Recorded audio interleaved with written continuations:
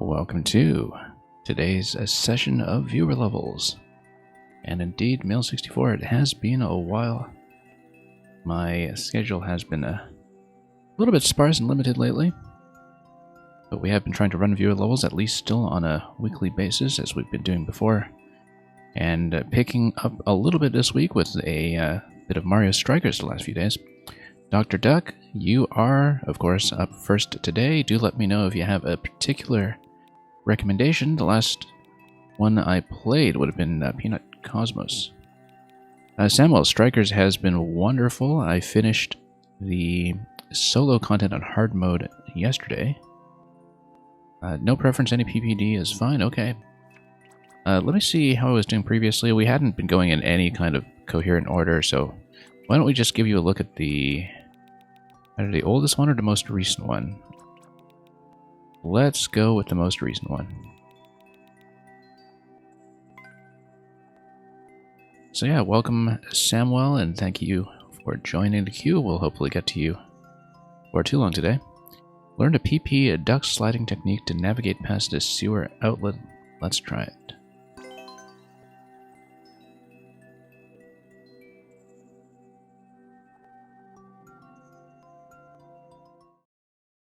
As soon as the level decides to load, that is.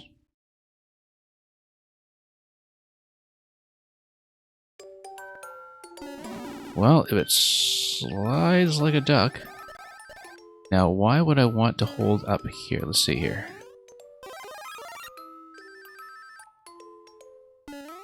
Because, I mean, we would want flight, we would not want to fall below. So the idea here is that we need to maintain P speed all the way up here, right? So let's see how that's going to work.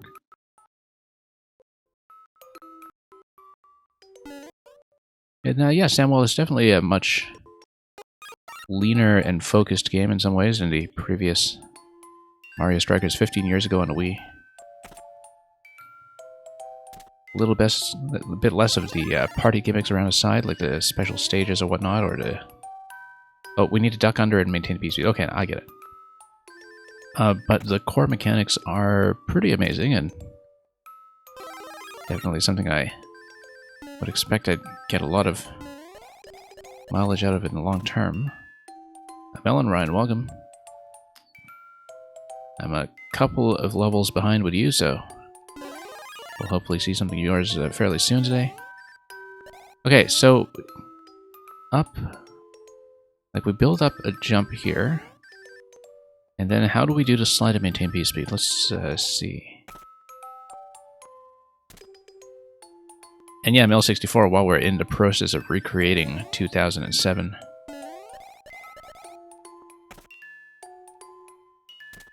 Battalion Wars, now that is a name we've not heard in a long time. Whoops. Okay, let's see how this is going to work here. Because it's saying up. We do maintain P speed, but unfortunately the crouch doesn't maintain it once I come out of it. However, the meter doesn't completely deplete until I poke my head back up. So let's see how this is going to go.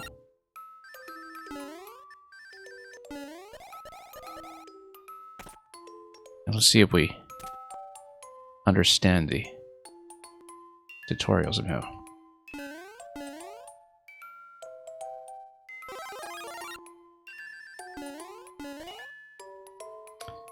Yeah, Dr. Duck, let's see if I can figure it out from what you're telling me. It is something that I'll need to figure out how to pull off consistently, as you can see here. We need to figure out how to use the ice to maintain speed. And it is something that's going to have to persist through multiple slides. The up arrow doesn't seem to be doing much for me here. Possibly we maintain speed like that, but then, or we duck and fly, perhaps.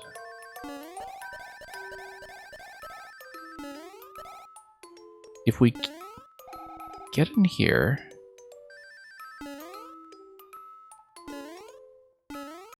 Like, if we can get P-Speed here, and then duck and fly starting in this location, maybe that will work. But let's see if we can figure it out.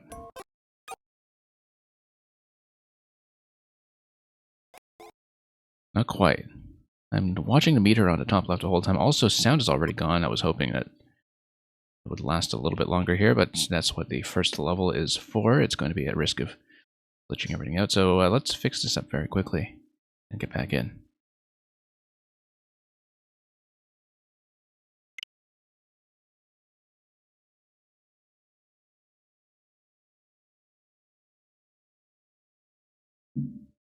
Very unfortunate because audio actually has been perfect over the course of playing Strikers in the last few streams. Mario Maker not being quite so cooperative.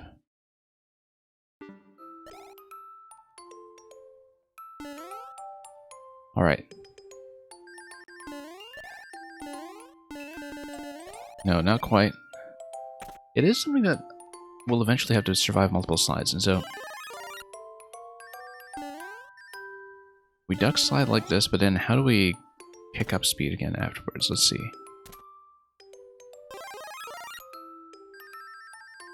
Like, we don't have enough momentum here to be...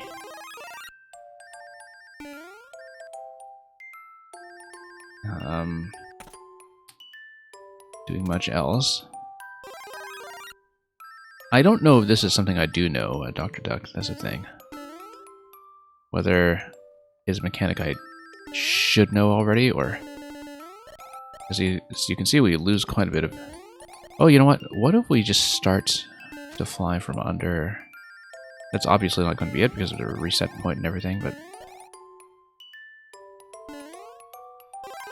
It's telling me to go up. And then how do we slide out of that then? You haven't sent me any levels that use this. Yeah, I don't know if I would have seen it.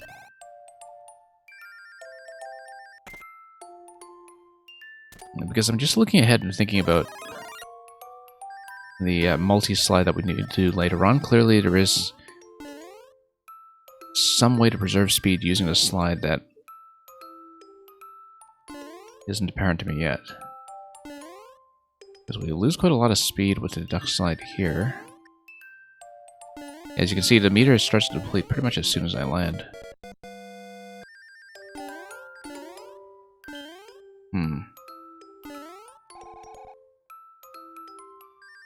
You may need to tell me about this one, because I don't know if I can actually...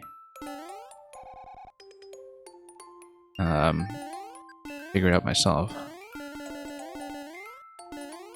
If it is kind of a weird edge case mechanic with how the P meter works.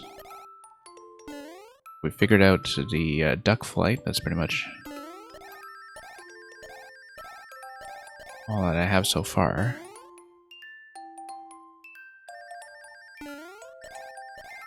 You might as well tell me now because the timer is going to expire and I'll have to reset anyway. And it'll give me a little extra time to reset it. Yeah, I think I just don't know the mechanic. Obviously, I'll be kicking myself for asking if I do turn out to know it, but... I'm not sure how to understand the up arrow, that's the main thing. Like, whether it's supposed to be a jump, or whether it's telling me to hug the ceiling, or... anything like that.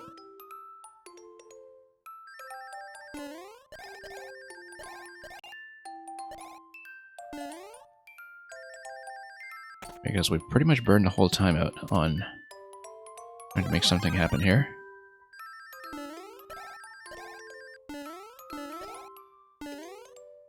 Duck flying is not required. You want to run at P-speed and duck right before the ice blocks. Okay, but I'm not maintaining enough meter coming out of the right side there. The up arrow just means which side of the ice leads to progress. Oh, I see, okay. Yeah, so I'm just losing too much speed, which tells me that perhaps I'm ducking too soon.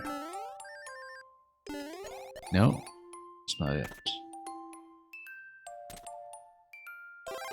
Okay, so there's nothing particularly hidden here that I didn't already know then. I was just... like, I might have had the right idea, but didn't execute it well enough to make sure P-Speed retains. Yeah, the ice doesn't really do enough for the P-Speed. Like, as you can see, it actually does deplete when you're in the slide. Especially once you slow down. Don't jump out of the duck, okay. Still need more speed here.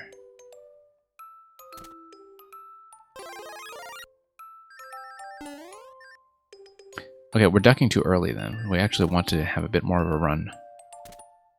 Because if we're ducking too early, then we lose too much meter by the time we're out the other side. Whoops.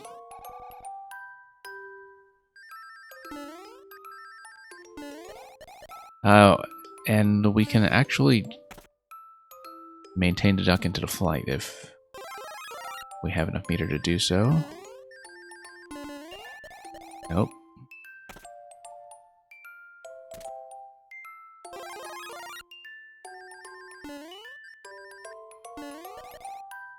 I'm not jumping until the last or second to last tile. Okay.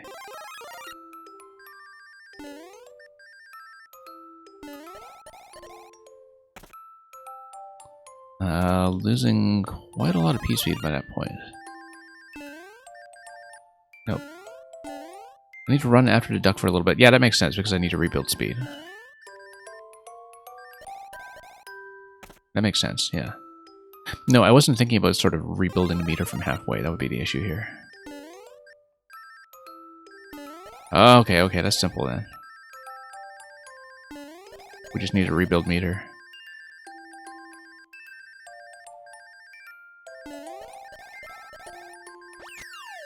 Alright, I was overthinking it. As usual. Nope. Losing too much speed on this bump here. We'll need to reset this one. Okay, so it was just kind of right in front of my face the whole time. We just didn't consider that option. No, we need to remember to jump. Because going straight across the platform will not be what I need, but there we go.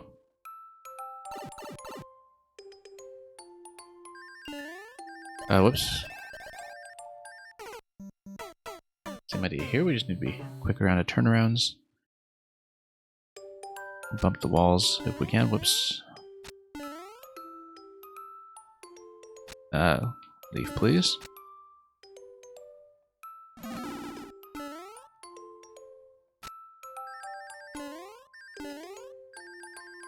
Okay. Actually, fairly simple to execute once you have some idea. Nope. Just got trapped on a wall once again.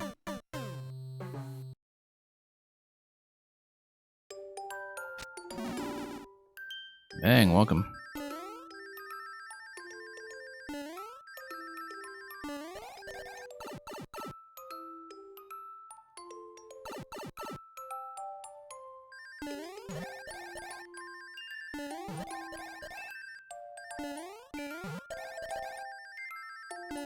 Oh.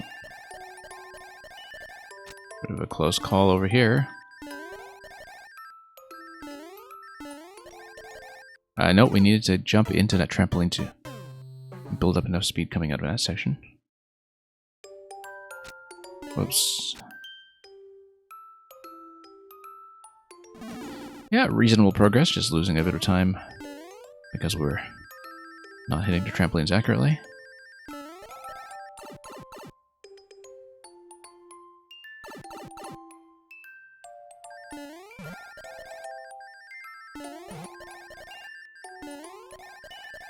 Oh, no. needed to hit.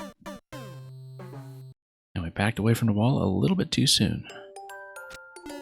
Whoops.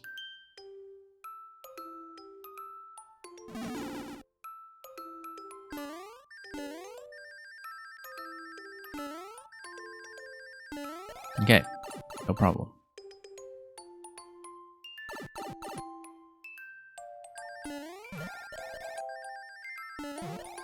Yeah, just stay low and single bump should do it.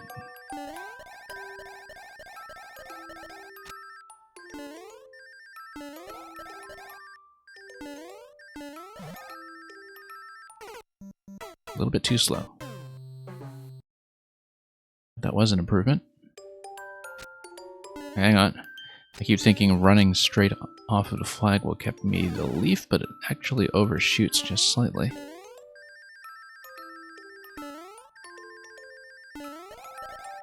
There we are.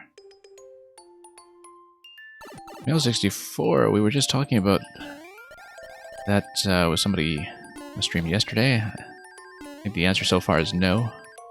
I have not been trying for that special edition myself.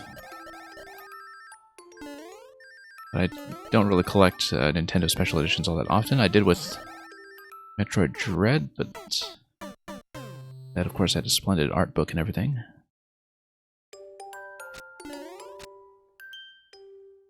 I did manage to get the Breath of the Wild Sheikah Slate case back in 2017, but that was probably the last notable special edition collectible prior to Metroid that I can think of that I actually bothered with. And of course the all-in-one cart for Fire Emblem Fates, which was an important one to pick up. Especially now with things like 3DS eShop content going down within the year. But yeah, I wasn't really going to make the effort to hunt for the Xenoblade Special Order, which I understand was taken down due to outage issues pretty quickly and is supposed to resume at some other point.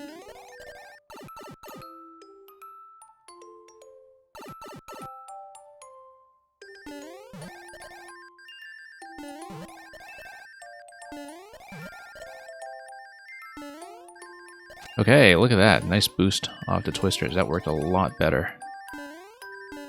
That's how it's supposed to work. Whoops. Only I bumped my head here. The exit pipe is right above me. So yeah, if we get a huge boost off the twisters like that, taking me all the way up, that would be ideal. Didn't expect to do that well that time, in fact. We managed to get an N64 controller. Oh, I see. Hence the name, Mail 64.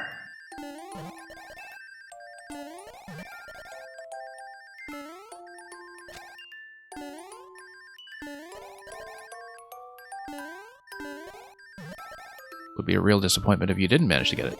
Whoops. Interestingly enough, if you whip that with the cape, you can unstack the trampolines and then use the stack to go up, except you would need to spend a fair bit of time doing that, and I probably can't do that efficiently enough for it to be worthwhile as a bit of an alternate strategy. And yeah, Mail 64, certainly you remember the days of IGN 64 before IGN just rebranded itself as IGN.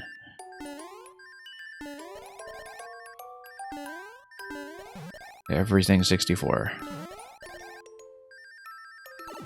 Dreamcast 64. There we go, Dr. Duck, thank you for that. Yeah, kind of embarrassing how long it took me to figure out a fairly simple thing at the very start, but in the end, we managed to make it happen, so. Region close by where you lived is the number 64 in France. Interesting.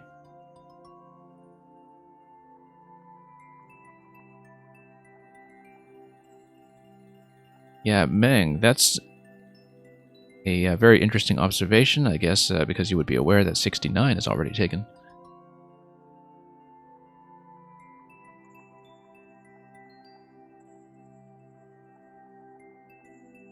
Anyway, speaking of Mail 64.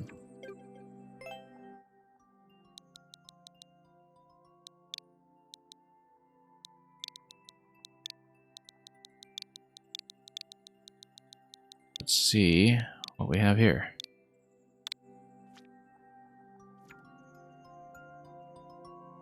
Wendy's Volcano Bowl. Scoured a Bowl of Volcano to defeat Wendy. Yeah, we saw the early version of this quite a while ago, I believe.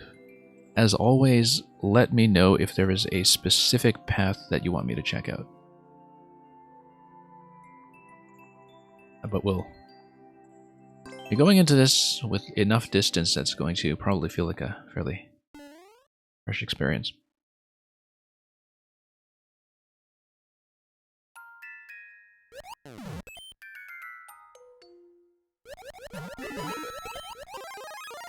And we'll just not get squished here. Or get hit by a bullet, for that matter.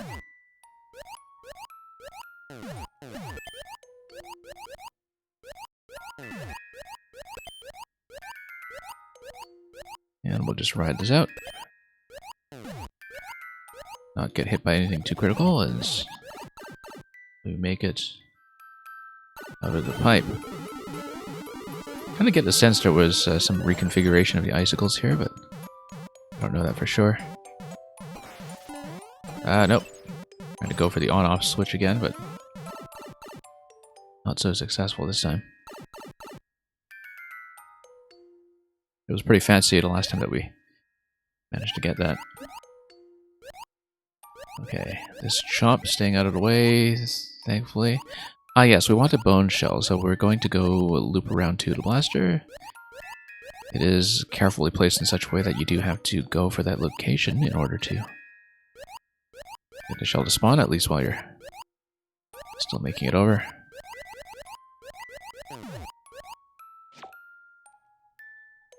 And what do we have here? Ah, whoops, wrong way. Zack Divine, it's going alright. Well, so much for the mushroom. Oh, and the bone shell. That leads to some issues. Zack Divine, thank you for sending a lava serpent. We will hopefully get to that before too long. And given that you're behind both Luca and Meng, who have something to show me today, that's for sure. I'm aware that there's some brand new content coming from most of you folks here. Anyway, we're here without any power-ups. This is worse than usual. Usually we, in the previous versions, managed to make it out here with some power-ups that would allow me to open up a few paths. Ah, yes, that's right, because you can potentially bounce on top of the snowball. Let's see.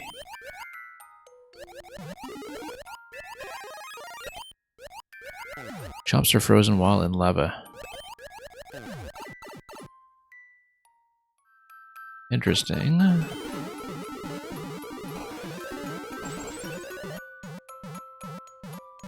Once again, we'll... nope, miss. It's too bad.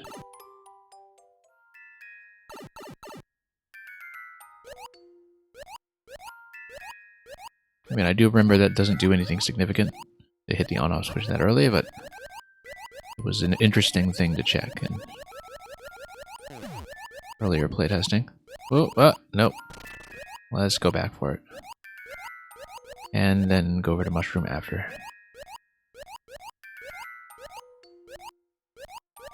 Because clearly that order makes sense. Very nice of the conveyor belt to trap that for me.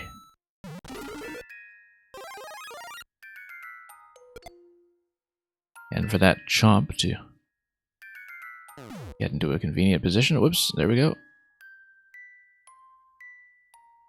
Alright, in much better shape now.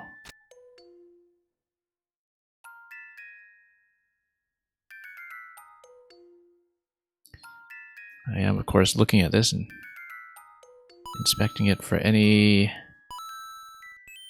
location where the shell kick might be relevant, but it doesn't seem so. Ah, notice.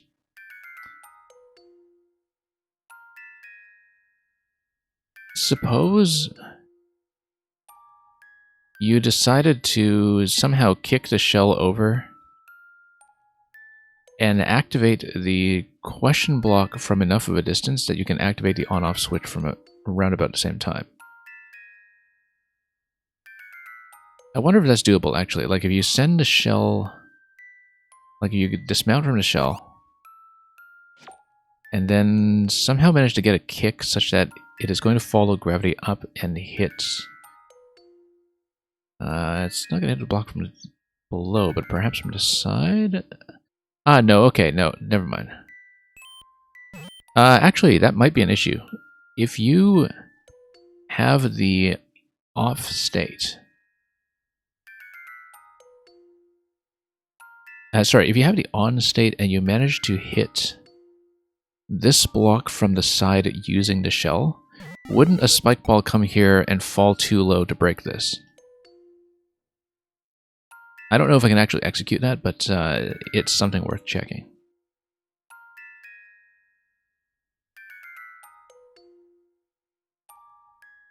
Angry Orgasm, clearly a sign of somebody having the time of their life. Thank you for the submission of Castle Escape.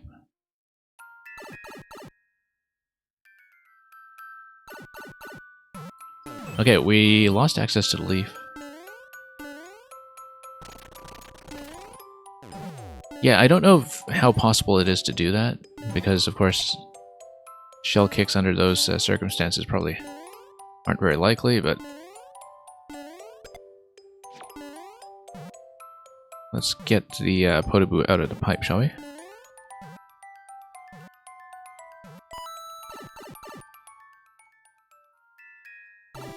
And then we have a number of items to work with here, including the fire flower.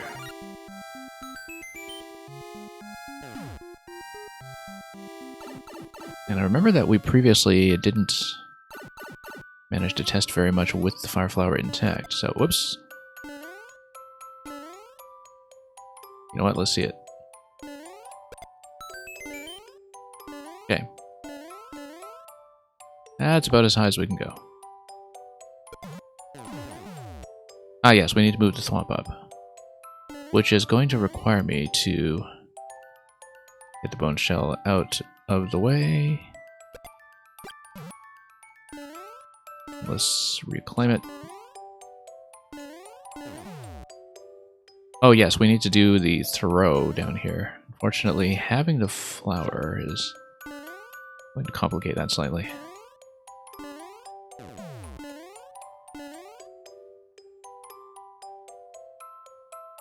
On the other hand, if I... no, we just need to duck out of it.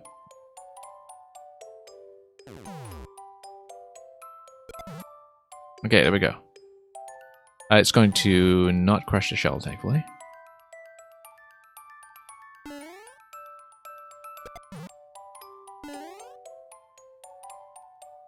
That's still not high enough. Let's position again. And throw again. Whoops.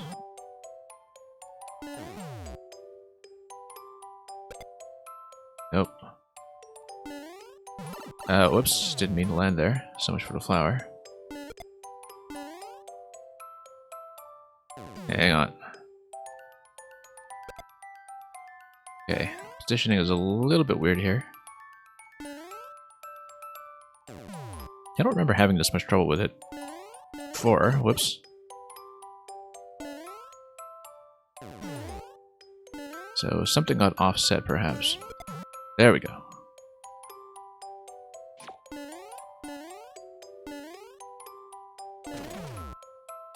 And, oh, it's not even going to go far enough. Alright. Let's try to catch it on our way back.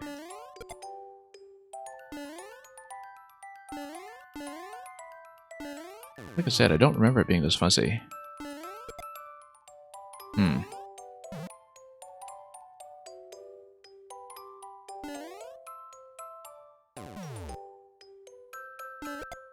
Nope. One moment, just need to take care of a chat thing.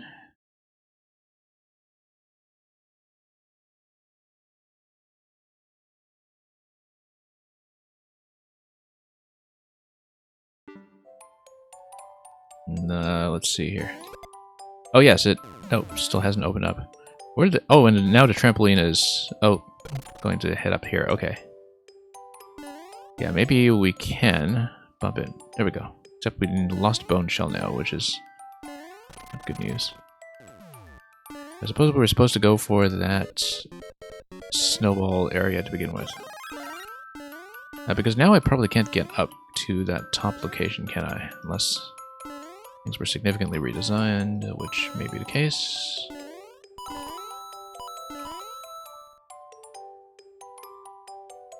Right, because there's something up top over there. Over here, rather. Which required the bone shell, or... probably the bone shell is more useful than the leaf, in fact. Or this thing here, that pipe. Yeah, I saw the note blocks there. I didn't really get a good look at using them. Oh, yeah, because you just dropped the trampoline on top of the note blocks. Yeah, that makes sense. And a bit of a Fireflower shortcut, if you should be so fortunate as to keep it. Just to give the Fireflower something to do here.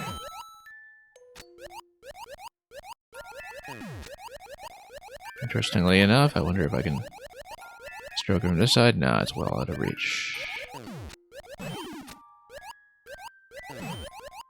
I wonder if it's possible for me to hit this and drop quickly enough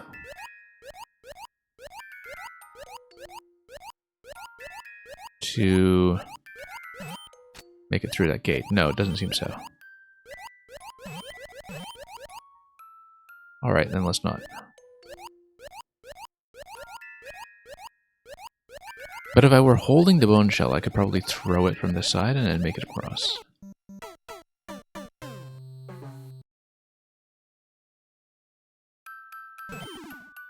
And yeah, Samuel, I would assume that that sequel level is going to be one of the things coming up on the stream today, so I'm sure you'll finish it well ahead of me. Ziggsy, by the way, didn't acknowledge you just now. Welcome in, thank you for the submission.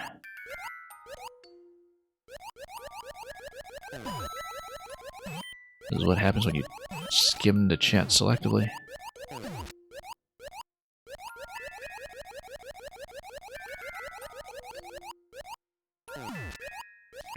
Yeah, because I remember seeing the upper pipe passage in the previous room on one of my other runs, but not actually making it through it. So there was definitely something to it that I haven't given a proper playtest yet. Ah yes, this jump is going to be a little bit of an annoyance. Let's try to make it across and not get whacked by the hammer. We got whacked by the hammer. Let's go to the totally unsafe location that looks like a safe location.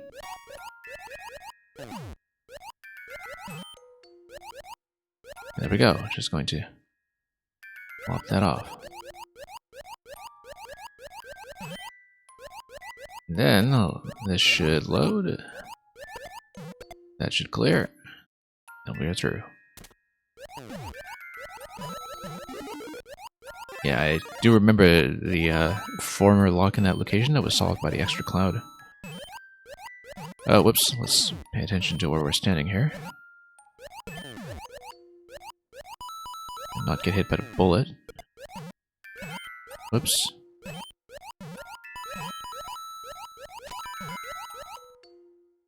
And yeah, remember this was not anything consequential, was it? Just the one-up on the left side? Okay, pretty interesting. Seesaw mechanism regardless. Oh, should have considered going left there. That's okay, icicles will come back, so.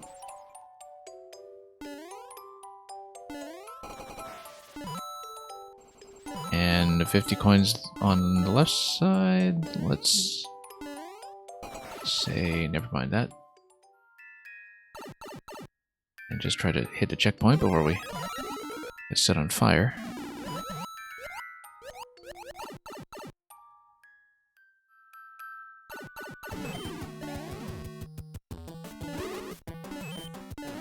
Okay. Then we have this sequence here where I will immediately lose everything. Looks like we've got a couple of different paths to work with. Whoops, a little bit too much time slipping on the ice. So, that could have gone better. Notice, too, this door, which is not accessible. Seems like a one-way panel under that.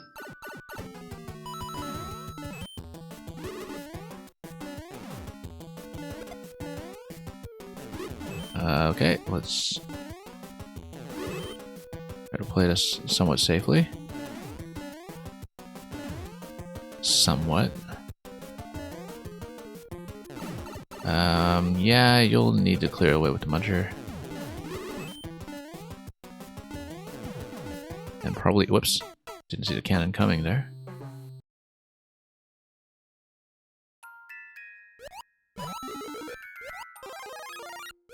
Perhaps a little bit distracted by the blue blocks everywhere obstructing it. Whoops. Okay, what do we got here? Let's have that.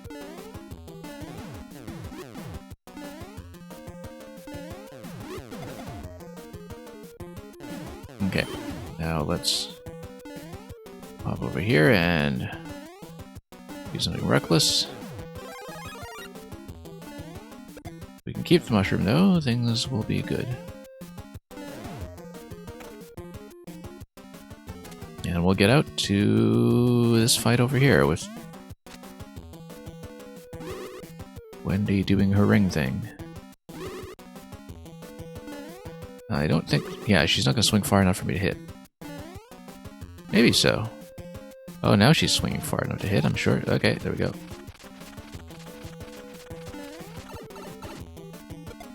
Not that that's going to help.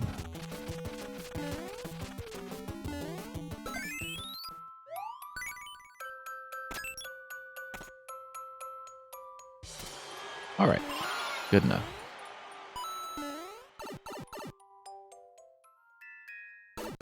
At this rate, maybe you'll be satisfied with this in time for Christmas.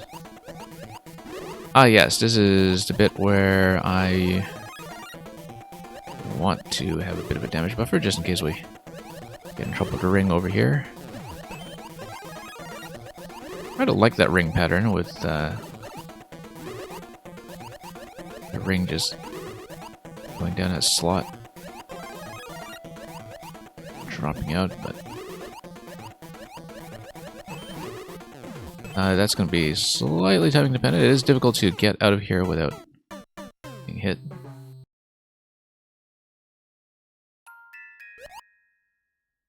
It was a Christmas level. Yeah, I mean, at this point you'll be satisfied with it for next Christmas.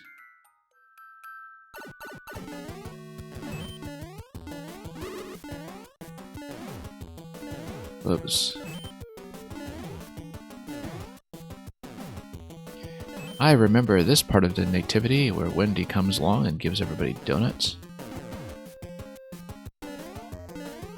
Oops.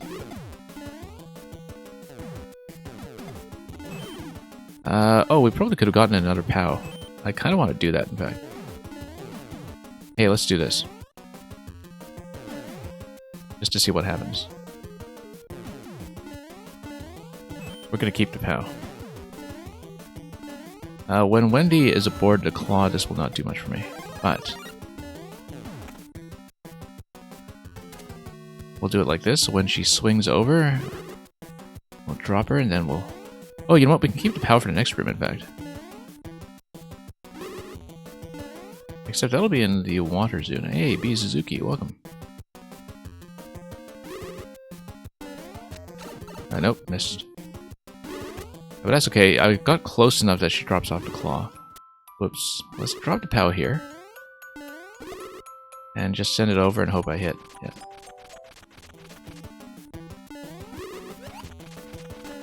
The Suzuki is sending me hi-ho, possibly from Snow White and the Seven Dwarfs.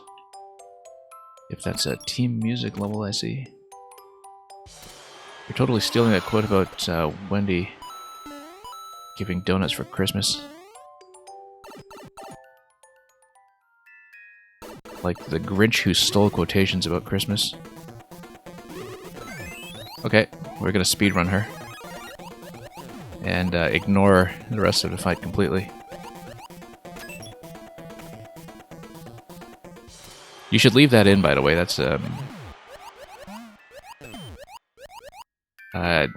nice little trick that doesn't really break it too significantly. Like, you need to kind of pay attention to the structure of the level to do it. Wendy is spawning inner tubes, so you don't drown into lava. Yeah, that's very considerate of her. Too bad we don't know how to wear inner tubes. Whoops. There's a bit of a skill requirement here that we may have missed. Okay, good. Not an infinite P-switch or anything, which is... Whoops. Yeah, I kind of saw that one coming as well. Let's do the POW skip on the fight again if we can. I survived the last battle without using a POW. Yep, exactly. And...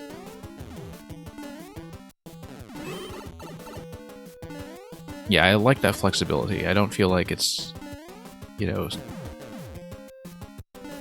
an extreme cheese. It's counter to the designer. Oh, notice how the POW blocked the ring for me there.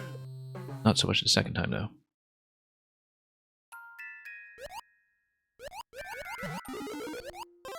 Alright, let's try it again.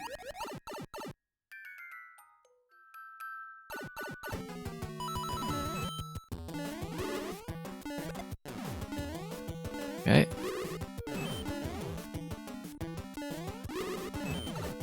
Whoops. Ice not being very cooperative with me here. Cannons also not being very cooperative, but they can't help themselves. They're cannons.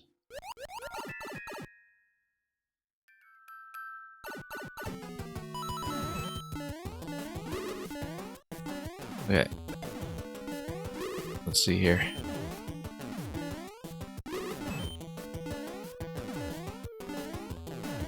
Okay, there we go.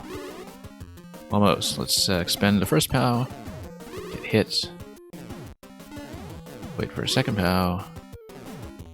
Or not to get hit. Whoops. Bumped my head. I have to compensate for the ice. And that's something I really don't make very good adjustments towards. There's a sort of extreme cheese that requires a spike helmet, but you have to find and keep it. Yeah, the only one I've seen is that one that gives you the activation on the seesaw. You know, the one that clears the stump. That didn't look obtainable. It's the only one I can think of that's been visible so far. Of course, we also didn't manage to complete that upper right location past checkpoint 1. And that looks like it could potentially be something good. But I've never seen it, so... and they just getting in the way of things.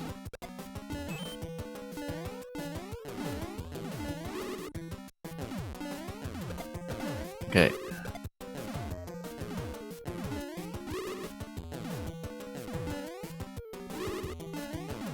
Now let's get up here.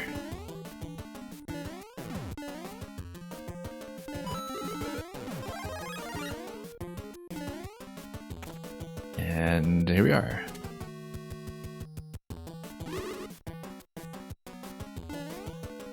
So at the noted my Canadian coffee and donut chain, Tim Hortons. So they usually sell these little miniature donut snacks called Timbits. But through some kind of branding collaboration, they have recently been selling them in conjunction with some promotional effort to do with Justin Bieber. So instead of being called a Timbits, they're called Timbeebs, I think. Anyway, I mentioned that because getting hit in the face with one of Wendy's donuts here feels like somebody just ordered the Timbeebs.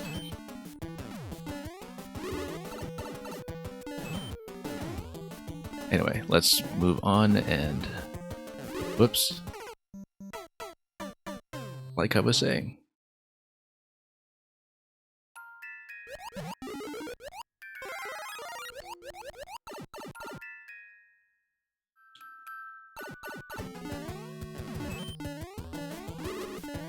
Alright, we're dying to some pretty silly things here. Let's try to course correct and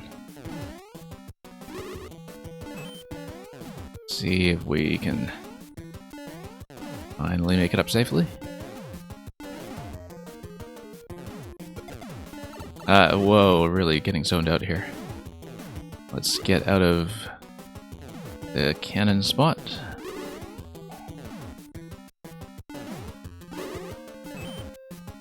Plenty of coffee to go with the donuts, yeah. Very necessary as, whoops, okay. Losing the mushroom right away. The Forbidden Donuts. The Temple of the Forbidden Donuts. Okay. Let's...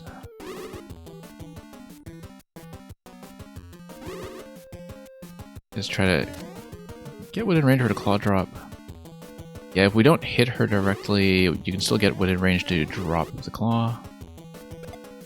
Let's see if we can just whack her once, and we'll go for a hit number 2. And we'll grab the POW for the next room without bobbing underneath it.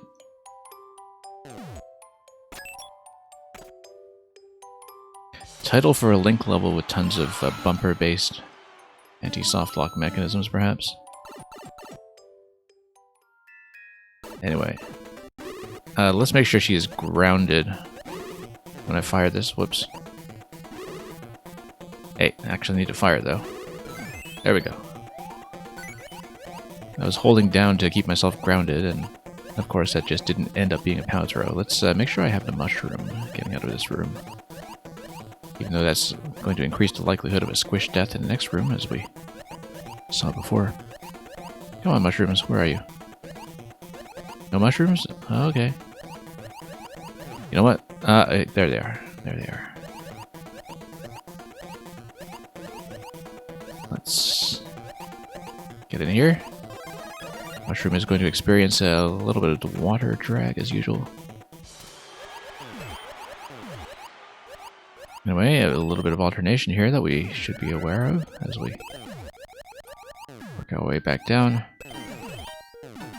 Yeah, freezing the conveyors when I'm not totally zoned out is pretty important. Well, let's remember to actually grab coins this time, though. I totally forgot to do it. Nope.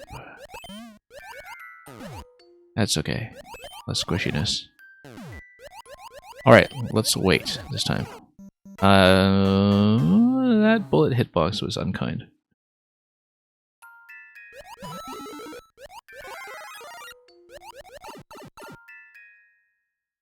Very sneaky bullet there.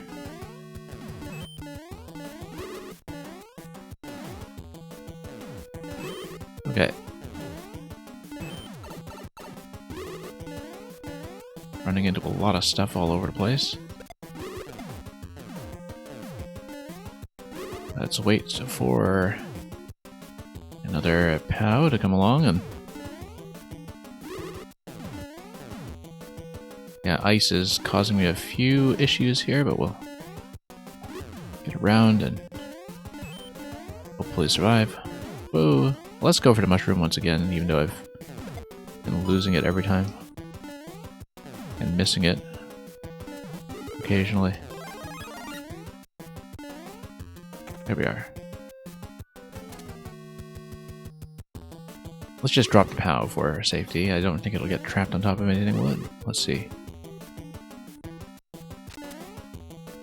Yeah, we'll just drop her immediately. Oh, she's going to pop back up on a claw, so never mind. Never mind that. There we are, first hit.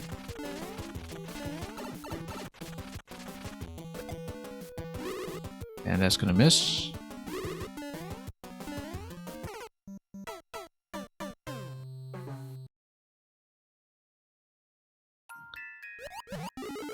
Alright, these are maybe not the most fashionable deaths, but we've got a general idea. Whoops, whoops, that was not good. That's okay, more mushrooms coming up top. By now I would have been hit anyway, I was about to say.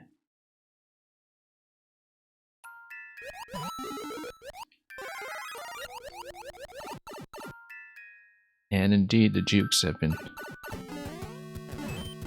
more advantageous to Wendy than to me. Oops.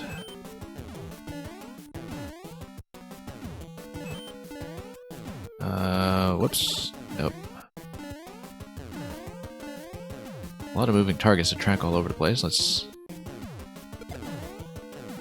try to get the next POW into position. Yeah, the ice reversal here in this corner is actually surprisingly tricky because you don't have a lot of room to change direction. And you'd think that simply turning backwards over the ice is not going to be this tricky, but that it is. That's going to kill us. A lot more often than it should. Oops.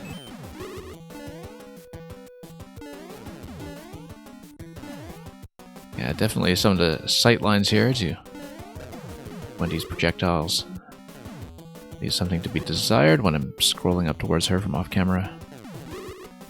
Once again, I thought I had more room, but being on the ice, I was a little bit slow on the turnaround.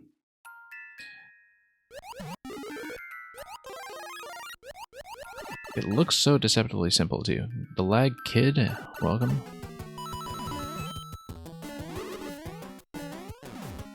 Okay, let's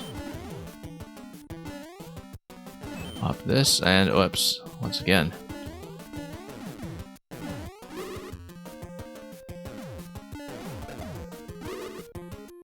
Alright, wait for the next POW, and then we'll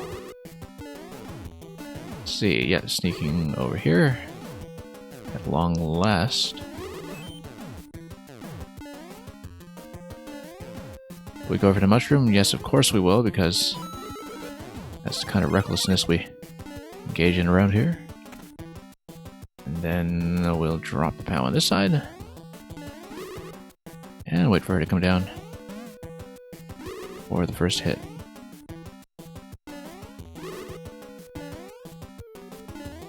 Past the saw blade is when we get a nice ample distance on her. Too much. Whoa, okay.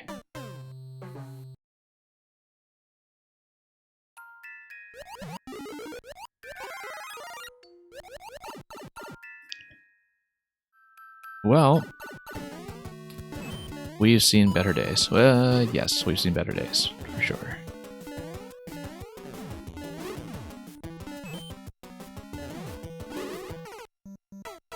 Yeah, that one coming in from almost off screen has been pretty consistently dangerous snipe. Yeah, at least it's not Iggy with his Michael Jackson moonwalk, which would be a bit of a threat on the ice for sure. I don't know how many Iggy fights I've seen on the ice, in fact. It would be pretty understandable that there aren't too many.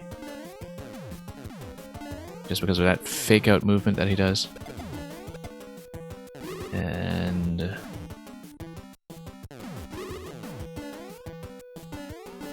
okay.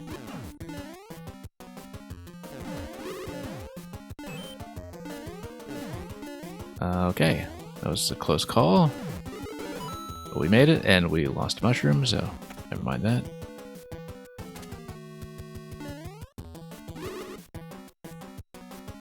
Alright, let's try to get that first hit in once again. At great personal risk.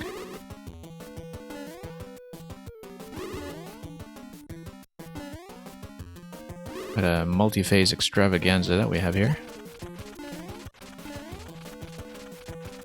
Grab the snowball. Get a second hit, and then get into a safe position for the third hit if we can. Whoops. That was quite a miss. Let's see if we can at least get her back down here, because having her have that high ground advantage is not good news. She's got the high ground and it's over.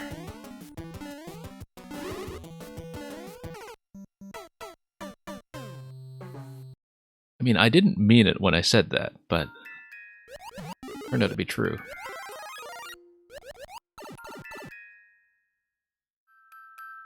And the lag kid, thank you for the auto level. We'll keep that in mind when we get to you. You are a little far back, but we'll hopefully do that one before too long.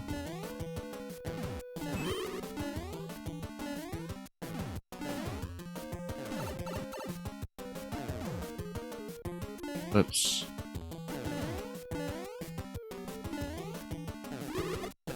In fact, the lag kid, I'd probably feel bad about making you wait hours and hours just to see an auto level.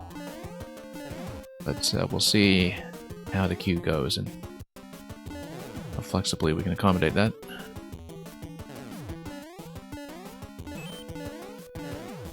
Whoops.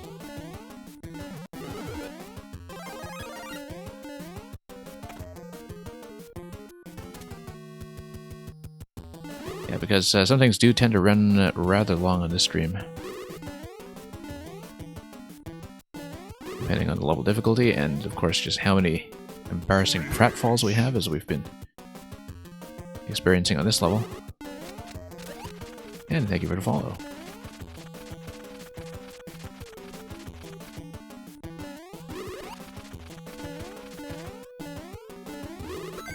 There we are. Okay, let's not accidentally hit the POW. Let's grab it.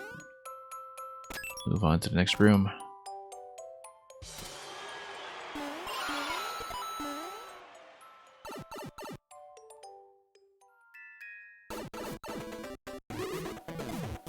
And I missed. She was mid-jump. Okay, fine. We'll have to do this the real way.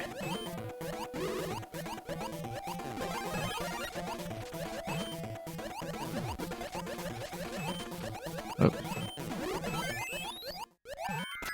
Okay, let's not get shot in the face as we exit.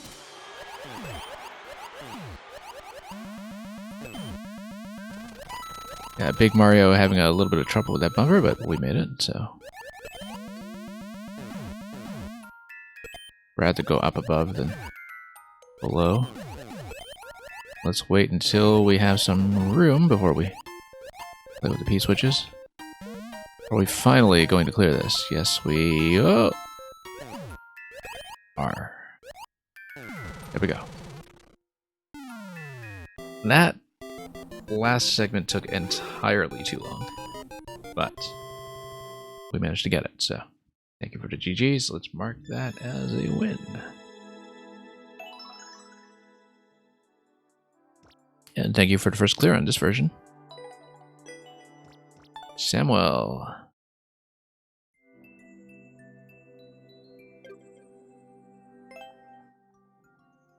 Just going to wait a moment for Samuel to confirm that he's still here. I believe he is. And let's get in. I know, 08C. There we go.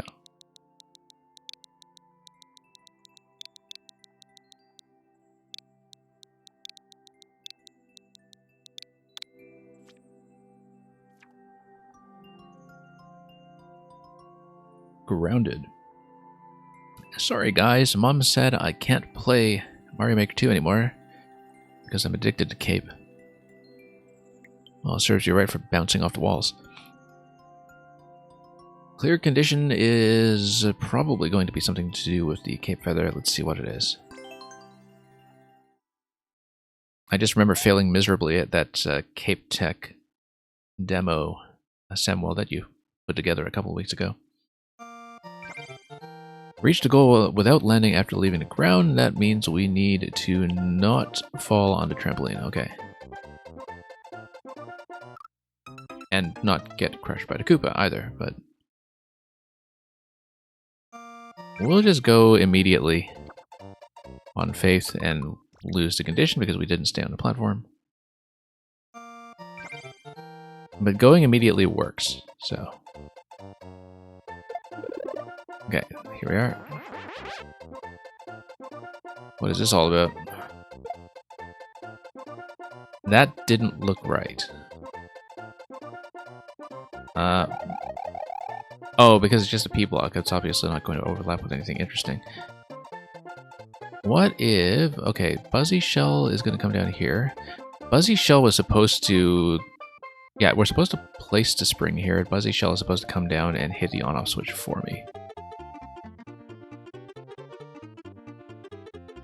But in order to do that, I need to whip it and send it over. And it's not going to work because, of course, we've used a spring already. But the spring is supposed to go into that location.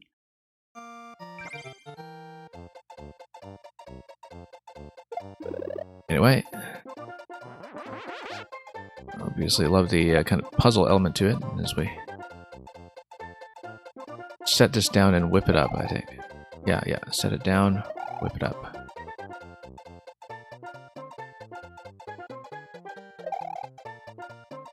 Send it over.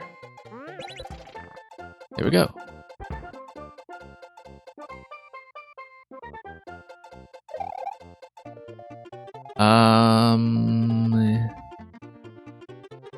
Let's see here. Let's see here. I feel like we need to whip it in this location. And then bump it like this. And then I was trying to bump it again, and fortunately, without the cape, we are going to be stuck. Yeah. No, that was just a bit of a miss. I do understand what to do there, I think. Wait. Hold right at the start. I'm not going to bother doing the Koopa timing. Let's pop this. Set it down.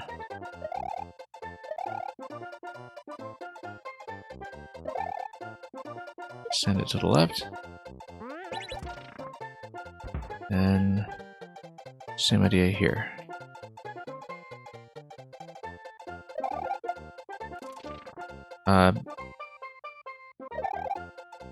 You know what? We probably could have just whipped it up in this location.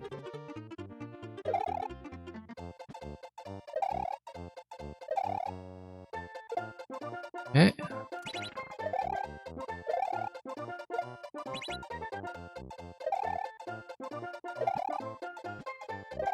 Oh, on-off is in the wrong state, okay.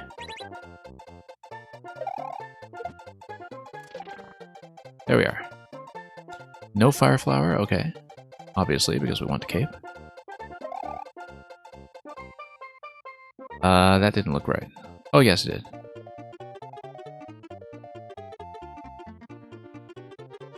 Okay. We want to whip the flower on top of the note block, or rather on top of the bridge, because the blaster it will put it on top of the note block.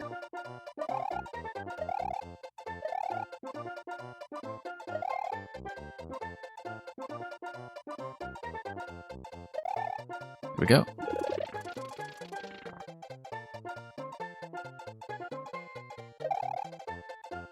And we'll push.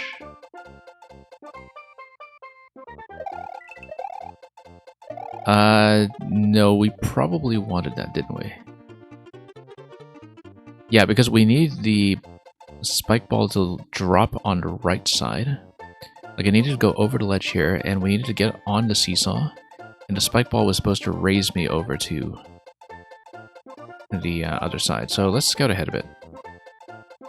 And then spike ball comes down here and hits the on-off switch, and then we go across. After that, this goes up, and then this is just a segment where we try to miss the cloud.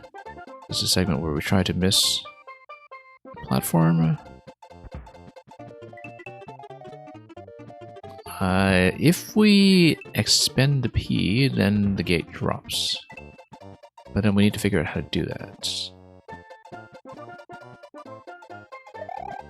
Probably by whipping this guy and then whipping him on top. Yes. And then, yeah, Boom Boom was an issue here. We're just scouting ahead, of course. And then we need this platform to get me across little by little.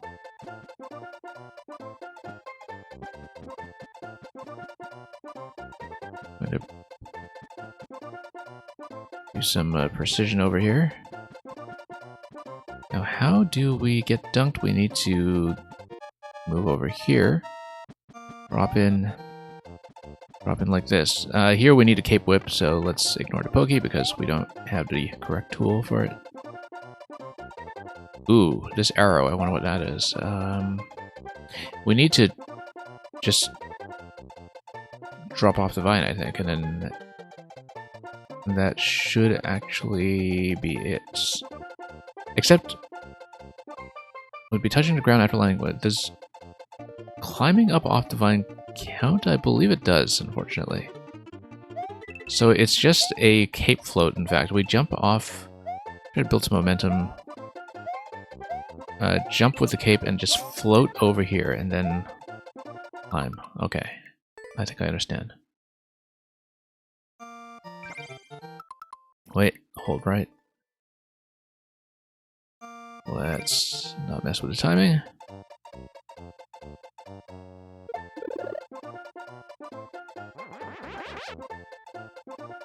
I haven't seen a kind of puzzle platformer like this in a long time in this game.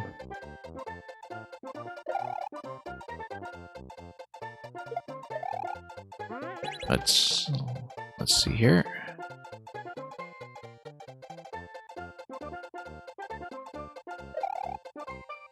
And yeah, we'll just push this way instead.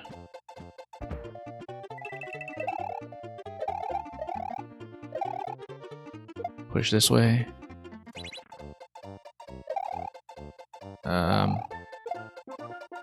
And this way. Here we go.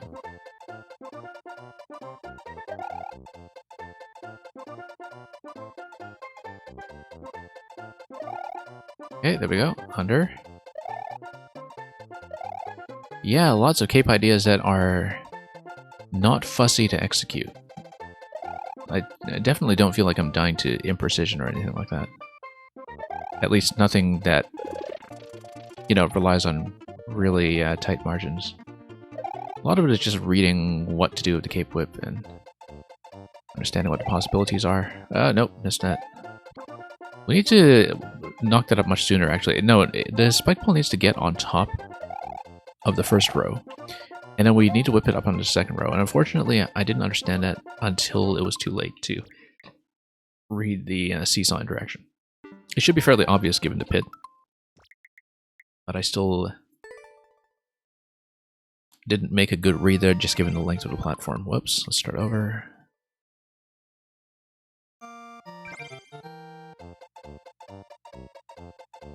And yeah, I remember the vine mechanic from some other levels that require you to maintain a clear condition while climbing on the tops of vines. We've done a few of them before on the stream.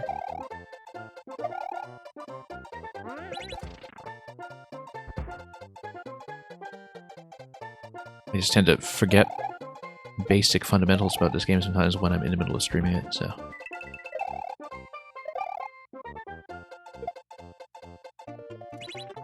Okay. Very satisfying to do that.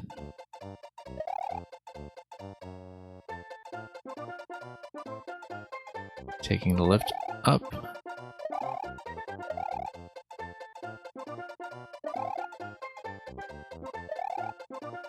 There we go.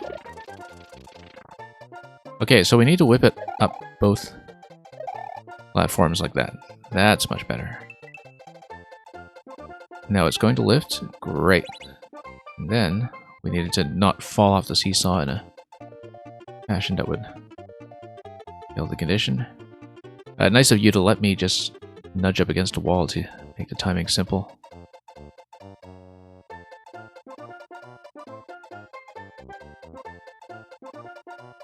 Okay, there we go. Didn't lose the condition there either.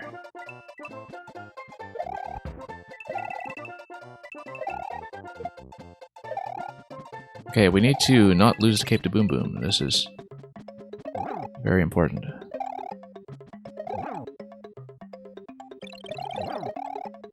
There we go. Do we need to Goom for anything? No, it doesn't look like it.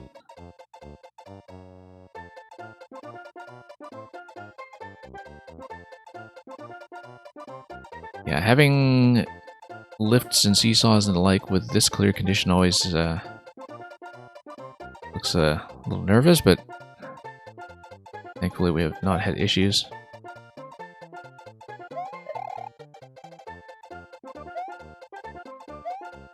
Wonder if I need forward momentum here. I might. There we go. That's going to be a clear.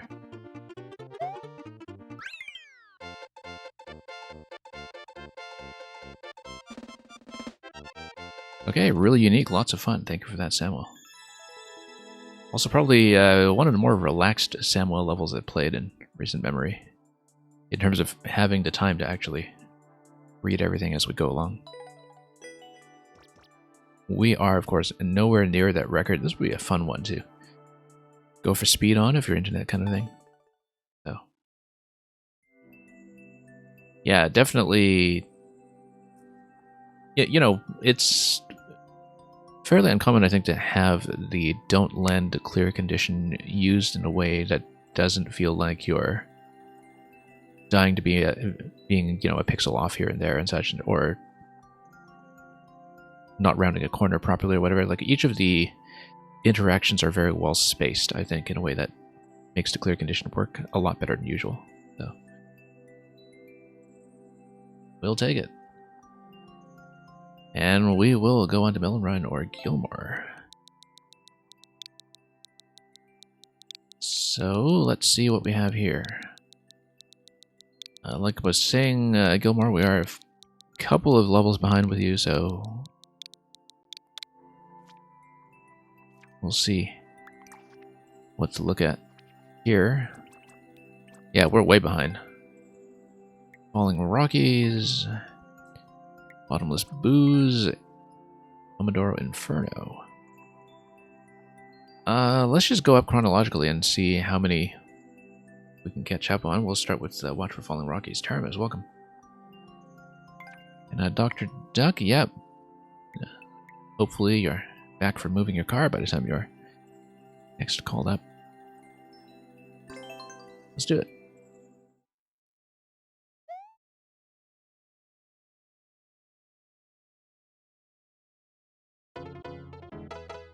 Okay, we can jump again. I need to remember sometimes that we are no longer subject to the same condition.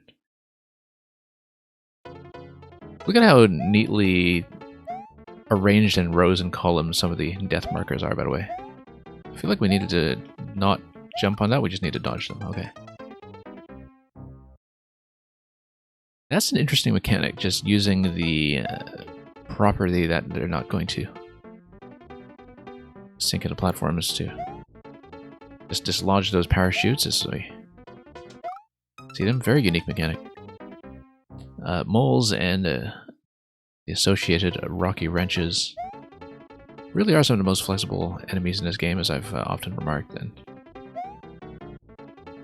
it's just remarkable how often we see new ideas using them. Just one of those elements that's far from exhausted. Whoa, okay. Thought I could beat the Munchers there, but the Rocky Wrench had something to say about that. Also, you know what's nice about this particular mechanic? It uses Rocky Wrenches without making me deal with the wrenches. At least at this point in the level, we don't need to dodge into projectiles, so... Falling walls? Yeah, that's what they do.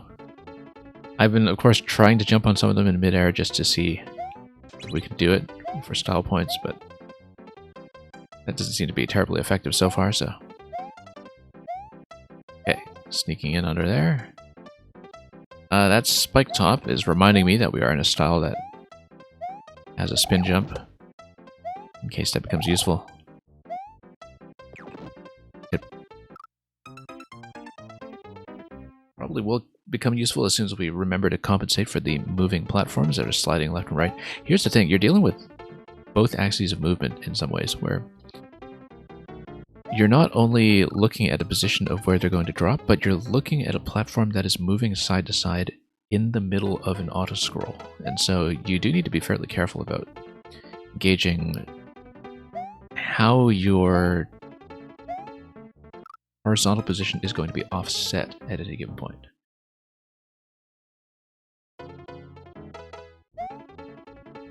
Is it this stream's mole level? Well, we'll see.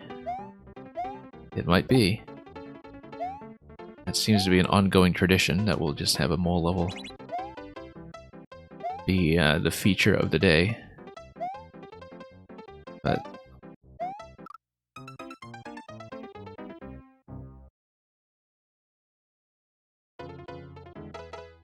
you want to make something like the Shy Guys that dropped missiles in Yoshi's Island. That's a fantastic comparison, actually. That is what this reminds me of. Whoops. Fun fact, if a rocky wrench falls through a solid entity like a muncher, it has no collision. Mario can still jump off of it. Interesting. Yeah, no collision with the terrain, rather. Like it behaves like it's...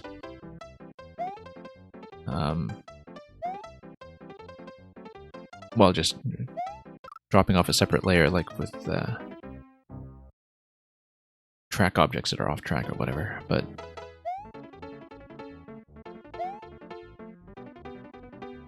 That would be an interesting misdirection, by the way, if you had a mole dropping mechanic where some of them were originating from tracks and some of them were not. Yeah. I feel like that's a troll level waiting to happen.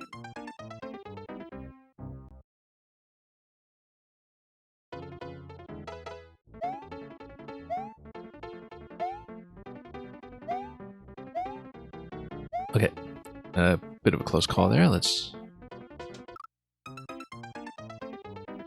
get out of the way. Yeah, once again, just not compensating properly for the platform movement.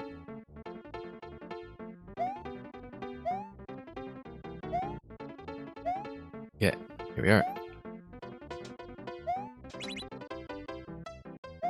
Close calls all around.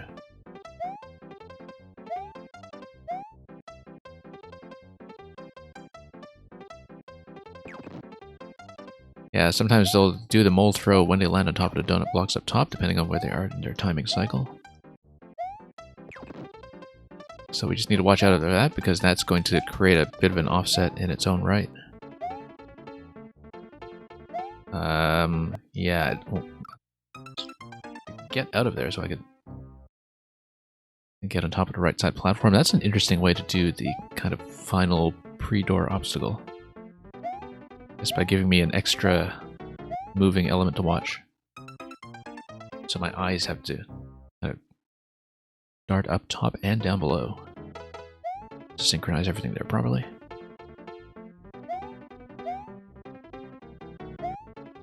Oops.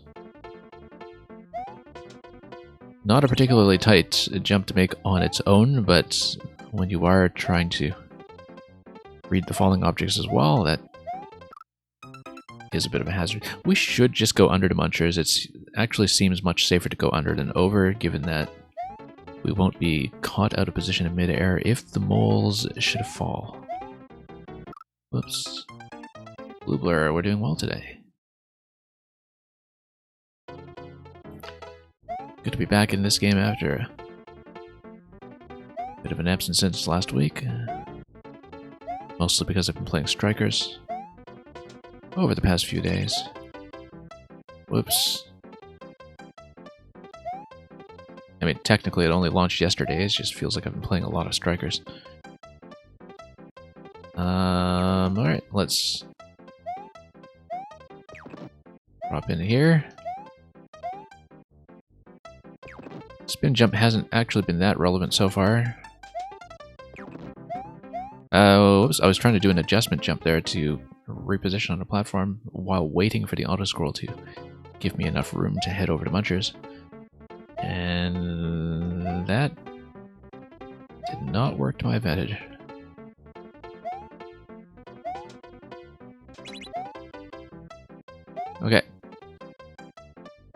try to focus here, and yeah, seems a bit tight to go below, but that will work. Here's the thing, because everything is spawning according to auto-scroll, the positioning seems more or less consistent. I don't know if there's any kind of RNG going on here with the moles when it comes to whether or not they're going to throw the wrenches before dropping. That might be one little bit of variance, but that's really the only thing. Like, you can't, you know, just sleepwalk through this based on timings. You do need to watch the moles, but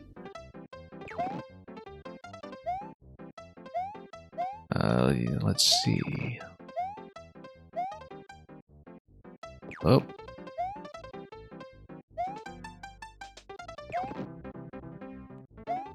Okay. There we go. What's this? It's pretty consistent, but some of the moles are thrown by Lakitus. Okay. Interesting. Ah, yes, and that shows you the mole mechanic that we were just hearing about from Samuel. Where it threatens you with a mole hitting the muncher. So I guess, Samuel, that was a bit of a spoiler, inadvertently. But of course, I think it just enhanced our appreciation of the little ending box there, so. Thank you for that one, Gilmore. Let's mark it as a win. Dr. Duck again. Let's see if Dr. Duck is back from moving your car, and you are here just in time.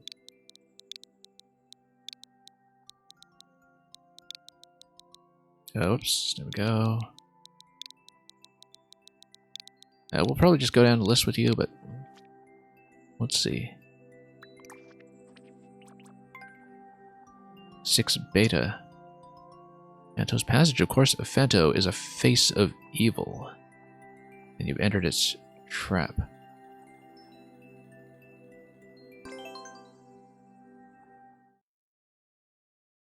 Oh, feel free to refresh if I want an even newer level. You know what? I want to check that just to see what that is.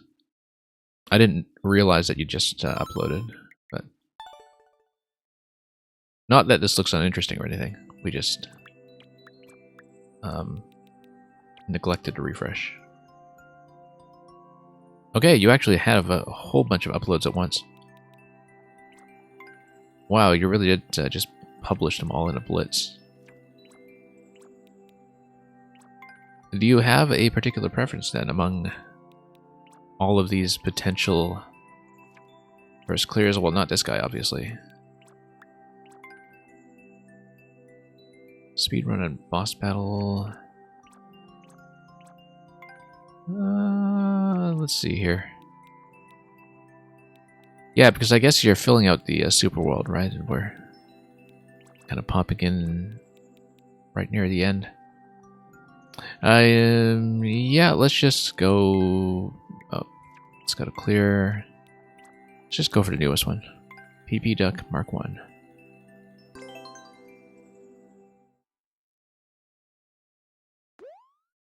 Just had all those clear checks sitting around, and we'll have to go for 420 coins. How are we doing? 60-second timer. Okay.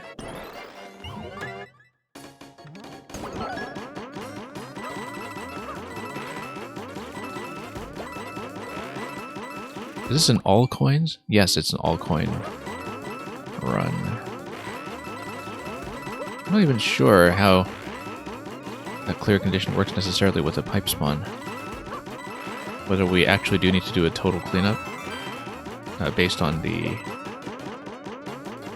Yeah, because I actually don't know how the all coins limit is calculated when you have spawns like this. Anyway, 24 seconds.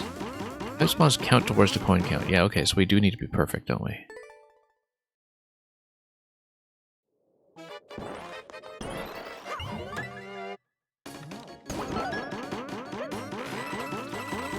Okay. Okay, there we go.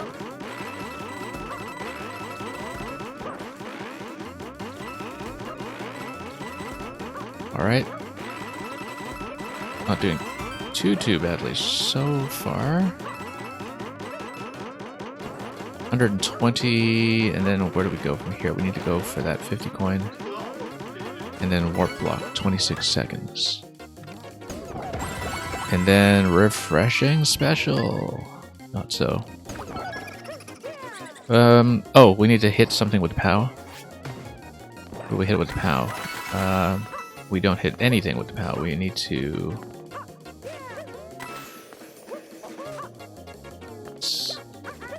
There we go. We're going to be 5 coins off here. You know what? I should have done this spin high jump that we always do in 3D World. I don't think I missed one. I thought I got 120 from the pipes, and that was a nice round number. It seemed very plausible. We were off by 5 coins at the end. Okay, maybe I wasn't quite paying attention.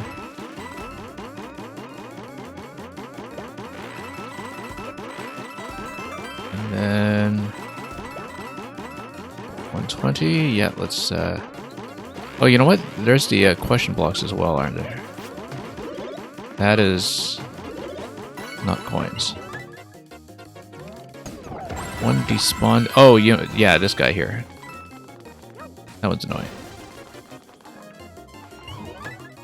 Ran past it again, in fact.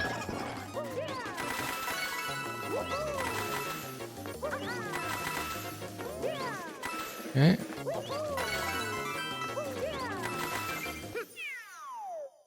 Alright, the propeller was fairly understandable. I assume that this is going to be kind of like a quasi-bonus game on a world map. It would make a lot of sense. Thank you for offering me first clear on a whole bunch of these. I'm glad I managed to get one relatively quickly. And thank you for the GGs. Fun. These World 8 levels are all soft speedruns, I see.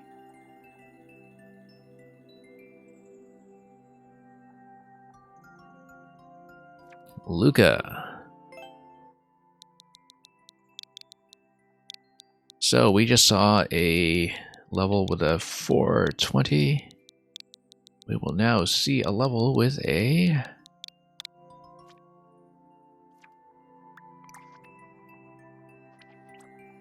EP69. Another one made for the 69th anniversary of, I don't know, something to do with Meng. The long-awaited sequel to Pow Pow 69, made with my beloved wife, Mangi, who, as an insider, has decided to secure the world record. Let's see how this goes. Oh, also, I couldn't help but notice, look at the upload date.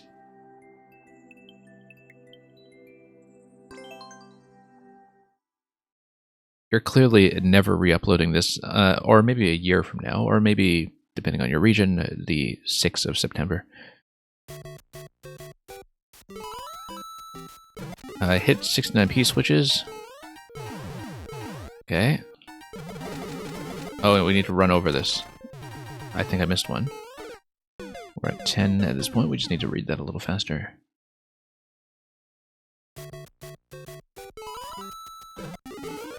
Okay.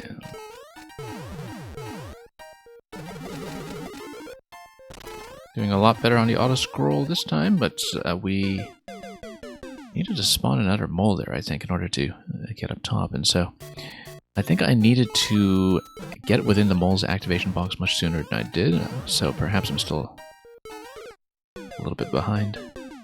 So yeah, after the Piranha plants, I should be on 10p switches. The pipe at the start, I assume, is also a practice pipe, like with Pow Pow 69. Okay, we're way behind. Oh, you know what? We can just get the mole to run over to p-switches. I don't need to hop on top of them myself. The mole can do that job for me. Speed-wise, though, I don't know if that makes sense. Oops.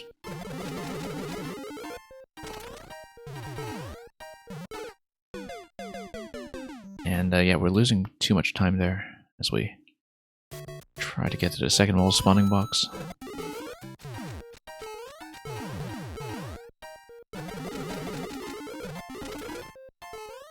Oh.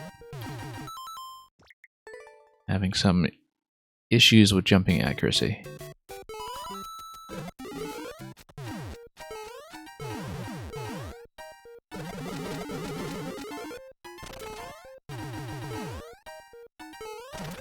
Okay, no, we actually do need to go straight over. I was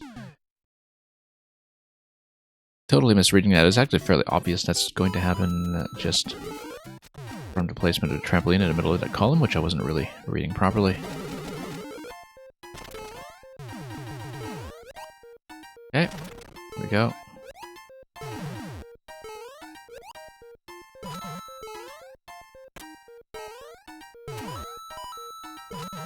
And then, yeah, same idea as Pow Pow 69, where we do need to do a little bit of back and forth and beating auto scroll as we go.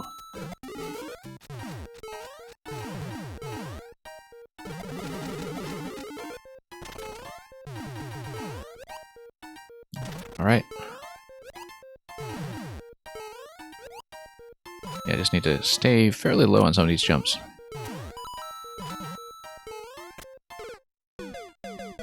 And when P enters the claw, it is going to swing the claw to the left. You give this level a 69 out of 10. I mean, it is rather nice. Okay, let's hop over here. Try to improve on time just a little bit with some of these jumps. Hit a moving target on a claw, that's always going to be... Oh, no, we were supposed to jump directly up because then we would spring over to each side. It's a half Mang level. We should have expected that at some point. Mang bounce. Oop. Let's try that again.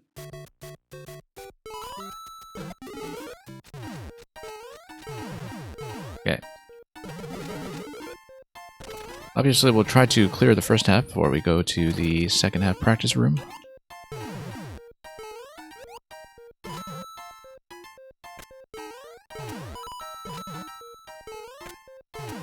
Okay, nice. Not so nice.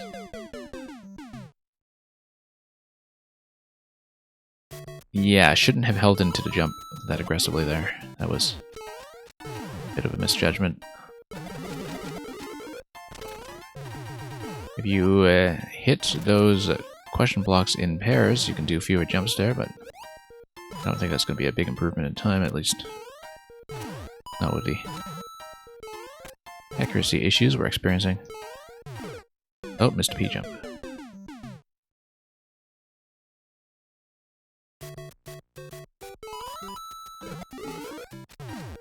All the sideways springs were Luca's idea, yeah.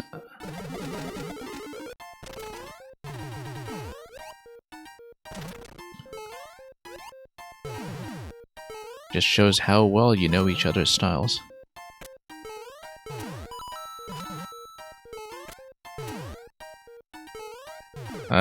No. I was thinking ahead to letting up a bit on the jump so we wouldn't overbounce into the sideways trampoline, but unfortunately we weren't quite ready to deal with that yet.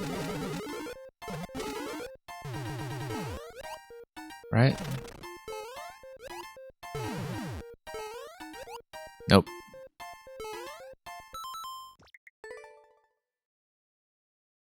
And when we fail, I should keep count of how many POWs were added at a certain point in the level, just so we know we're on track for a certain number.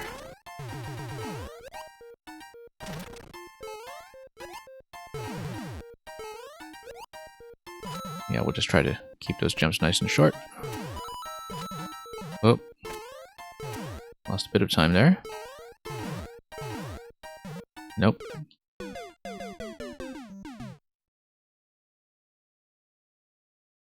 Having some control issues with the bounces, but we'll get past that, and then we'll have a thwomp to deal with next week.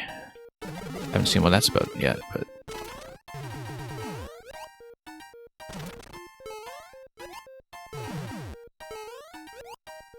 Let's see.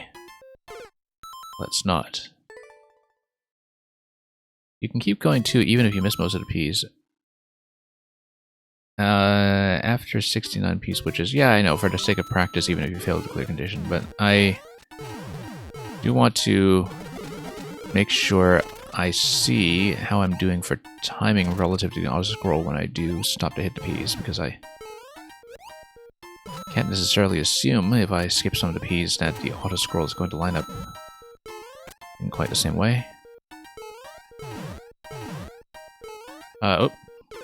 Needed to bend to the left there. I almost didn't see that P dangling off the ledge there, so that's why I had a bit of a poor reversal coming out of that.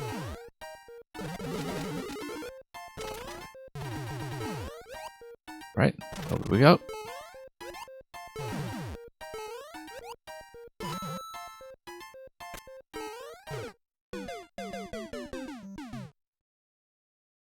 And mostly this is just a matter of landing the input on P-jump. I don't think I knew P-jumps were a thing until Maker 2. I understand the input window for them was actually quite a bit harder in Maker 1, and I don't think I was ever in a situation where I would have had to do them because I just didn't play those kinds of levels.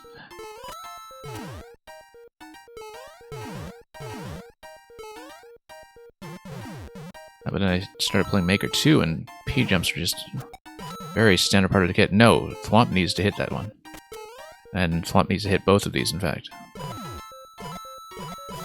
I didn't quite understand that accurately. I think it's some kind of race to pop the P-switch up to the Thwomp once you lower it all the way down. I don't know. I didn't read that one properly. Let's see. Yeah, so that's a bit of a slowdown or normalization segment where you don't have to send the P-switches up towards the Thwomp.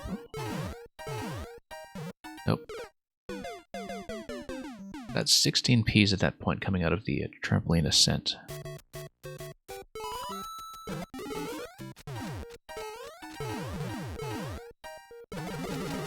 Okay, do this. And then this.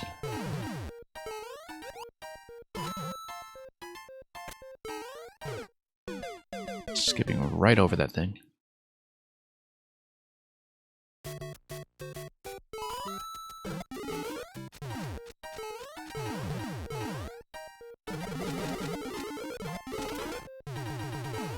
Alright, here we are.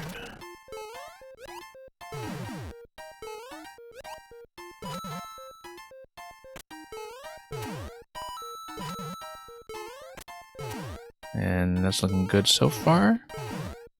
We'll see if that continues.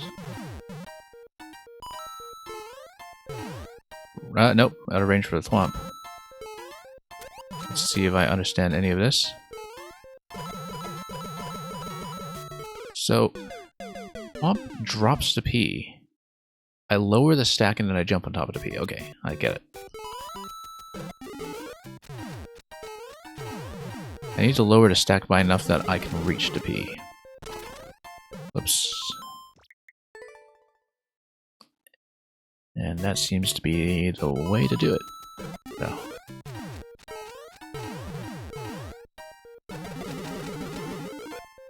Let's go.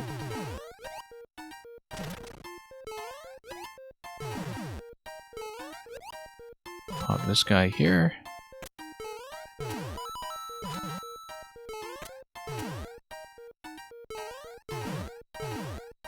Nope. Keep flipping the second jump when it comes to developing enough momentum off the left to right bounce, but that's just something we'll have to fix.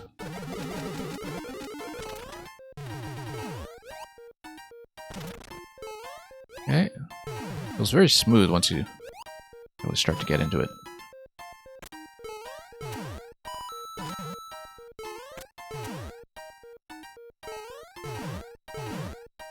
Okay, here we are, feeling smooth. We need to get within range of the Thwomp.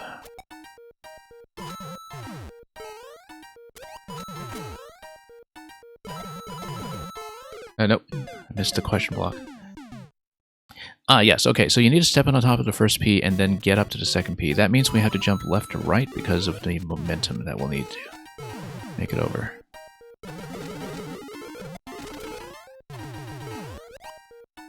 So let's keep that in mind. We need to wrap around left to right.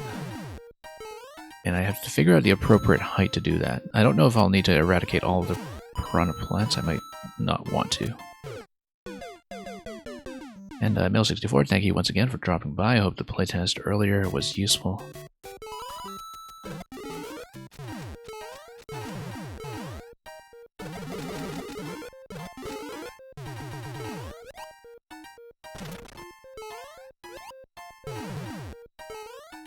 Okay.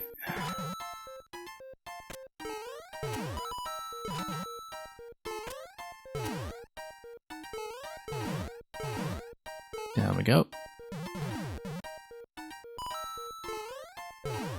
Nope, out of range. And unfortunately, if the thwomp doesn't drop the P, we can't actually continue past this point. The Piranha Tower might be the hardest part in the first section, yeah. I'm still gauging whether we want it down all the way. It's definitely going to be a bit of a timing issue because we slow down going into it just from timing the previous Ps against the thwomp. So it's not like you can rush ahead and do that any faster than the thwomp's rate of travel. The trick to that section seems to be activate the thwomp as soon as possible and just get it moving in order to buy time.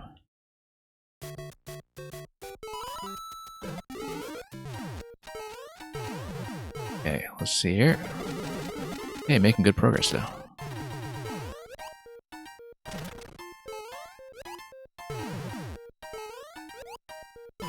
Alright, once we make it into the second section, I probably will take the practice pipe depending on how easily readable things are. Seems like I'm a little bit behind here.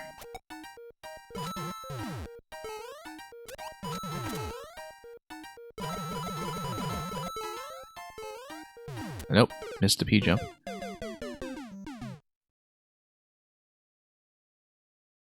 And Eli GGG, thank you for your attempt to enter a code, but please add the dashes between each segment of the code in order for the bot to read it properly. Just try it again, you're welcome to. Just be sure to put in the dashes.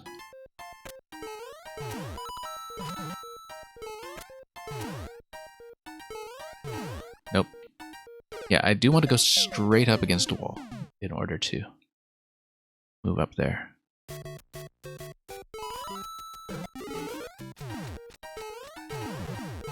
And Eli, thank you for the code. You'll probably wind up being one of the last ones today, depending on when we close. I expect I will close by the time I'm finished with this level. And as usual, we'll play everybody who's already in. Take way too long doing it. So thank you for the follow.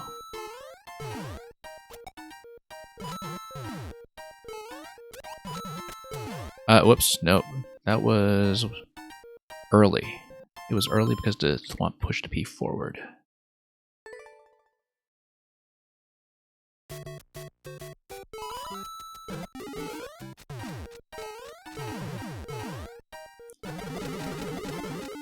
This has sort of a 1% clear rate. That's actually rather high for a clear condition level of this length.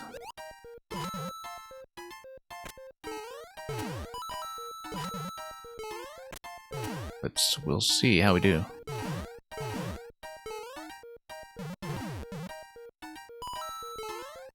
Nope. It's just a miss. Ace Dragonoki, thank you for some Odyssey music from Tuscarena Ruins. Nope. That's a miss.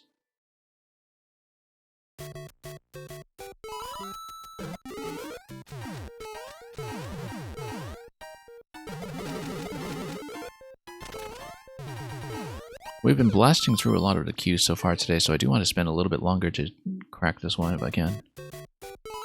You're saying that the clear rate will naturally decrease to 69% or 0.69%? Yeah, and then we can lower it even further.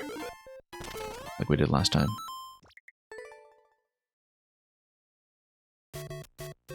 When the clear rate was just perfect.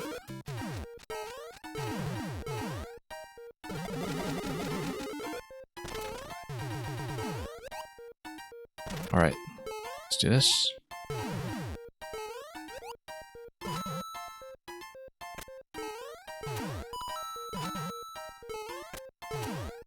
And then down here, let's tighten up some of the jumps. I do feel like I'm a bit behind.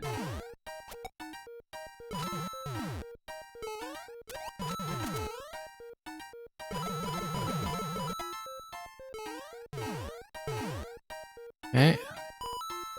Oh, yes, okay, so we needed to hit that early enough to wrap around under the one-way panel slope and jump on top of the spring left to right once again. That was just a bit of a first reading difficulty there,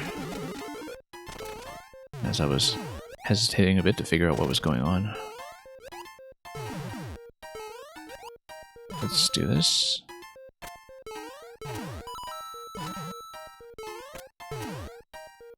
That was a near miss, but we got it.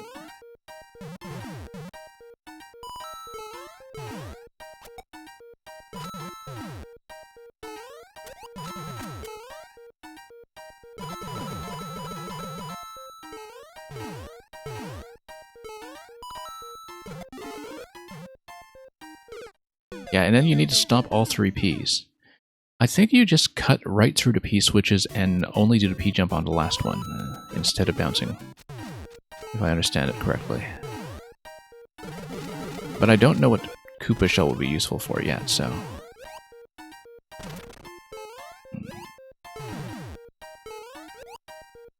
That looks like it's going to be an adventure.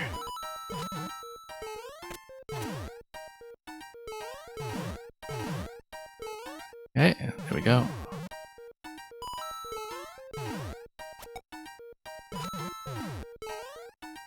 Nope. Lost too much momentum there. Just had a bit of a second thought about the timing. How Power 69 clear rate is back to 0.69%. Did you kind of forcibly yank it back up there, Luca, with a couple of additional clears?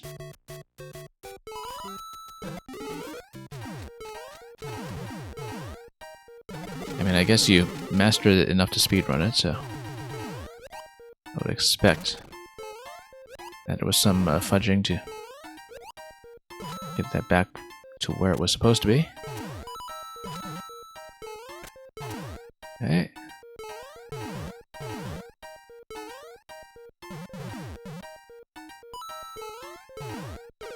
Whoa, overshot.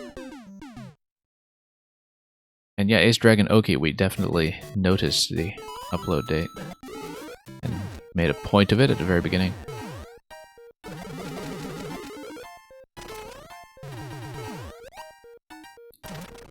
Like I said, very fortunate that this doesn't look like it needs to be re-uploaded.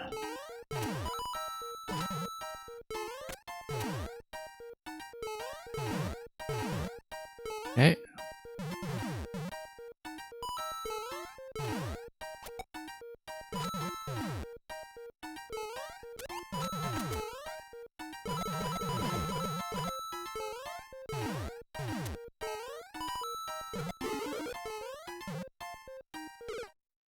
Yeah, you do need to send the Koopa Shell to the right, and I see that now because of the slot that's kind of on the bottom right of the screen past the Koopa Shell segment, so it does need to be sent forward.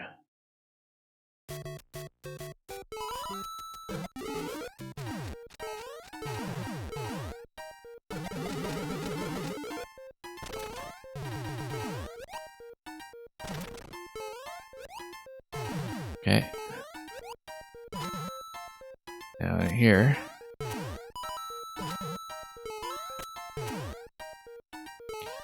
$69 YMM.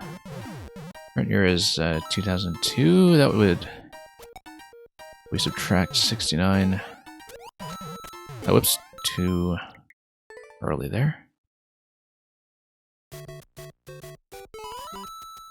What is it, what, 1953?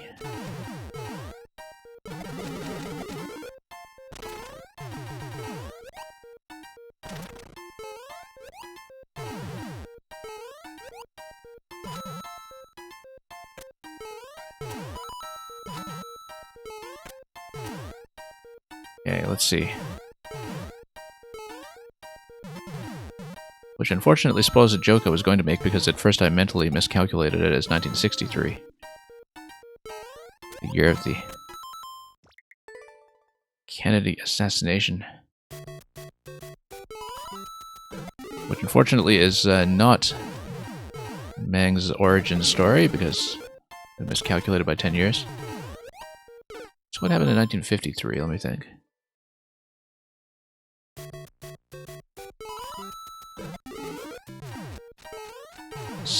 Something to do with Eisenhower.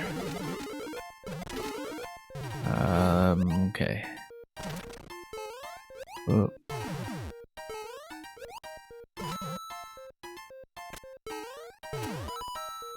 Pop this over.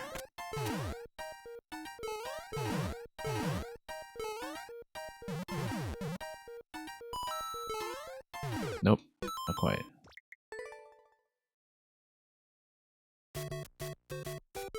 Well, it's still out of the first section. So we will at least learn the first section today. We'll see how we're doing for time. I would obviously like to put in a bit more time to get through as much as we can, but it'll depend on the state of the queue and also what the second half looks like. I expected a level like this to be a learning experience, so... Nope.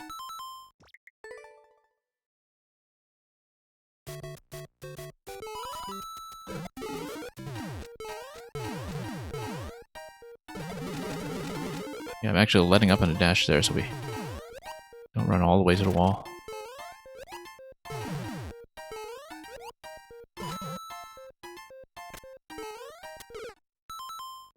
There's certain places here where it's important to cut momentum and reverse quickly, so I'm going to do that in the appropriate locations, like this one.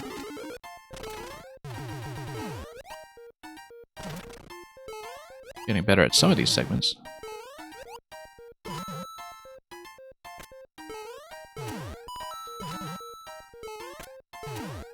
Okay. I wonder if I should do some kind of fall off there instead of a jump, but... Oh, nope, that was early. The P did not hit.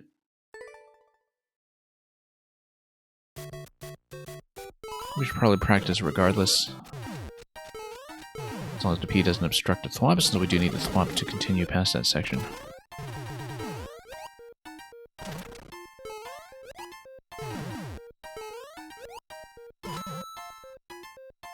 And then here we go.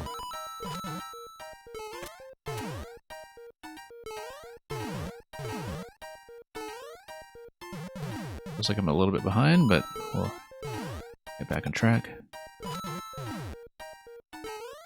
Whoops. Too busy watching the thwomp to watch my jump.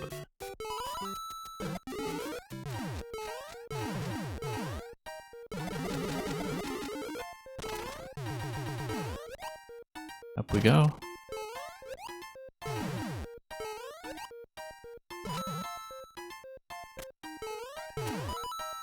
Doing well for spacing with the auto-scroll here.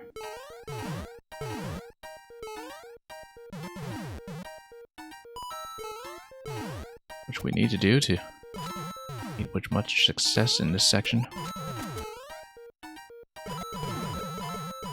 Oh, no, that's bad. How did the P bounce off like that? I think I just had a...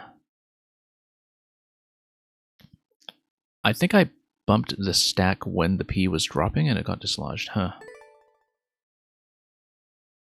Because I thought the idea there was just to go as fast as I could, but clearly edge cases like that can happen.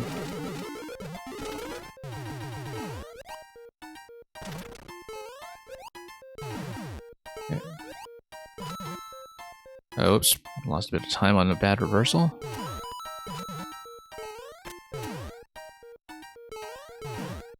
Nope.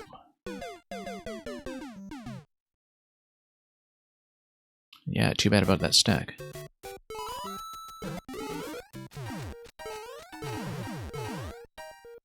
Oops. For some reason it bounces off the piranha, but you don't know how that's possible.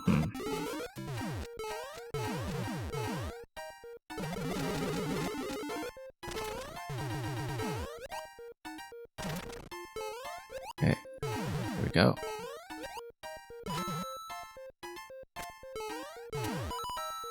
Whoops, missing jump. Yeah, this is gonna get me into trouble.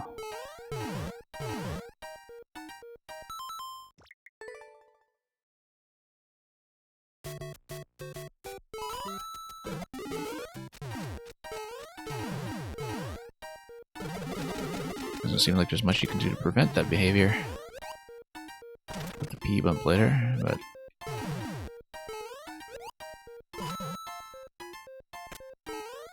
who knows?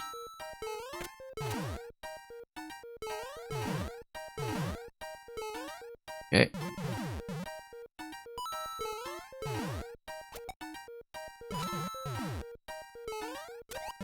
Nope, missed the question block completely. Yeah, coming to a dead stop under that question block is one of the more difficult things here. We do need to stop very well.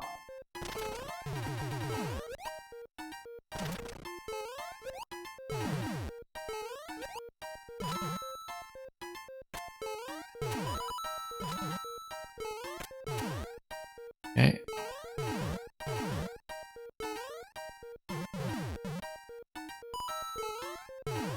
Nope.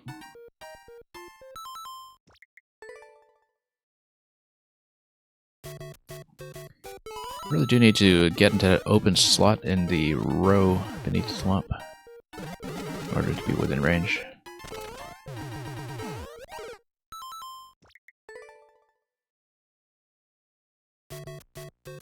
So we'll see. I think the objective today will be to beat the first section. We'll need a fuller stream at some point in this week to see if we can push through the whole thing. Which is more or less what I expected.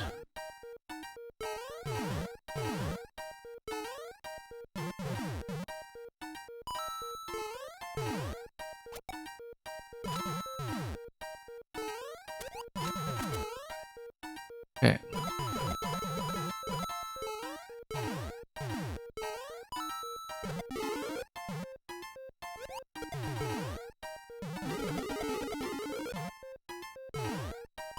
Thwomp goes down. Punch that, and then... wait, hang on. Hang on.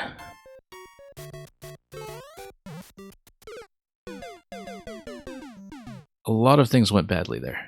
How many Ps was I on? I don't even know. Let's check the second half. There are a few secrets in that level. I did see the cloud up top in the last area. Oh, this opening of this section reminds me of the POW level for sure. I want to hit the P switch on top of the thwomp. Yeah, I didn't even see that. Let's actually do the first section again to see that then.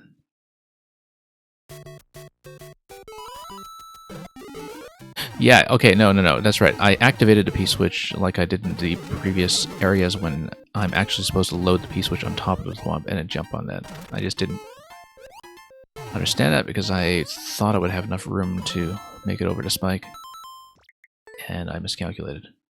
So, let's redo this section and let's see if we can understand that accurately.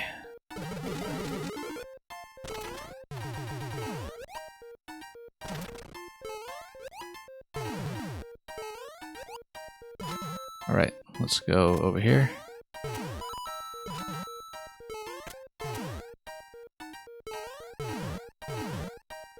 Few secrets in this level. Well, we'll try to play a little bit better first, and we'll about secrets.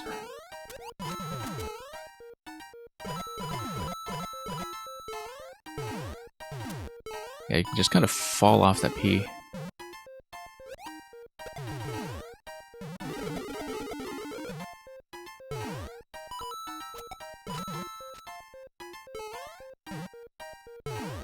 Yeah, you can get on top of the cloud up to the left side. I just missed it. 27069. And yeah, you can see the yellow pipe there too at the end of this section. I missed a secret for sure.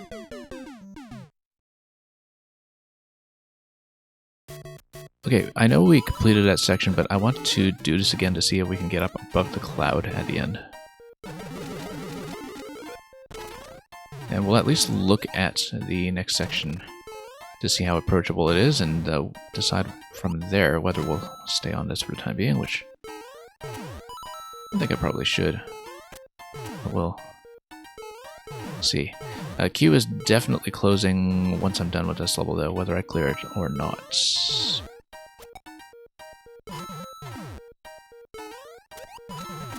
That would be last call for anybody who's not currently in.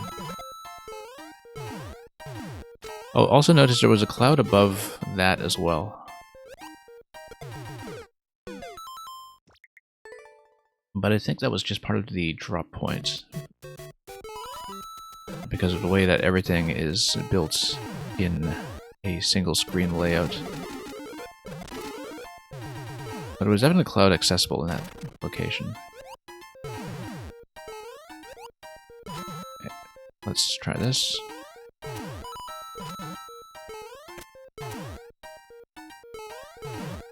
Nope, too high.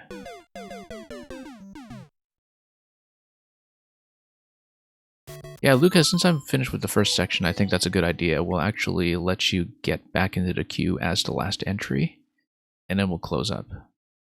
And that's how we'll run things today. And then, you know, we can just scale accordingly depending on how long I'm able to stay on today. So, especially with that Taramis puzzle sneaking in as well, which has defeated me several times already, so we'll see how we do. Section for the time being. Looking pretty good so far.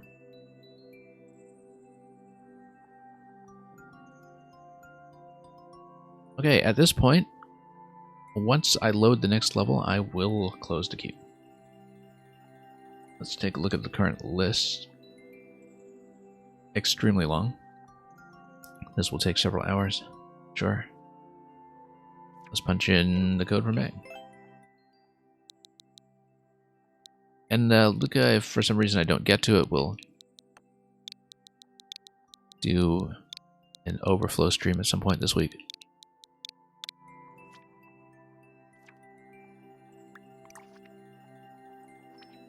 Bullies being just friends. Also a 6-9 level, at least in this particular month and date convention. Expand into a happy Pride Month.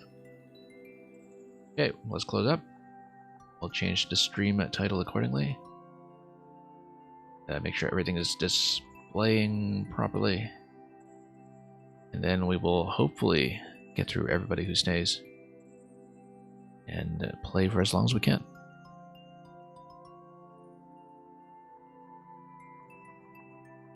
We'll say the Taramis puzzle has me a little worried, though, given how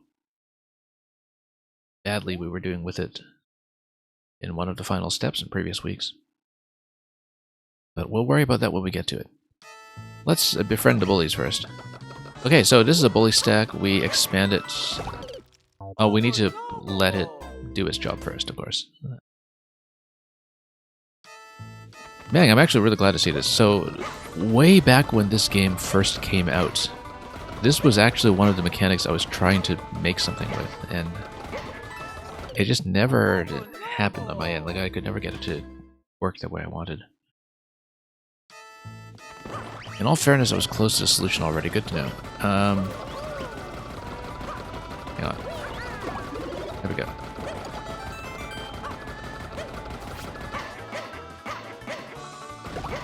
There we go. Yeah, I actually wanted to make this exact mechanic like within the first month or so of the game, and I just couldn't get a good level out of it, and so...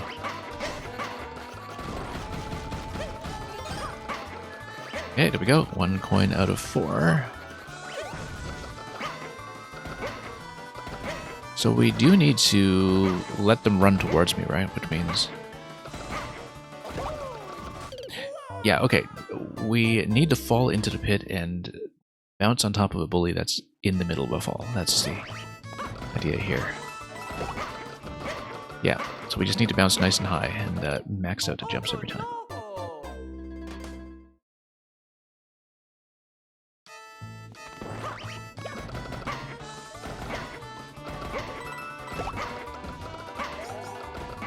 Yeah, because I remember early on just trying to make sense of the 3D world stacking mechanics and noticing the bully expansion that we are seeing here. And I could just never get like any idea with it to work as reliably as I was hoping for. And then we probably should be going towards the bullets there so we can wall jump against them. The twirl might do some work here as well, but of course the 3D world twirl doesn't really get me much height.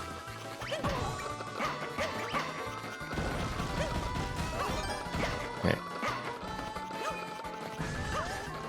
Yeah, the bounce doesn't particularly matter. What does matter is that I face in the direction to get the bullies to pop out. This seems very entity intensive. That's what it is. Interesting, of course, but also potentially pretty budget heavy to make work. But all right. Not exactly speeding through this here. Oh. Oh, that's unfortunate. That's okay. We got it.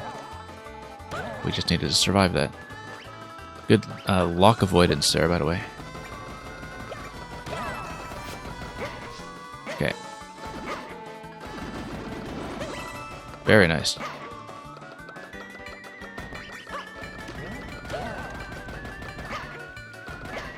So it's going to go right, but we need to bounce on top of the B first. And I missed the opportunity to grab the coin, didn't I? Except we could always let the exclamation mark expire. Whoops. Yeah, let's take the coin rather than the pipe. We'll probably eventually take the pipe at the end of this, but... There we go.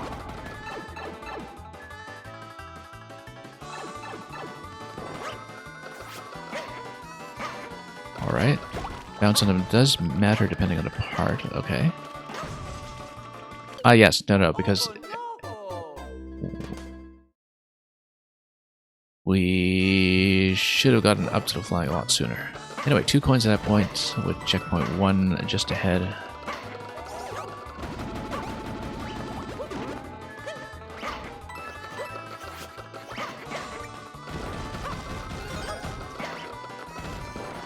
And let's see.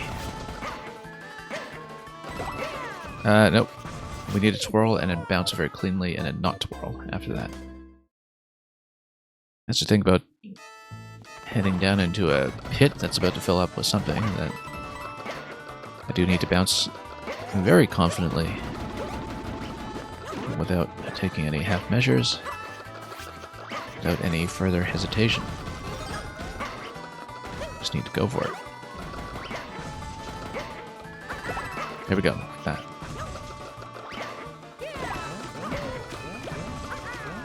Whoa, that spike there was catching me by surprise as we cut right through the mushroom platform.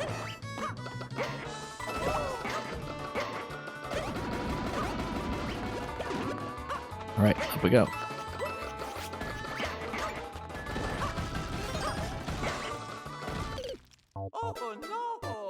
You don't usually miss that, but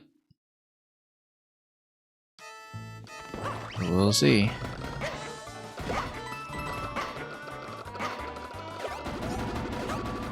Yeah, as long as we get in position to make the bullies run. That's the main interaction here. Just understanding how to get within range for that to happen.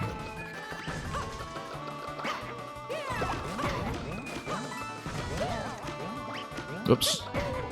Oh, that was actually almost salvaged. I didn't expect to stay alive for that extra bounce, and I should have read that well enough to understand how to get back to safety.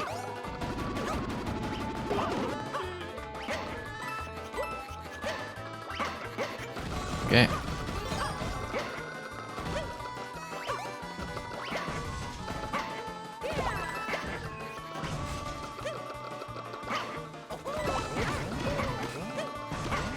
Oh, whoops. And I was expecting a higher bounce off the last one, and that was not it.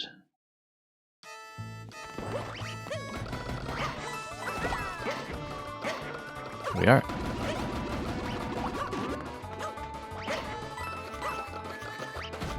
Whoa, okay, I was hoping to land. And we did need to in order to get the desired positional adjustment.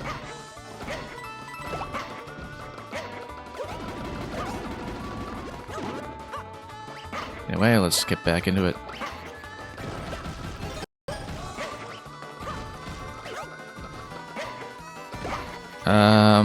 That's okay. Salvage that. Just barely. Okay, that's how it's supposed to look.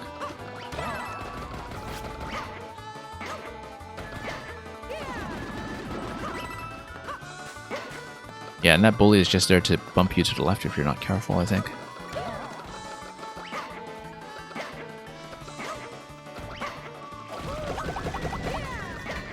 And the bee is going to move towards me, just in case that accomplishes anything.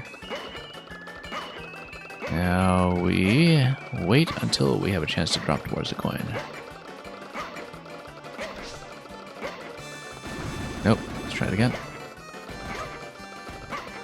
The sound effect really does make this, by the way. If you jump over them without bouncing on them first, they expand faster. Yeah, that makes sense, given that they're not going to be in a stun state.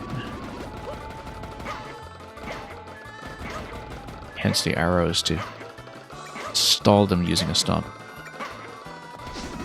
Nope, too close. Yeah, so we need to stall them and then down towards the coin. There we go. Alright, now let's do this properly.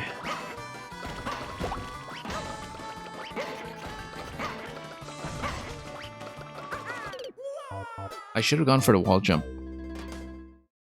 Because if you are above a bully, it's going to rise up towards you. I know this from, once again, having made my own bully level way back from when the game came out.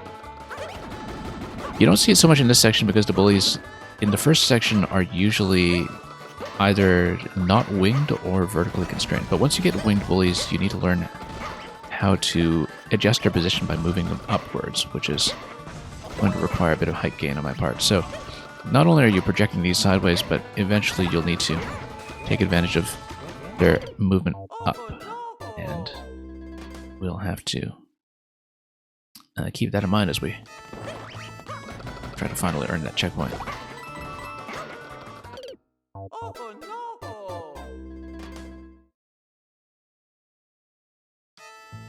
Alright, let's try it again.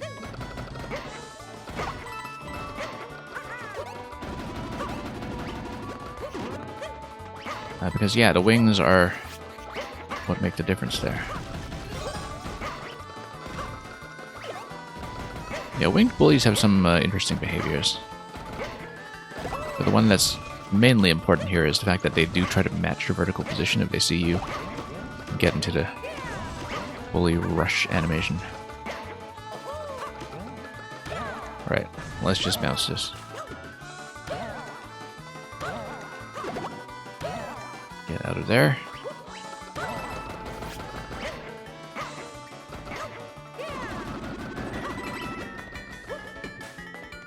Not gonna die to that guy, at least not yet.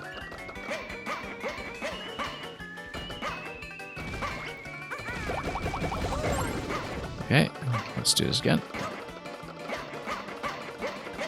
You used a winged bully without noticing this happens. Yeah, because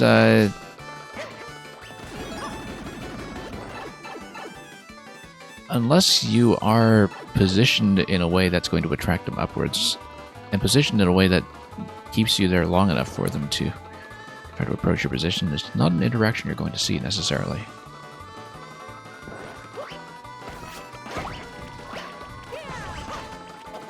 So this is the idea. We just try to stay elevated for as long as possible, which means that I should probably use the wall jump on the left side or use the platform on the left side to at least get their starting positions a little bit higher. We do need to rethink that in general, just so we don't dunk them like we've been doing. I don't want to stun them too hard with the bounces until I get some of them up to a vertical position that's going to be within range of the checkpoint. Whoop. Okay, we'll take it. Except for that spike. And yeah, Ace Dragon Oki, this is a checkpoint that you do need to work for, which is fine by me. It's just going to make it extra satisfying.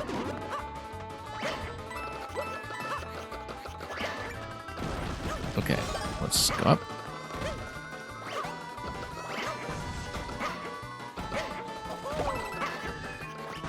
Okay. Alright, let's redo this. And miss. I got up there in my first attempt but fell down. I didn't even notice.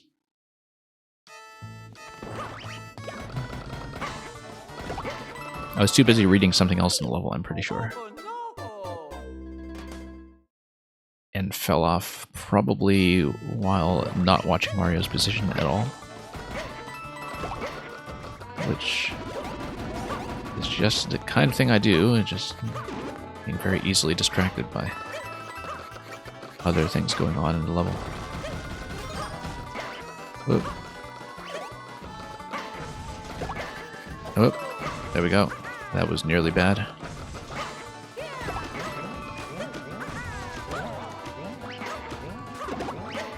Okay, there we go. That seemed dangerous, but we got it.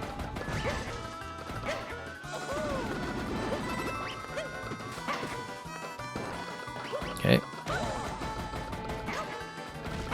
Definitely not going for any kind of speed record on this level, but it would be interesting to see what a speedrun is like, of course.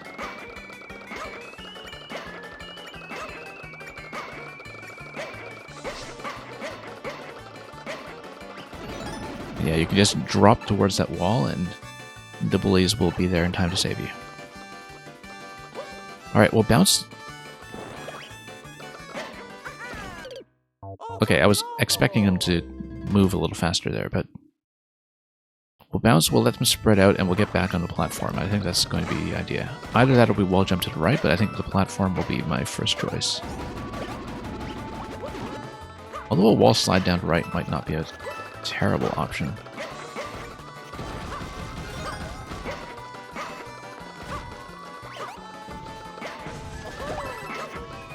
Okay.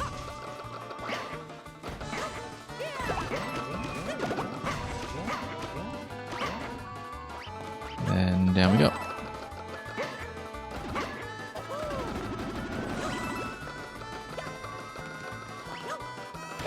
All right.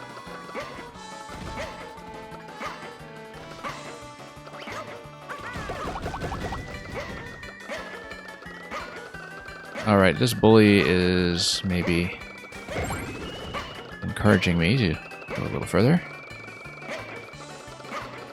I can just drop off the wall on top, in fact, instead of doing this whole thing. That's okay, we'll do it this way.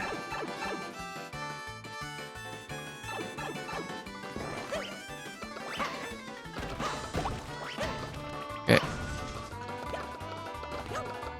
They're not going to go up for me, are they? There we go. Nope. If that happens, I should actually go through the pipe and reset that room. That's the thing I should be doing.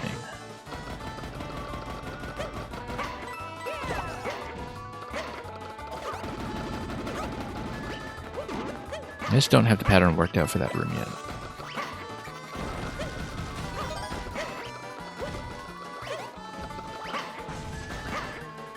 Okay, there we go.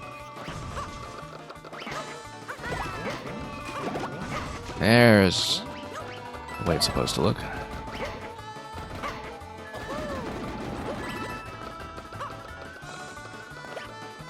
And we'll stall here for a bit while we wait for the B.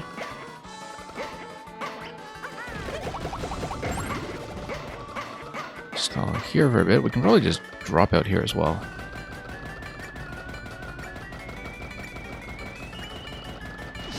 Yeah, you can just drop. It's much easier to do that instead of trying to make the jump. The timing works perfectly.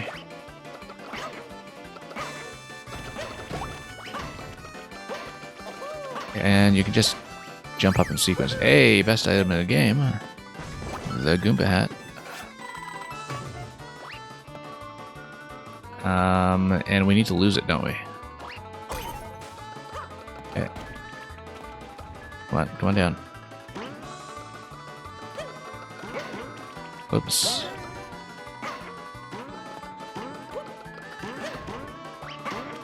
There we are.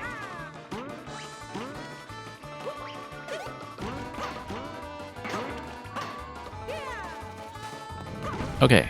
Luckily we didn't need to do the wall jump thing, except we need a Goomba hat here. Okay.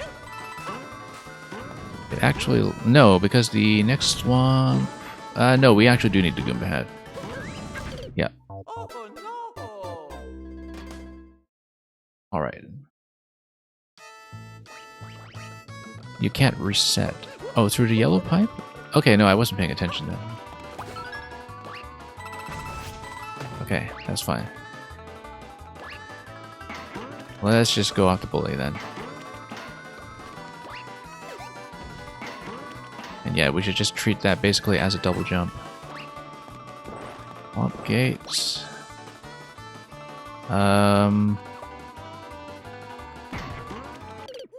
I was bumped back a little further than I expected there, so.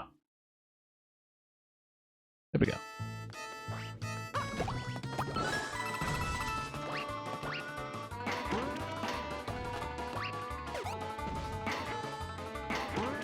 Yeah, no, I should have waited for the second jump.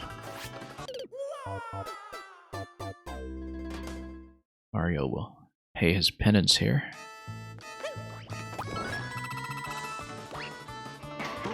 There we go.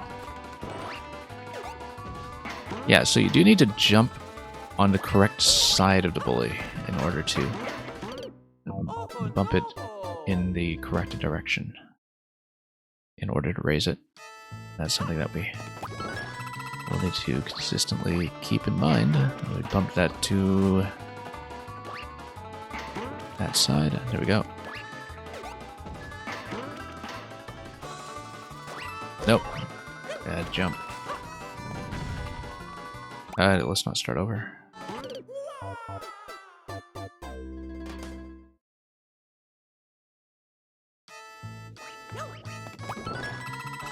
Okay, let's try it again.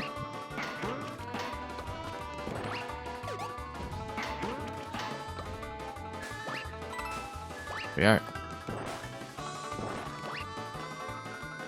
And same mistake. I knew that was coming too, and still did it. I jump up towards that, and then I run directly towards the spring, and then bounce over to the right side wall. That's the sequence, I believe.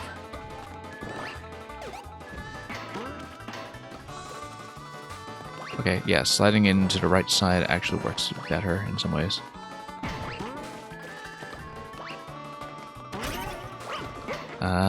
That boo is going to remain in position so long as I have the Goomba hat, so we just need to go around it. Master Vader 45, welcome.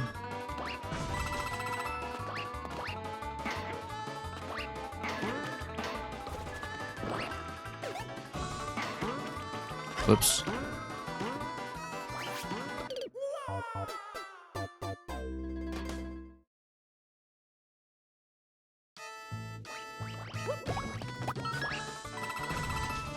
try it again. That was not an intentional long jump, but it was fancy, so I'll take it.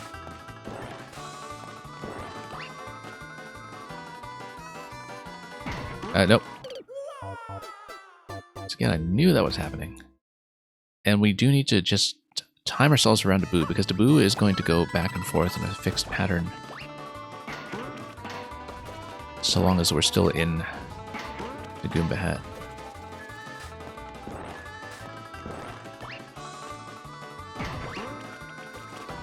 Okay. Oh, wrong way. Here we go. Bully is slightly off now. Okay. Nice. Wait.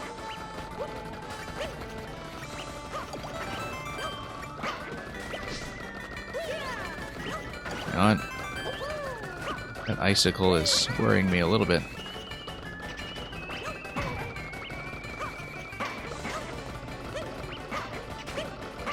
Nope. As is that Boo.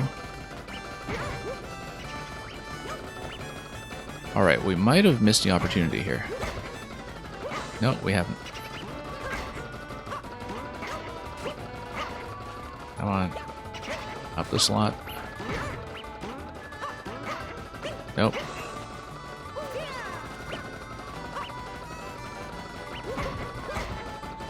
Yeah, Daboo, I want to move out of the way. Let's move Daboo. Then we'll hang on, try to get the wall jump going. I think I need the wall jump pointing left. No, it's not going to be high enough.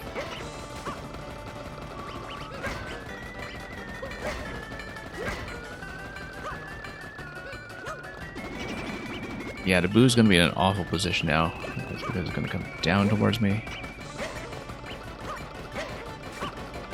How do you get that? Wow.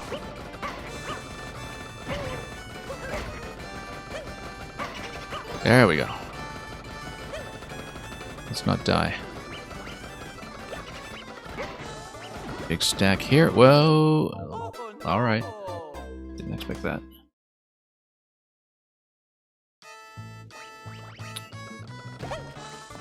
And Master Vader, you have 2 levels that you're working on, I see.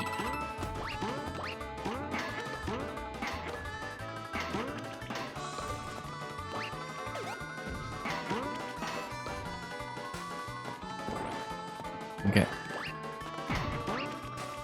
Nope. You know what? That's interesting. We could have gone here. We didn't need to go over that side at all.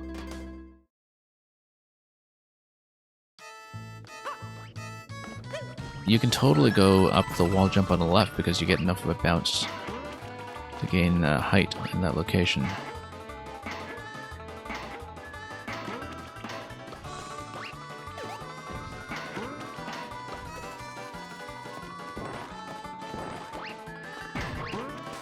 See? Much better, in fact. Significantly better. Okay, let's not let Daboo get all the way over here. I actually should have bumped a Bully in the upper location, I think, and that would have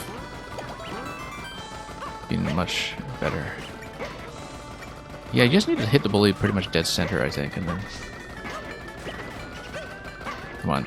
And then, once again, that Boo position is closing in on me.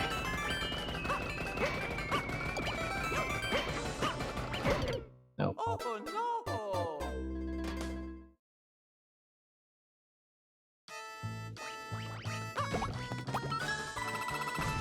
Well, I mean, we're not letting go of that coin, of course. So... we'll just have to figure that out. It would be nice if I found a more reliable method for that, but...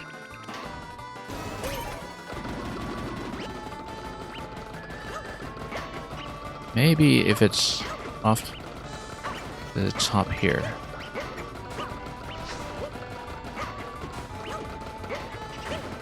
I feel like I needed like a really straight jump there. There's an easy way to get that coin.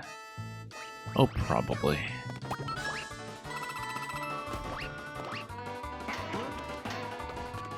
Well, we'll have to go back and search that out.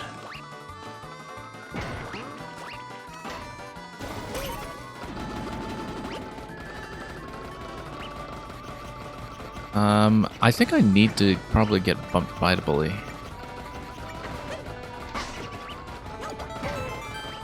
Like, we'll bump him to this side.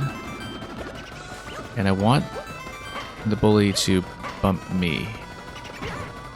And I want to get an edge jump there. Whoops, no, never mind. Lost that opportunity. Nope. It's easy to get back to the coin, at least.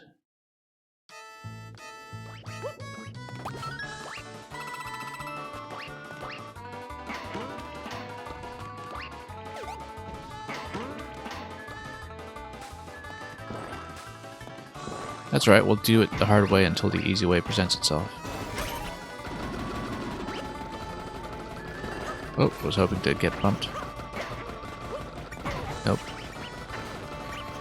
Oh, you know what? We'll let the bully kind of peek out the edge here and we'll jump towards it. Nope.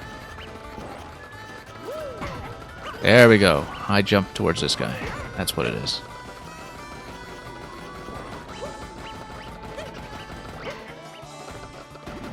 Very satisfying to figure that one out, in fact.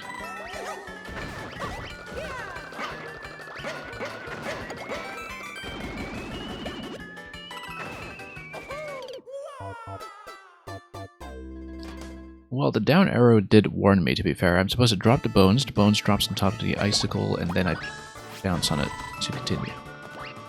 That's okay. A lot of this is recoverable.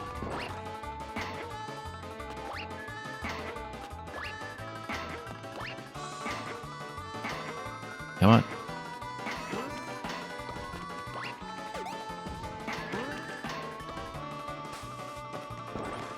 Yeah, most of what I've figured out here is repeatable without too much of a problem, I think. So we'll let it go out like this. We'll spin. Yeah, this is really interesting that you managed to constrain it to make that method pay off in a way that would sufficiently constrain all the other alternatives. That you managed to make that little bonus work exactly the way it did. It's pretty impressive.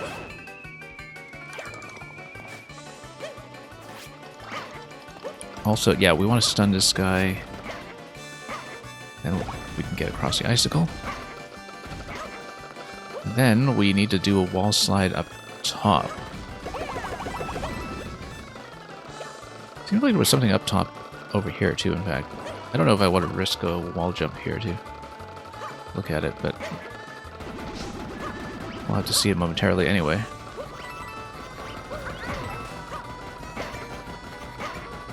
I feel like I missed something on the left there, but jump over here instead. And die. Okay, just adjusting to the camera here. Electro Dude, welcome. You're saying there's another way to get that coin that's not hard either. Well, since I figured it out my way, you might as well tell me what it is. I'm not really going to try it another way unless I know what to go for, so. I found a solution for it, so I'm satisfied. Okay, so here we go.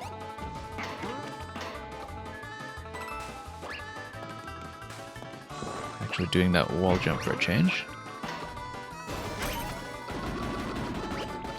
I'm doing it as intended, yeah. It feels intended. It's one of those things that instantly feels like a Mang-level maneuver.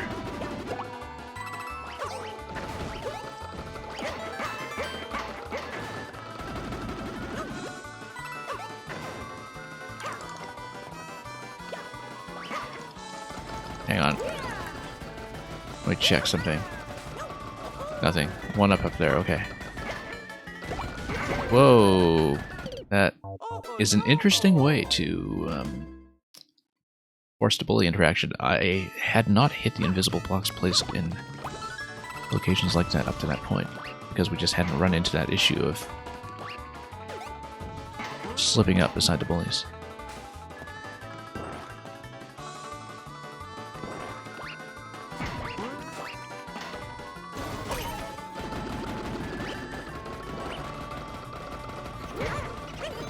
Anyway, here we go.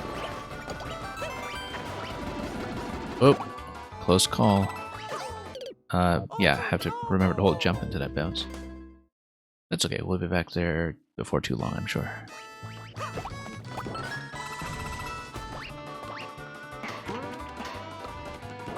I don't know why I thought I could fall into that. If the bee were facing left, then maybe. But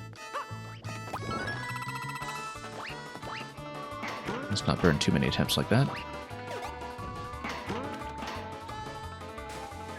Okay, here we go. It's kind of surprising that it could do it accurately, going to the right side as well with the trampoline usage on that bully beside the boo.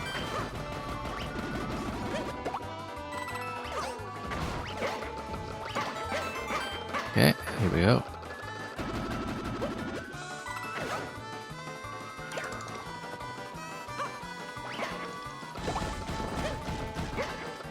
All right.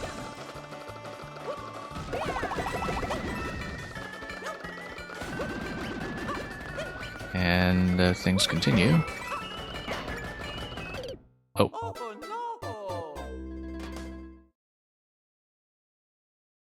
And yeah, Electrodude, this is tons of fun so far. Definitely a very unique use of the 3D world stacking physics, which were kind of meant for mechanics like this in some ways, but it's very difficult to design a level around them in a controlled setting, and I think it's the exclamation blocks that are really going to complete this and make it work. All these carefully patterned launchers.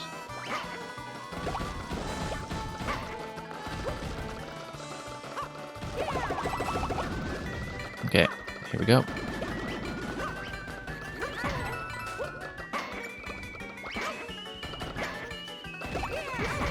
There we go, that was close. I got a really interesting bump off that bully to make it towards this side.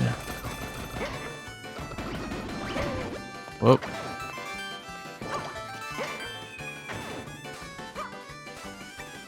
Okay, big guy here. That opens up, but I want the coin, which is going to get me the key in here. Now what? We probably don't want to jump up above that. Okay, good. Good. Because that could have gone badly if we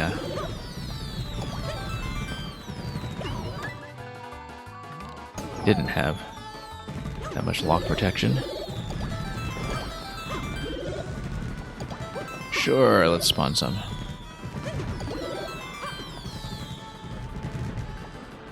We'll have to leave this one open above the exclamation block anyway. Here we are. I'm sure that we just need to hit everything here and we'll get a key. Here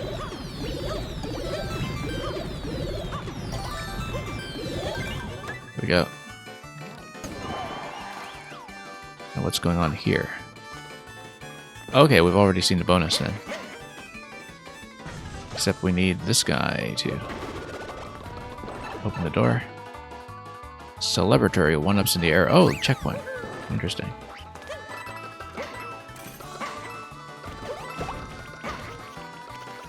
That's why. There's a checkpoint. Need to let them make a staircase for me. A very well-placed checkpoint, by the way. Rescuing me from certain key death. Whoops. Yeah, let's reset this. But let's surprisingly manage to reset this. I didn't manage... yeah, I didn't expect to have to wall jump there. I just kind of did it instinctively, and it worked out in the end. Whoops. Oh, except the bullies are all... okay. Find that. That didn't work out.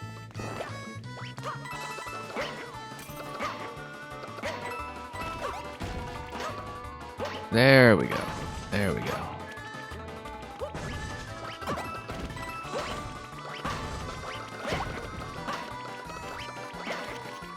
And we need to staircase them, and I totally missed. Thank you for the follow.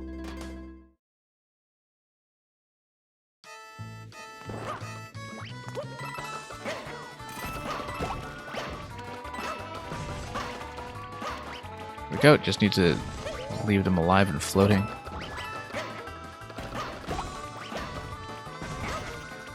Oh, except they all leave me. Okay, I needed to let them continue to bump each other. Or just go quickly.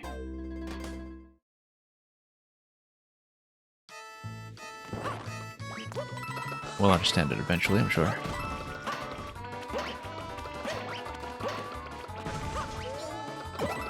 Oh, yeah, it's suggesting that I go directly overhead. Instead of doing that little jump. Oh, hey, there's something on the other side. Obviously, we need it.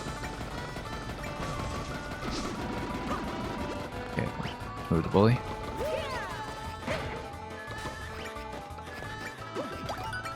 Cannon box, interesting. Repeller is up above.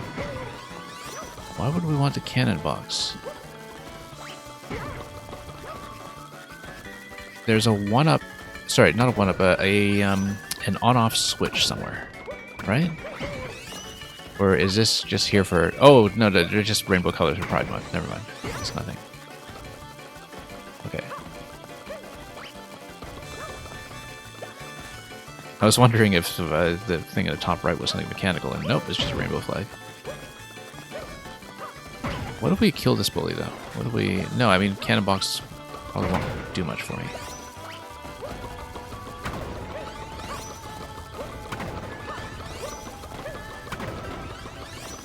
No, I don't think I can do anything here. Get a secret reward at the bottom of the flagpole, yeah. And instead we'll do this. Anyway, good enough. Don't know if I missed anything critical there, but this is a win. Would it be possible to kill the bully by squishing it into the exclamation block on the left? Yeah, it would be. But it's not like you need an additional key or something at that point, so... well, we are going to be just friends with this level. Yeah, Master Vader, I'm actually sitting on a closed queue right now because I don't know how long it will take me to get through to rest. If we do get through to rest and you're still around, we'll see if we have time to reopen, but right now, that looks unlikely. So today's queue currently isn't accepting more submissions until we see it slim down a bit, at the very least. Particularly because we know we have some long content coming later, so...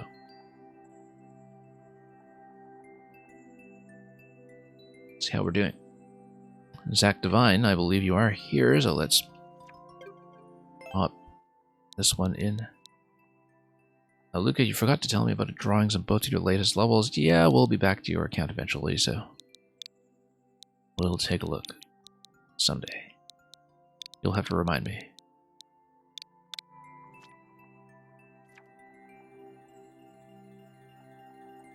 -2, the Lava Serpent. Lovely pixel art. The Lava Serpent is blocking your path to Bowser. Evade it or eliminate it.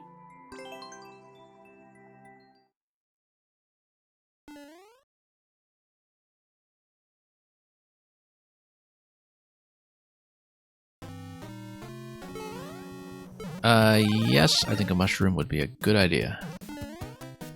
And getting out of ice would also be a good idea, given that there's going to be fire all over the place here.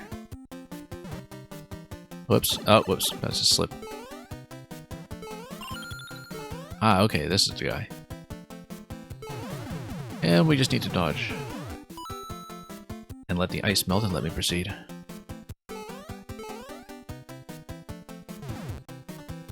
Okay, on off switches, and we just need to get over here before ice eradicates everything. Or fire, rather, eradicates all the ice. Now, this is where we fight fire with fire, which will be totally ineffective. Also, what's this? Can I jump up top? No, I can't. It's blocked, but I expected that. We just wanted to check.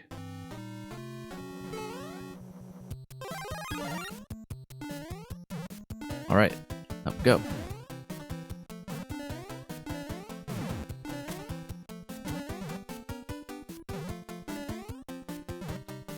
And here comes the fire dragon, and here comes another slip on a spike.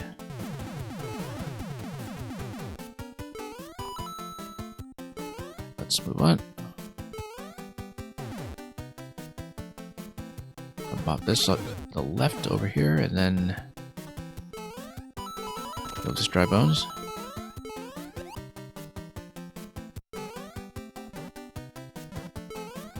Plenty of room to maneuver over here.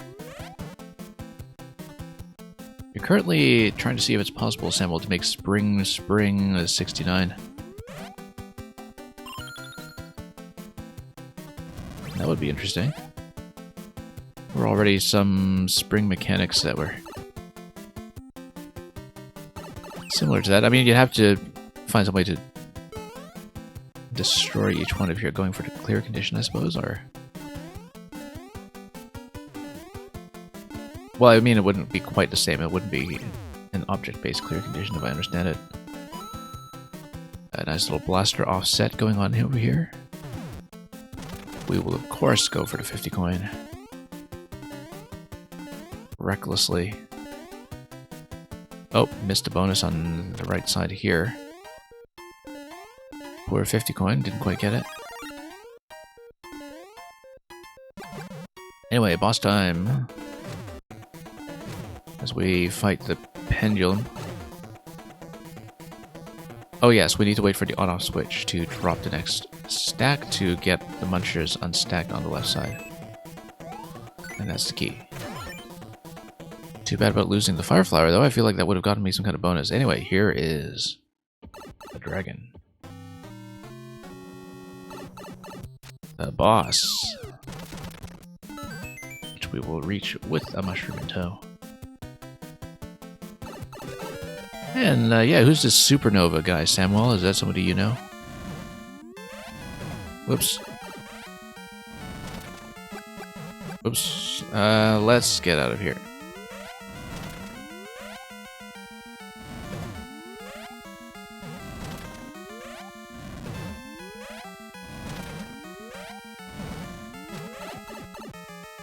Okay. There we go. Didn't really get a good look at the mechanism for that, but not hard to imagine how that would work. Oh, SMB2 mushroom, interesting. So there's an SMB2 mushroom that is unlockable here, clearly. And I think we needed to keep power-ups for something progressive to give me that, if I understand it correctly.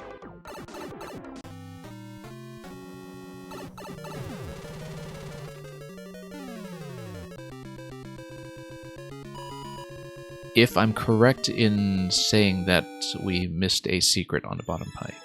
You get SMB2 when you enter the boss room. You know what? This is quick. Let's try it. Let's try it and see the bonus room. Since we haven't been on this for very long. And since it's probably easily recoverable.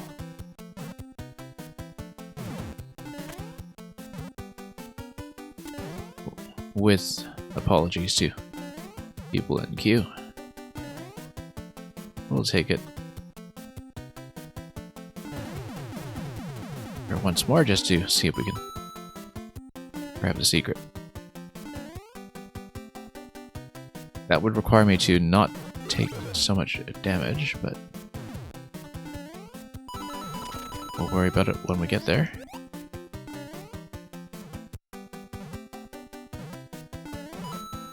I'm not going to make too many attempts at it. We'll just take a look. Oh yeah, because I got hit like crazy when I was going around shooting the POWs. That's what happened. So not taking damage on that fight is actually going to be a bit of a challenge for me. Thank you for all the GGs anyway, even if they are provisional. Whoops. Fire flower, okay, we'll take it. A lot of coins that we're missing, in fact. 30 coin over there under the swamp. It's a fairly obvious thing, in fact. But we will miss it. And this one too, but I've seen that one already. Collected it once before.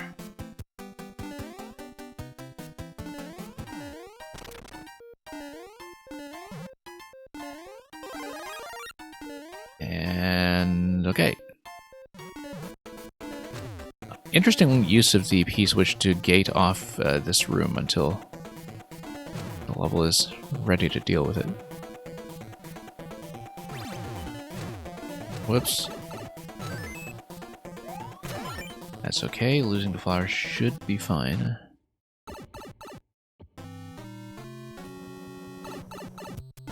Yeah, we'll see if I can make a clean attempt at it. We'll need to be extra careful. Ah yes, SB2 mushroom, you get it right away.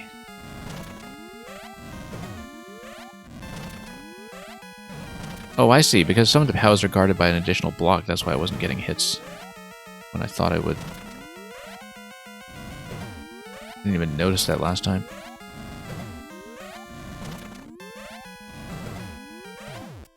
Okay. Go. GG, and then now we do this properly. Look at that, a prized 50 coin. Plus many 1-ups for Endless. I am, of course, going to poke around to see if anything else presents itself. Apparently not, so let's pop out and finish it. Well, these guys as well. It's the thought that counts. THX 1138. Notice that the exit here too also looks like a face of much derpier looking dragon. Like you're popping out of its tongue at the end with the axe. But the exit is designed to look like you're entering somebody else's mouth. Yeah, B. Suzuki, being the cake master, totally understands the value of going for true ending.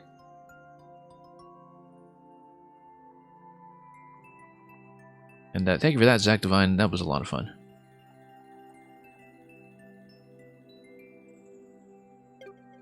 Okay, Angry Orgasm, if you are still here, please check in.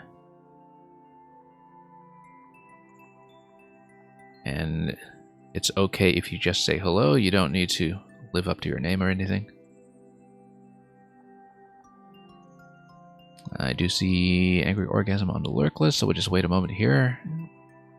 Failing that, we'll just do the usual thing, bump back a spot to go for whatever Ziggsy has.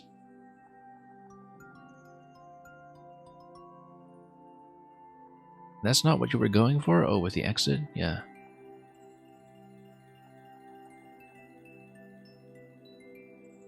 Okay. Without a check-in from Angry Orgasm, we will have a bit of a non-angry letdown instead, and see if Ziggsy is present. Ziggsy is making a level currently. Ziggsy, you still have something you want to show me though, right? Let's pull up the list.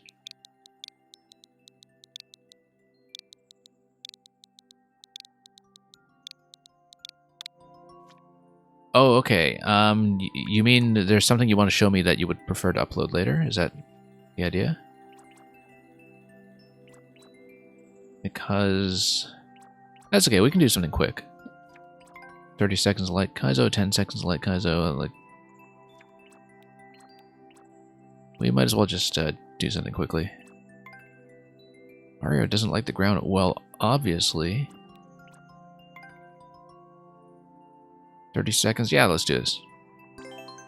3% is going to go down easily, I hope.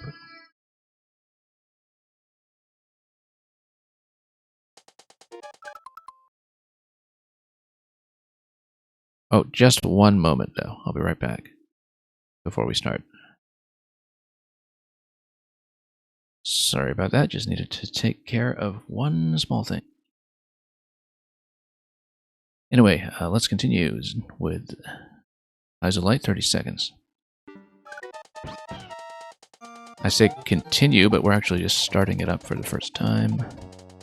I guess we just need to drop on top of Yoshi while the Thwomp is on its way down, and then move up to the... Oh yeah, we just need to jump off Yoshi in midair once we catch the egg. Okay. That's understandable.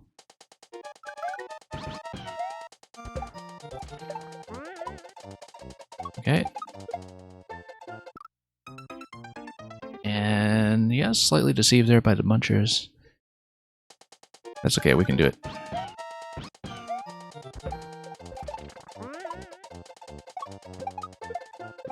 Wrong way.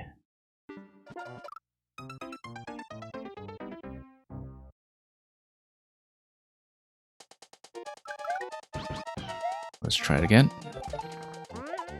Yeah, poor Yoshi. Doesn't really get a lot of action in this level before he's just done with. The lifespan of that Yoshi is even shorter than usual. I keep getting thrown off by the muncher overlap with the blocks there. It is a bit of visual trickery that we just need to be aware of. Yeah, because I do need to land there and then spin jump off of that. Just have momentum carrying me forward to the shell as it gets trapped between the one-way panels. Really not a big deal.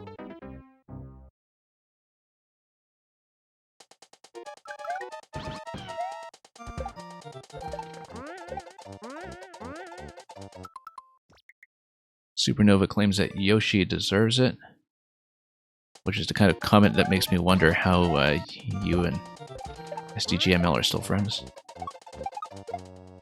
Whoops. Yeah, down arrow. Yeah, so it's donut blocks over to munchers, and you see, I see the black outline of the munchers, and it just screams avoid, avoid, avoid.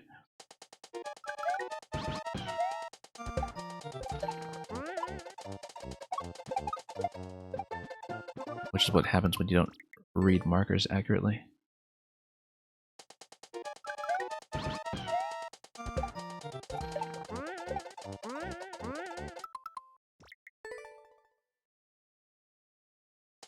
What did Yoshi ever do to Supernova? Well, star in some of Supernova's levels, for one thing. Is that a crime all of a sudden? Whoops, we need spin jump, obviously. Spin on top of the shell, that's a spin on top of the piranhas, and then that will take me somewhere.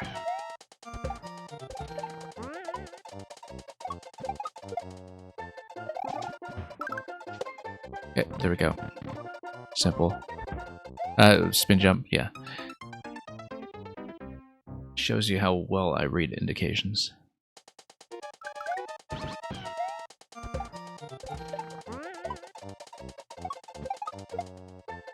Okay, there we are. No, we just need to do that a lot faster.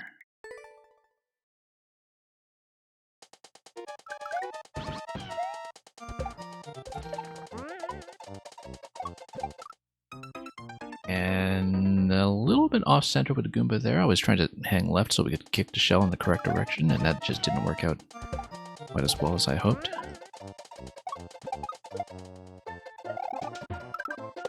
Oops. Yeah, I just need to hold into that jump. And we should be able to get it in due course.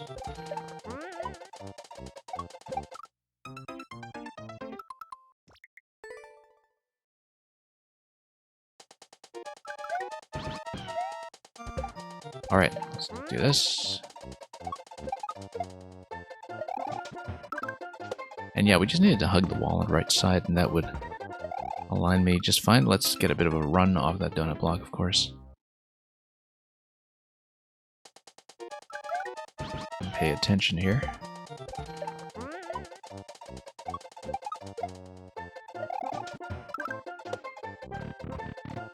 There we are. We do need to go immediately, though. As you can see, we were a little bit delayed, and that's enough to throw me off the spike ball. Also, let's not lose valuable time at the very start, although we know from the record that the timer is fairly generous here, and will hopefully not be an issue.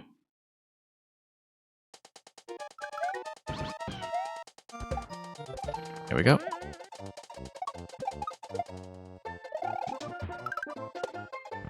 "20 seconds as we go through the door.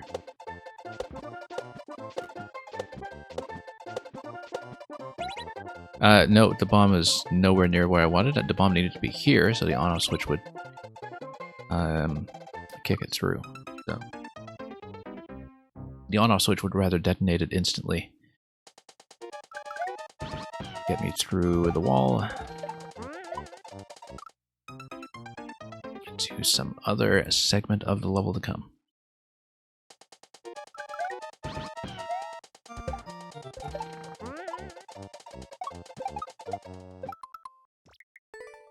That's okay.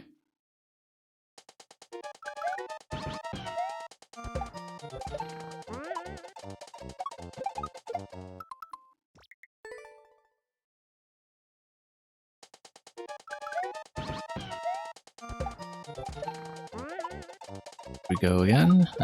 Yeah. Previously, I had some issues going too far left on the Goomba, and now we are back to the former problem of kicking the shell the wrong way. There we go. Not too hard to sort out once we get in position. In general, we can just hold the spin jump the whole time in the second section once we're past the door, but as you can see, we started overshooting with the bomb by the end of its pattern when we were previously kicking it all the way across. So, whoops.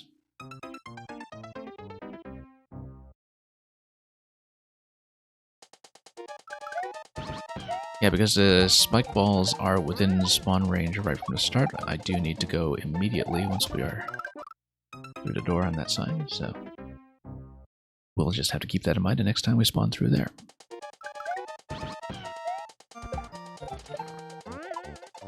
In the meantime, we're going to miss a few things, lose valuable seconds.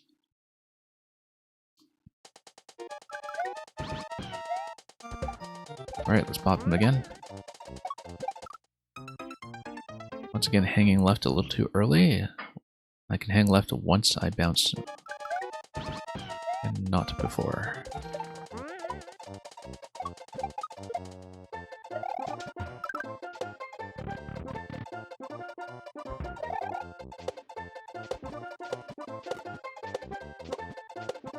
Nope. Overshot once again. I was trying to let up at the very end there, but you do need to hang left a little bit.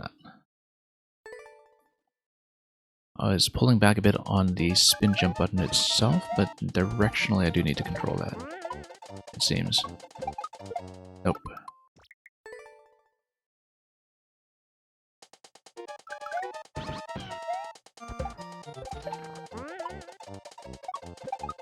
Anyway, that was unfortunate.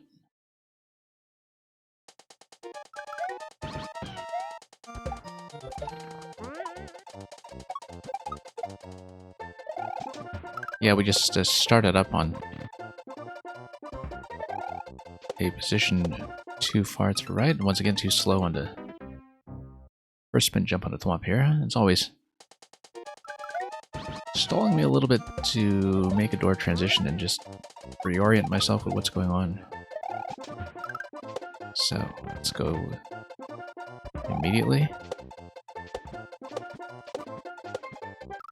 No, I should not pull back that soon. I just need to watch my position to make sure I'm reasonably centered on the bomb, and we should be fine.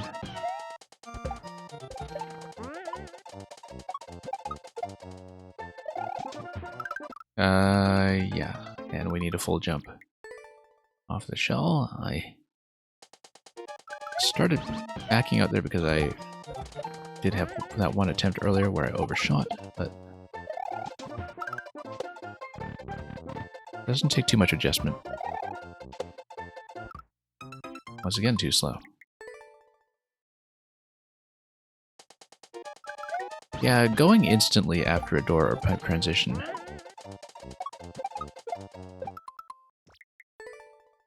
is something that usually takes a little bit of adjustment. I find that I do have a little bit of mental lag whenever I change zones and have to get used to sort of distances I'm playing with.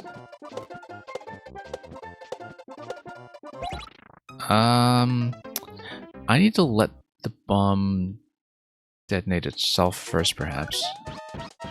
Or just stand to the left when it comes to the on-off switch there. Because the leftmost block should be out of bomb range.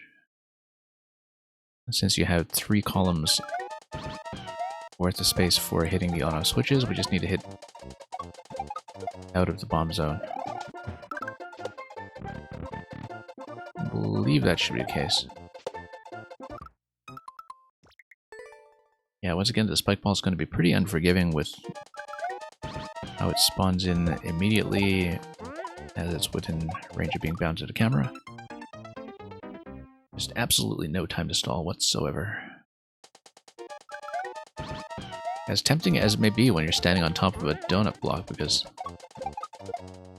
that's the thing about donut blocks, is that they do kind of encourage you to pause for a moment, since that's what they do.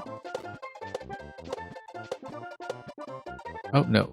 We don't actually have that much space. But we have lots of time. And we'll mark that as a win.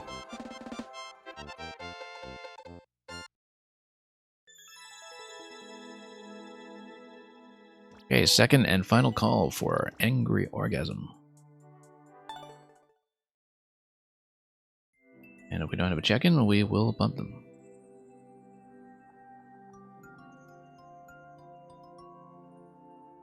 Suzuki will be next after this.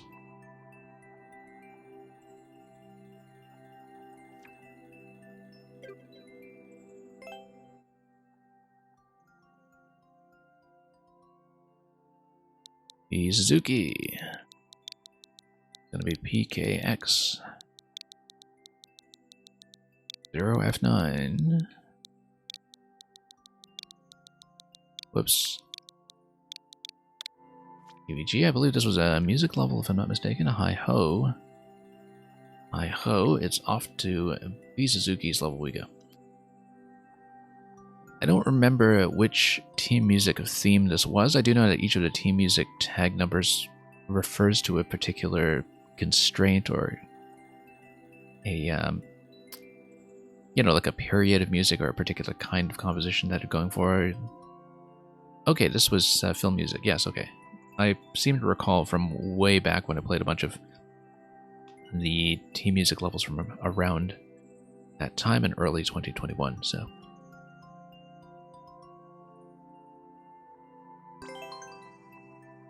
So, Snow White and the 7.98% clear rate so far.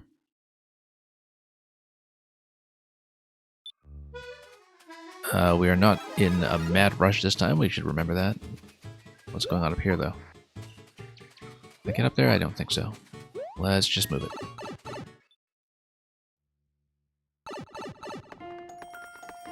Low clear rate for music level? No, I don't think so. Not the kind that we play. I'm missing the 50 coin, unfortunately.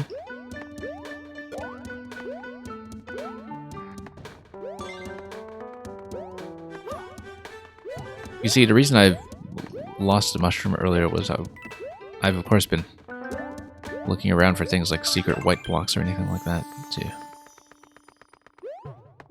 see if we need to pop a key somewhere, but anyway, yeah, this requires a mushroom to grab the 50 coin in this location, and I should watch the spikes, and that's why there is a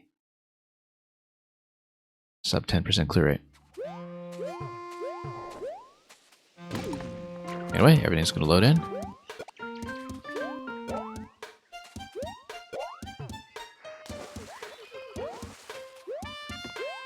Okay. Yeah, that was a bad idea. Shouldn't have dropped into the water.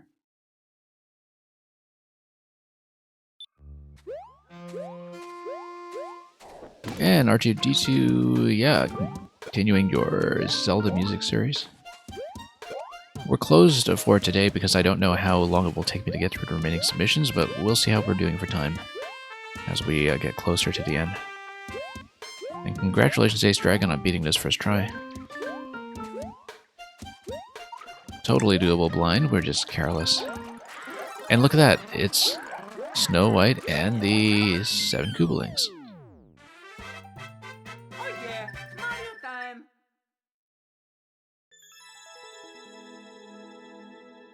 Appropriately so. Thank you for that, B. Suzuki.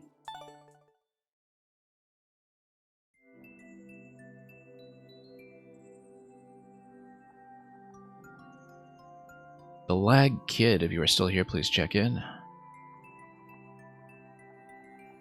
I think they may have left. I don't see them on the list.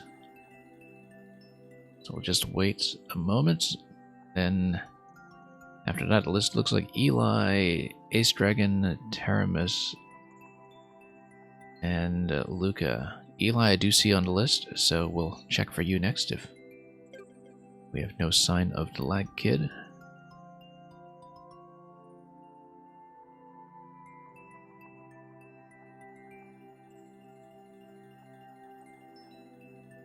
So Eli GGG, please check in.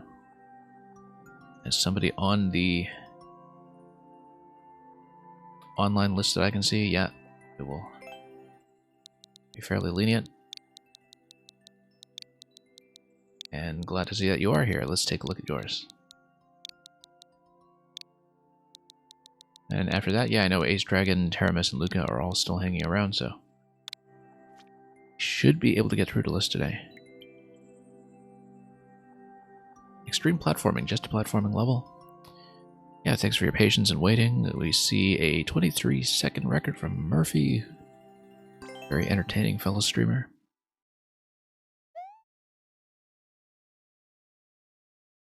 Extreme platforming.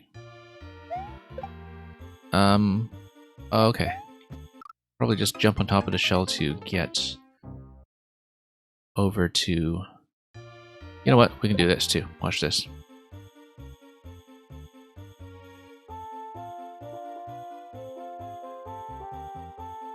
No. Come on. This way. This way. You know what? Never mind. I was hoping to make it walk, but apparently it decided to wake up in the other direction, which is not what I expected.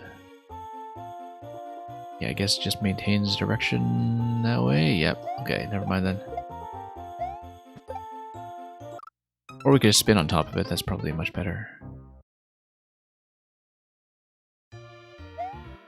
Or we could shell jump it. It's definitely within range for that. But judging by the height, I don't think it should be necessary. Yeah, we just need to do that instead. However, we will need to make it over that spring.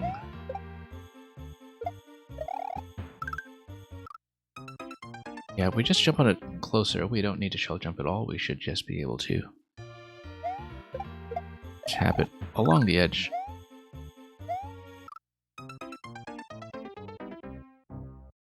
That looks awfully precise there, though, so... see if we can make that happen.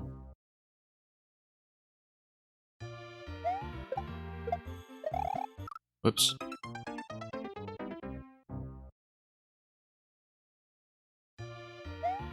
Wait. Is the walking direction always going to be maintained? Let's see. I think it is. No, it isn't. Great. Because we can do things The easy way. Ah, I see. We're spending too long on a platform. I need to land on a platform much further to the right and jump instantaneously. Yeah, it's not high enough to actually enforce the shell jump. And that's something I was able to notice right away. Okay, we just need to land much further to the right there.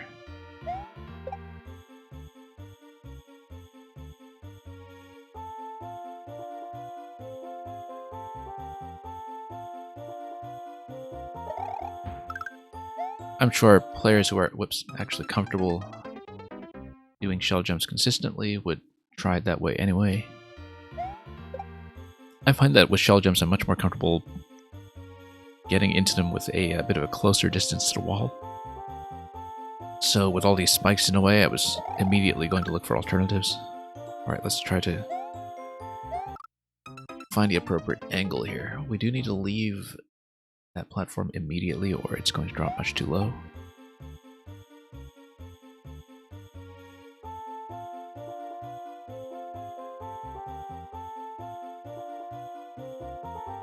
Anyway, a standard jump will do just fine. Oh, whoops.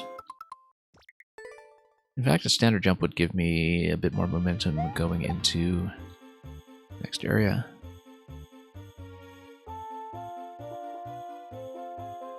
So let's see it. Well, once I land accurately on the shell, of course.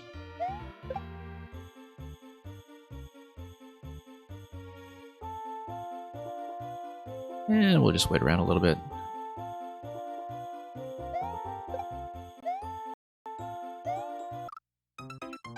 Yeah, backed out a little bit there.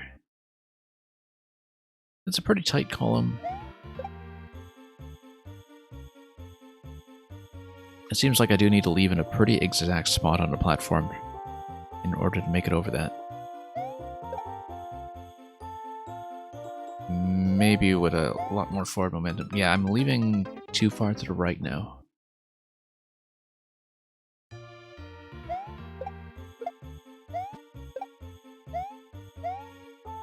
Okay, there we go. Now we just need to bump this guy. And then what's this all about? This is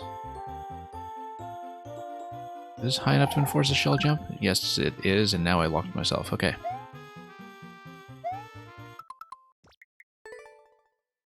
Okay, that one's definitely a shell jump then. Right? If I...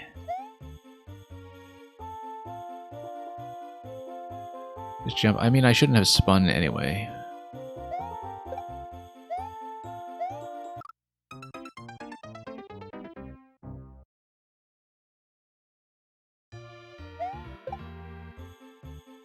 Yeah, we'll see. I'm not really making a good estimate of the position that I need in order to get up to the trampoline and over to Spike, but we just need to have full momentum.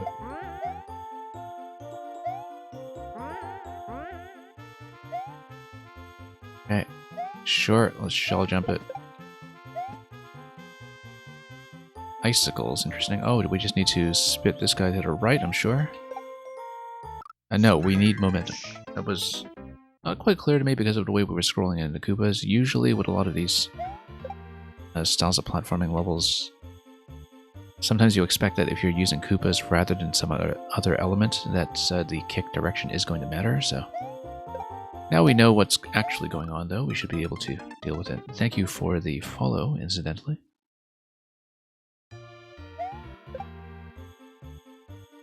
And let's do it the easy way again. And hope that the next shell jump afterwards is as successful.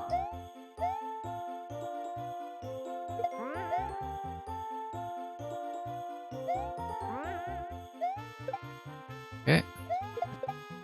Go. And yeah, forward momentum will be the trick. Okay, that's it.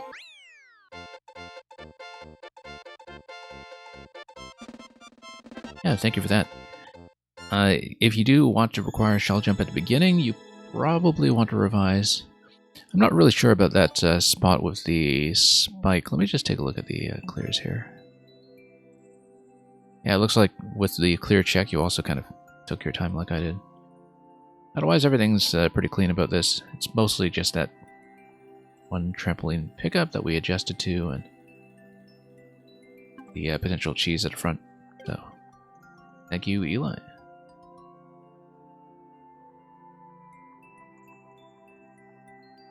Ace Dragon, thank you for waiting so patiently. I see, of course, that you've been tracking this list and clearing all the levels yourself as you go, so hope you've been enjoying what you've seen today. And R2D2, congratulations on getting more plays on your level after a break. Vesperina Ruins, looping music. Ah, okay, so you're testing the music track.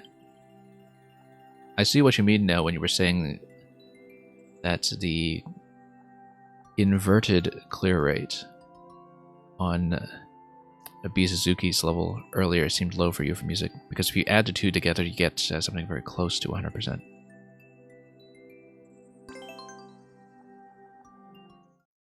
Let's listen to the loop. Ah, okay, the gameplay as well, okay. It just happens to be a high clear rate, I see.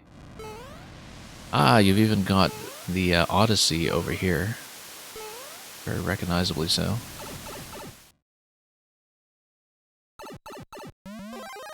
Anyway, that's going to load the global loop into a horizontal setting.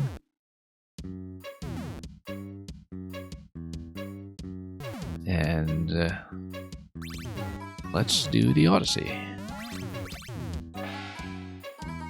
Nice way to exit out of that as well.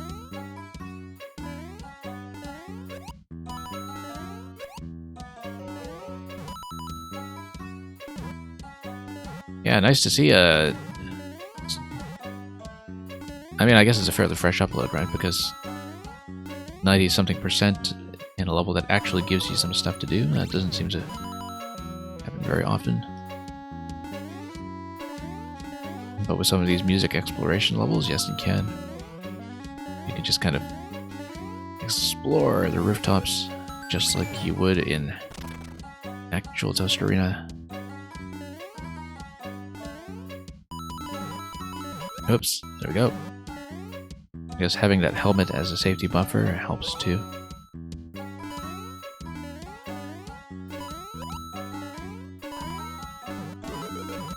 And yeah, Bizuzuki, the fountain from the town, was well spotted.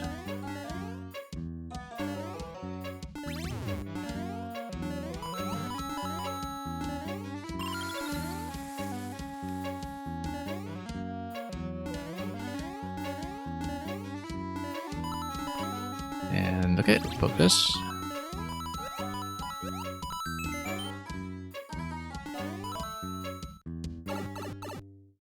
The tracks also fit in the level because of the electricity wires you travel in. Yes, exactly.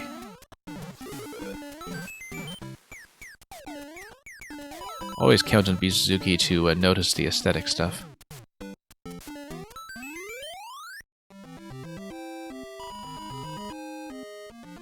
Nice, looking and sounding good. Always nice to have ample space in these levels to kind of jump around and actually look at some of the decoration.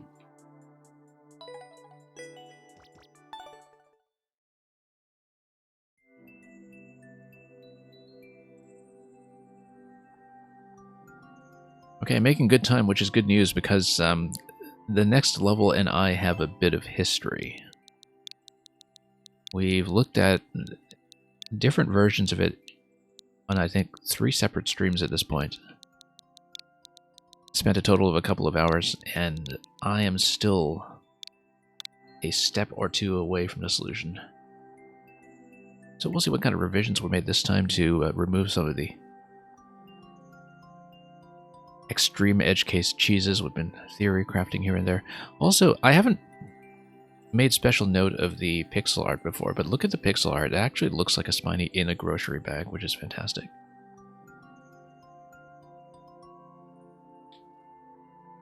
Don't put anything fragile on top of it, obviously.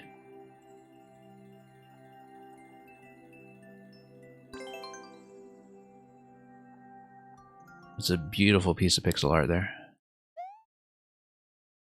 Got the three-dimensional effect on the bag and everything. Okay. Object here, as you can see from the exit, is that we'll be dropping out of the door with a P-switch in hand and wearing a helmet.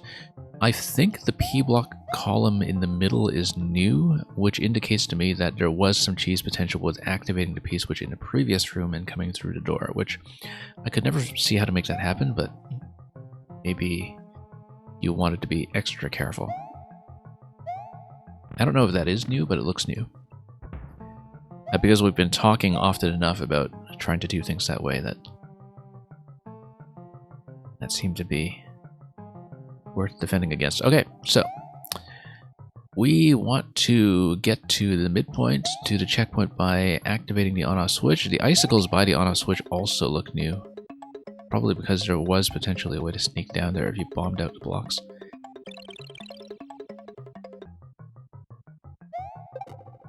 Going to hot potato. And then we'll just reset again just to be absolutely safe. We don't need to do it, given that we've managed to do this so far. So yeah, we'll come up here. That will allow me to rotate up to the POW, but more importantly,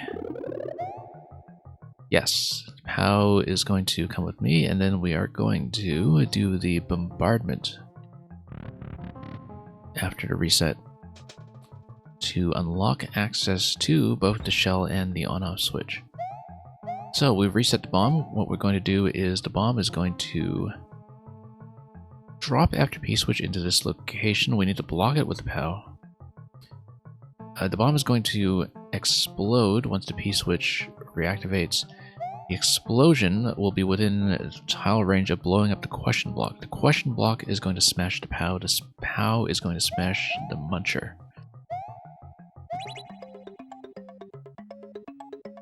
Bottom right corner did not actually involve any cheese. You put icicles there to stop people wasting time trying to activate the switch by throwing a POW into it.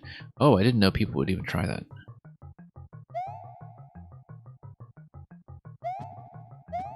But then I try all kinds of silly things that I don't expect to work when I'm solving puzzles, so who knows? These things happen. Anyway, midpoint.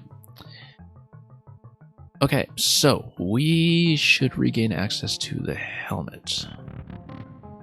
First of all. The main progression we've had here is that toggling the on-off switch prevents the muncher from spawning, so that basically clears the way to the shell. We know how to trade the shell for access to the P-switch, I think. That is just with a toss. And so we're taking advantage of the grocery mechanic now by taking a progressive series of objects through the door. I know how to take the POW through the door as well, but I never figured out what to do with it if I did so. I'll have to remember how it is we managed it previously. I think it was P plus Spiny Hat, which would then allow me to reach the POW up top.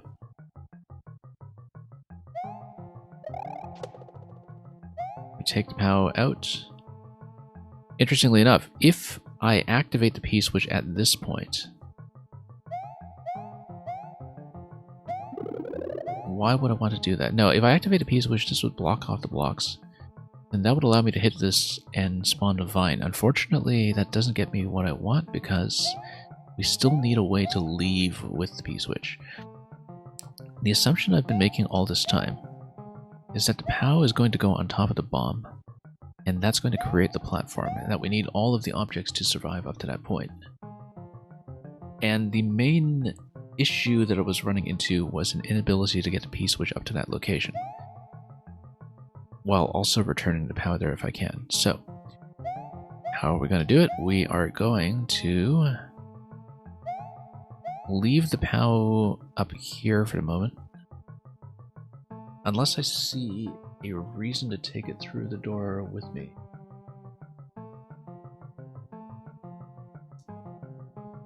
Currently, I just don't really see that as being a thing to do. Notice too that this additional bit of tile space over here seems to have been added to discourage using the bomb to blow up the question block from this position, which I tried many times, and is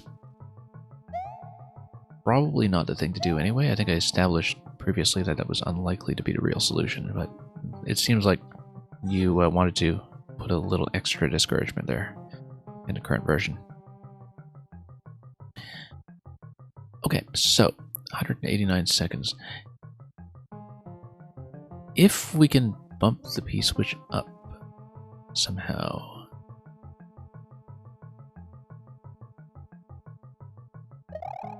Well, let's take the spiny hat out of the way first.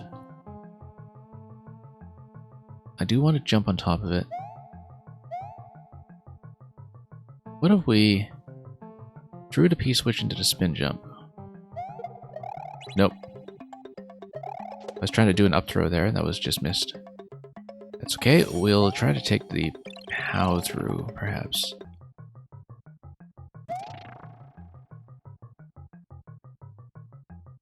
Yeah, because eventually I will want to wind back like this, but for now, let's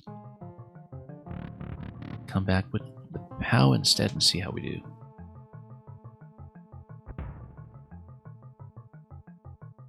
Now, one issue with taking the POW down here, which was why I was reluctant to do so, is that I don't seem to have a way to safely get it back up. And without that, I don't have access to the door. So, one thing I was definitely pondering last time was, is it ever correct to take the POW to the lower level? And it didn't seem like it was going to be the case. Even though it allows you to go up top,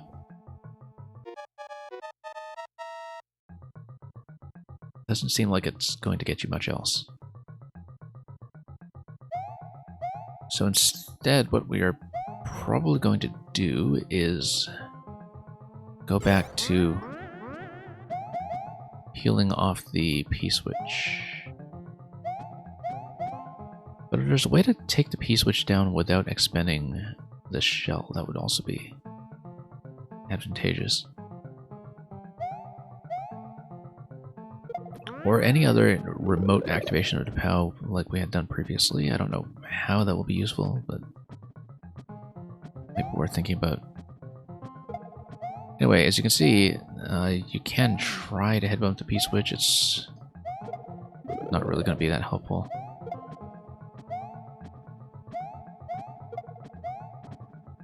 Yeah, and then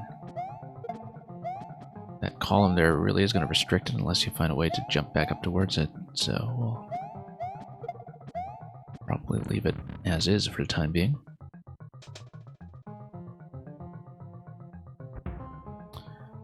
And 30 seconds, we might as well just take the reset on this since we won't have time to map it out.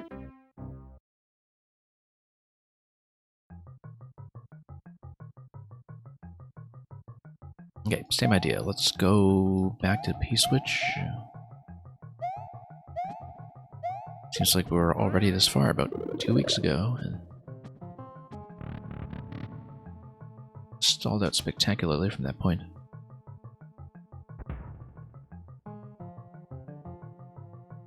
And same idea here. We know how to move the POW out of the way, which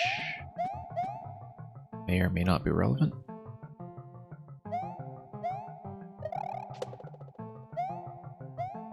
Moving the POW out of the way mostly just allows me to perhaps park something here and then drop a vine. Because then if we can do a vine climb, whoops, while bumping the P-switch up with my head, that might be useful. But currently I don't see what kind of object can go there to allow me to do that, except for the P-switch itself, which will not be relevant here because otherwise we would have found that already. Luca, you'll get something to eat. And yeah, I mean, given how long was spent on this one previously, I'm sure you'll be fine time-wise. So, we need to think about what to do with the POW other than just the kind of default option of placing it down here. If we do place it there at this step, that would be under the assumption that we already have the tools we need to get the P up to the top level.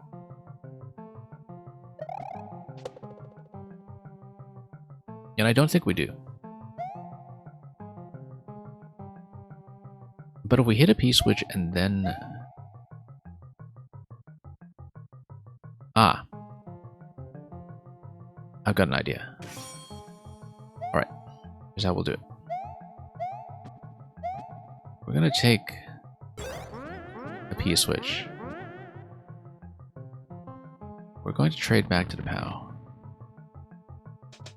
And Luca, if you need to grab a bite, we'll bring you in anyway since the level is going to take long enough. Here's an idea. We do the same thing we did earlier by trading the P for access to the POW.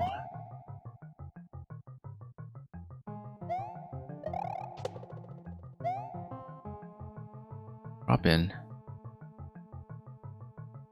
Let's drop in like this. P plus POW does get me up like this. So I wonder if no, P switch doesn't obstruct that. I didn't think it did. You needed to activate a P switch to do it. However, suppose we activate a P switch. We go through the door holding a POW. We run towards the shell. We use the shell to bump this guy.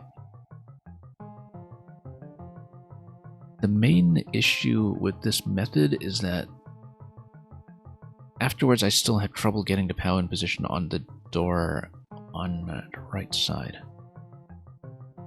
But the idea is that we need to get POW out of the way quickly, and so what we'll try to do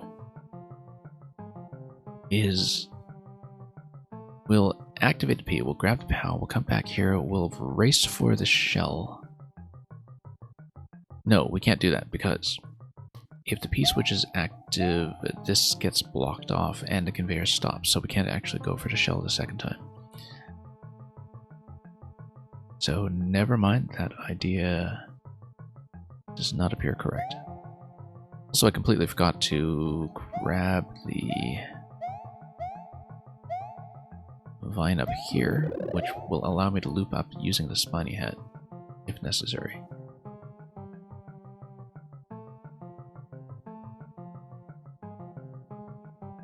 Now, under what circumstances would we want to come through here? If we break it open with the spiny hat, we can end up on the top, but we still don't have a way to get the POW back upstairs. Do we? Because the main issue is that the POW just doesn't survive up throws through single segments like that very well.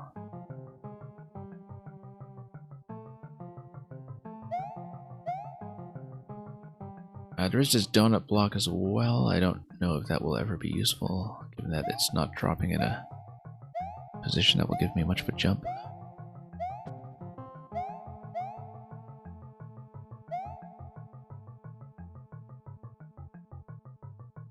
Yeah, if we can figure out how to get the P up here without dropping the POW down below,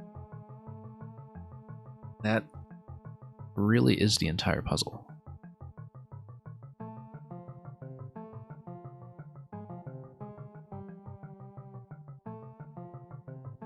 And I don't see that it's going to come from any kind of object activation.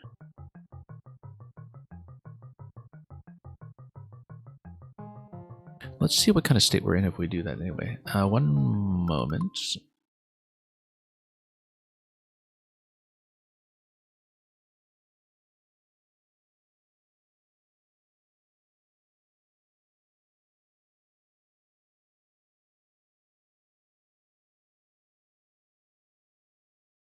Okay, sorry about that. Let's continue.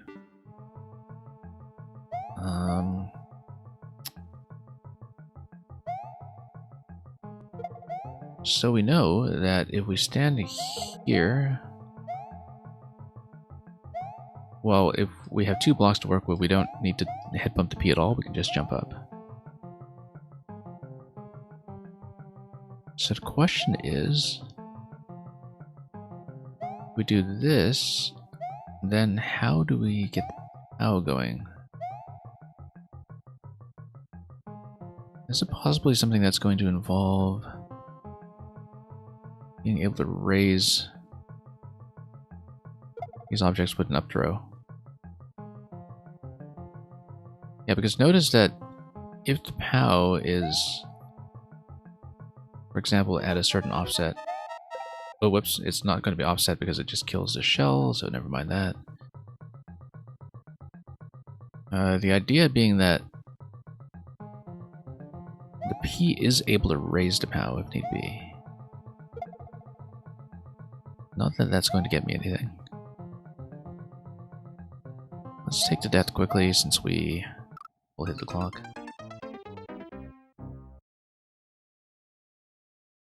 So we're still in the same position that we were in last week and a week before that, which is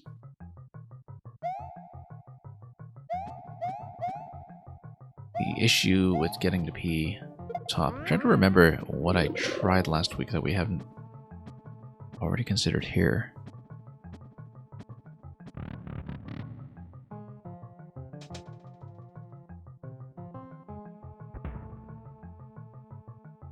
Yeah, because supposing we hit a P,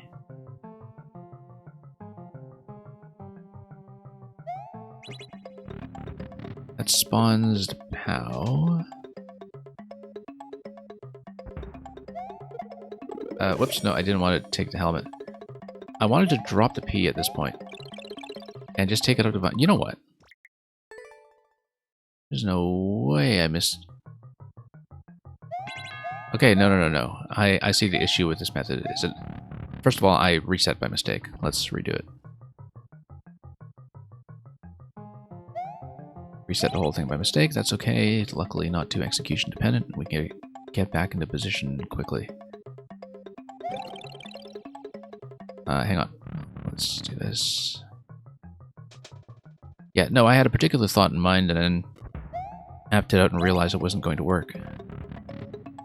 Once again, because we would expend an item prematurely, and also because coming into this room with the P-switch already activated gets into trouble with the exit setup involving the bomb and the POW on the right side. So I think activating the P-switch going back into this room in the second half is never going to be the answer.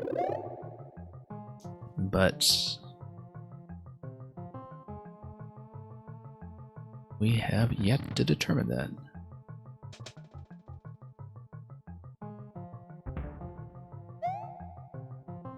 Yeah, this bit of the solution at least is very satisfying to do.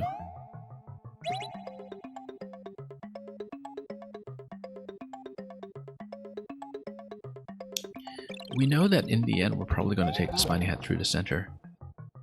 It just makes sense for that to be the way of things.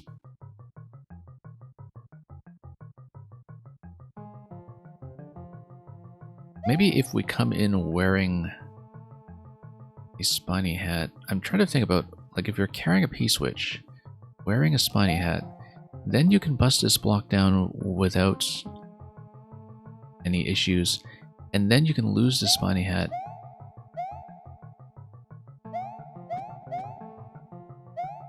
And, well, let's see. There's a particular aspect to the sequence I may be missing here, but...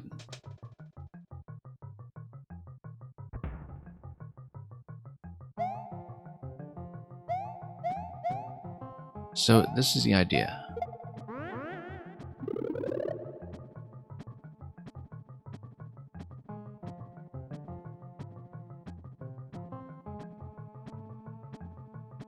The idea is that I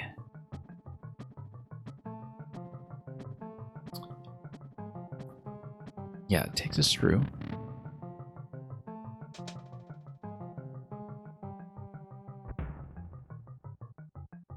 I want to wear a spiny hat and take it through with me.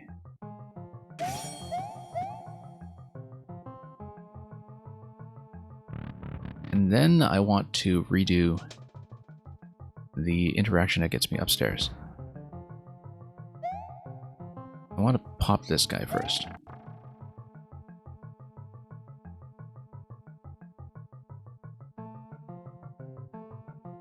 And then we peel the hat so we can trade it to the other spiny shell.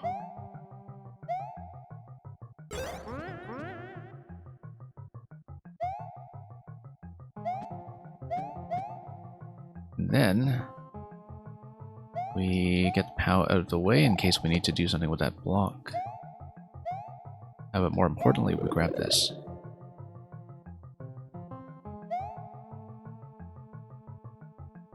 We still don't have the means to get the P upstairs. That's the main issue that we've been dealing with all this time. The only way we'll get the P upstairs is if we somehow find a way to dunk this block. And we can't do a P activation because it messes up the bomb on the right side. So we would need some other piece obstructing this location that would basically count as ground without the issue that we've had so far.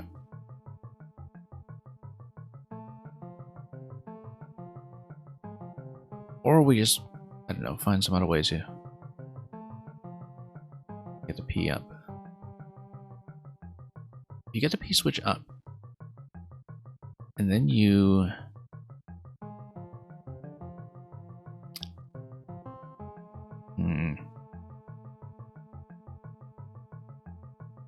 yeah, because the idea is that if we spawn this going down, I should be able to push the P switch up gradually, but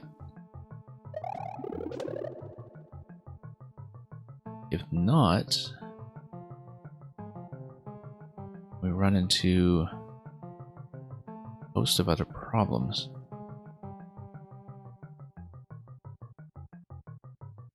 We can't send the P up the top middle because that would be blocked by spikes all around.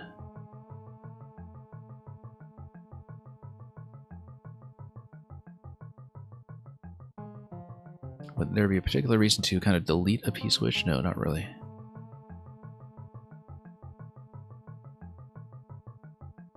Maybe the assumption that I need to bomb for this door is incorrect. If it is incorrect, it means I can start with an initial P activation, but really don't see how that's possible. So let's think about this. He can go up. We can't really spin jump into it.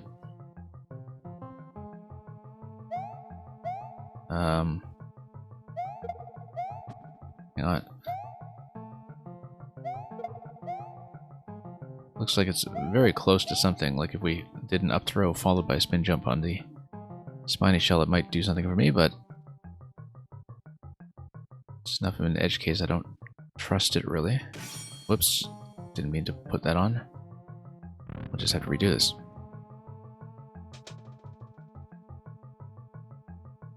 So the idea is that we dump this. These blocks in the middle, I don't know if we should use them, but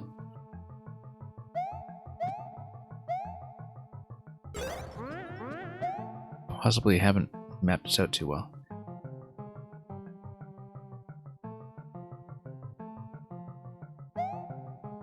Interestingly enough, if you send another shell through here, I wonder if I can race it over to this side.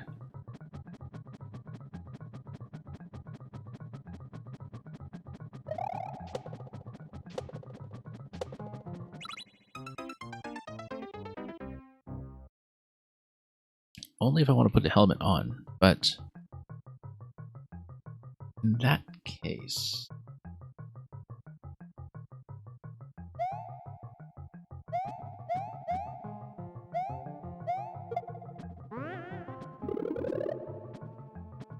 Yeah, like I was saying, the problem at this point is that I don't really even remember what I was considering in the previous session.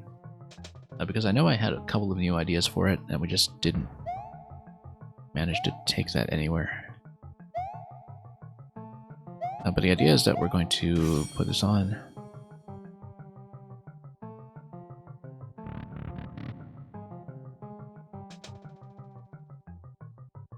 If we can figure out how to acquire or use both helmets, that would be ideal, but...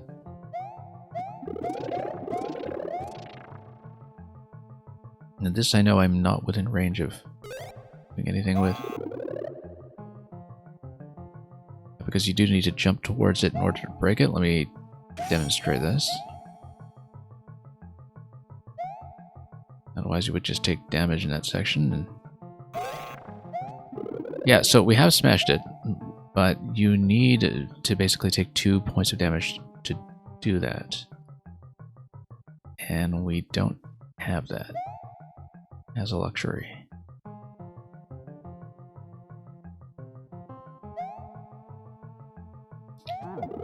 And it spawns up. Entering with a peace state. Basically kills the exit because there's no bomb.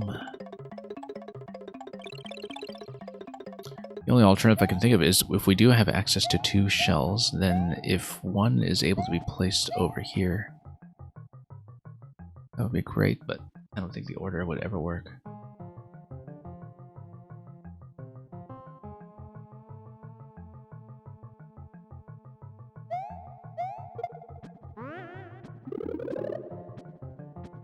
Anyway.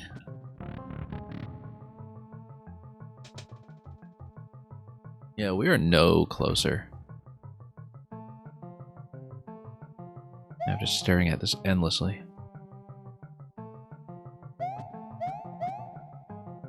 Let's try this method again. Take out the P.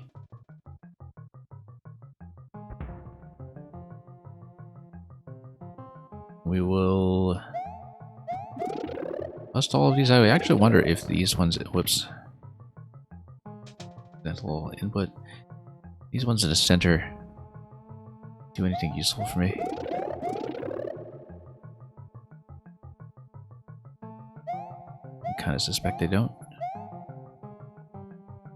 Unless there's reason to be doing something like a bomb placement there, which one shouldn't rule out necessarily.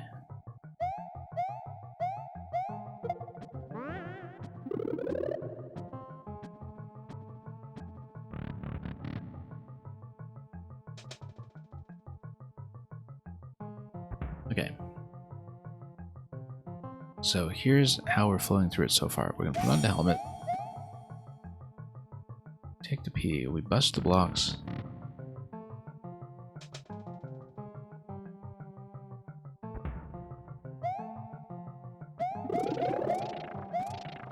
Take damage. We swap over to this guy. And eventually I can take the helmet up the middle, but I don't think it's time yet. So we'll leave things here. We'll get up to this position so we can move the panel to safety and operate that. Looking at this thinking, what haven't we interacted with that could be relevant here?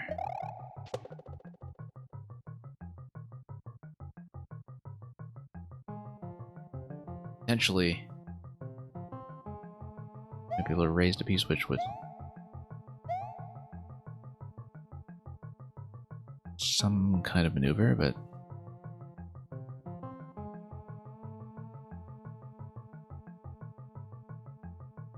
yeah, this is able to take you through at this point. Nope. Once again, accidental input.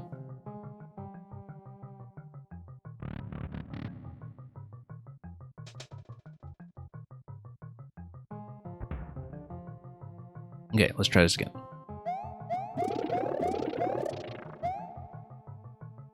In fact, if I'm going to lose the helmet, why don't I just bust this?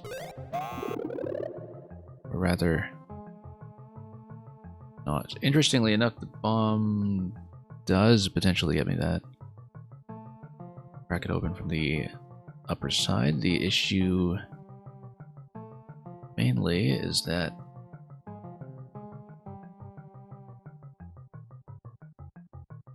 even if you bomb that location, you would have trouble with the door on the right side. Unless I had something like a surplus shell to work with.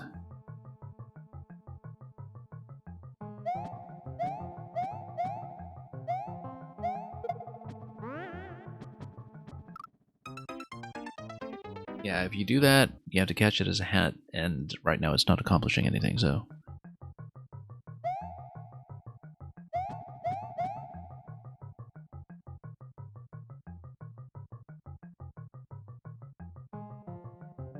Okay, let's try it again.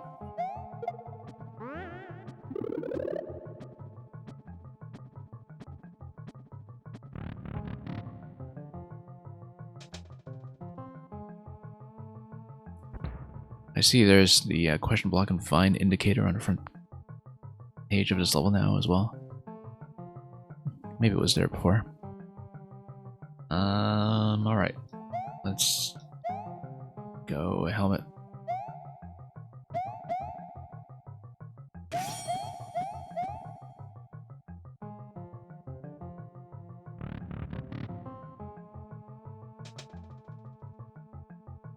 I'm thinking ahead with the activation of the P-switch, whether there's going to be any kind of sequence involving it that we need to decipher.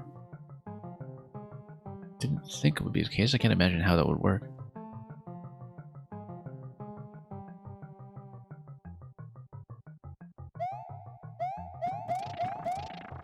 Okay, let's bust it open.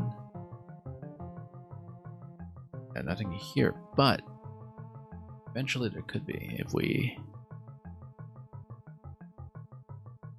bomb that open.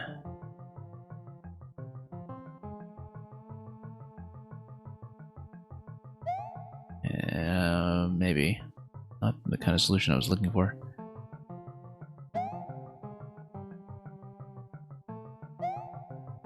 But if we need to take damage, we might as well take damage usefully.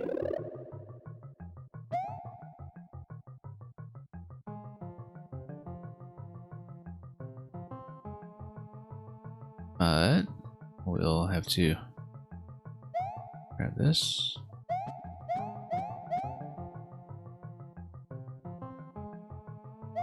Okay.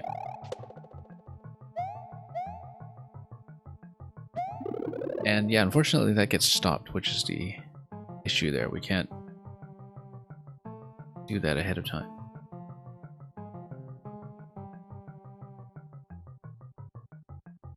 However, I do wonder if there's something with this idea that we start to make work. Notably, the idea that if we bomb the bottom location, which would pretty much come at the cost of bombing the top as well, then maybe have a lead.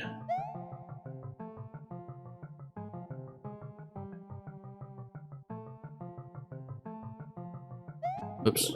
No, that was not it. You're saying that seems to have been a pointless change that you made. Do you mean the bomb on the top left or something else?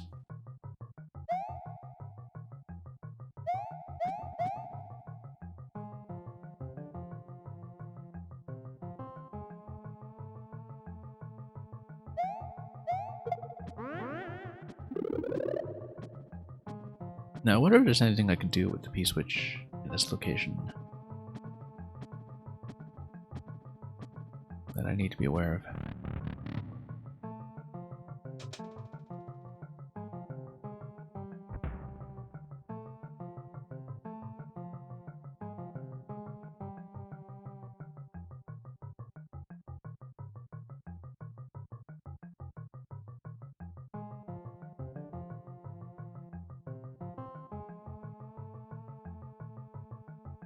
Let's see here.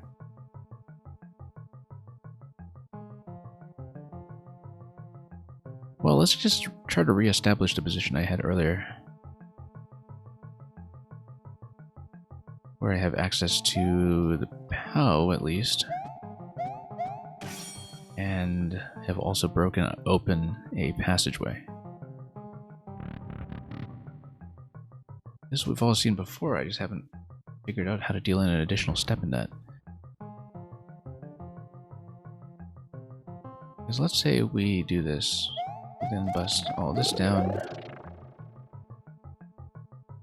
We then avoid activating this block here because we need Divine to come down first, which means we will have to go around.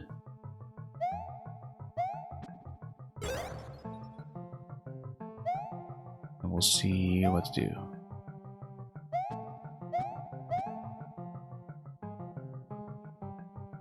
This is a word of warning. This is for both Taramis and Luca. I may have to bail early soon. Thankfully, this is technically the last one in queue prior to the replay of Luca's level, so we'll fold both into some kind of continuation if we do need to cut off. But still, pretty impressed with how quickly we got through a big queue today. And I'd love to stay on to continue, obviously, so we don't have to reestablish my train of thought every time I play this. But we will see. Yeah, I'd love to stay on. It's not always viable once we get past the 4-hour mark or so.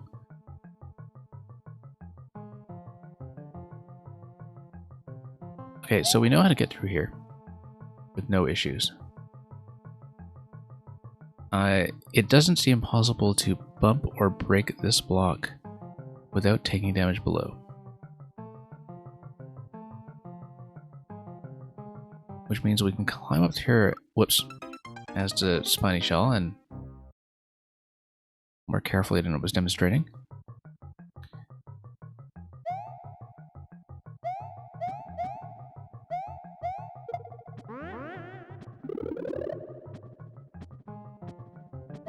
Okay.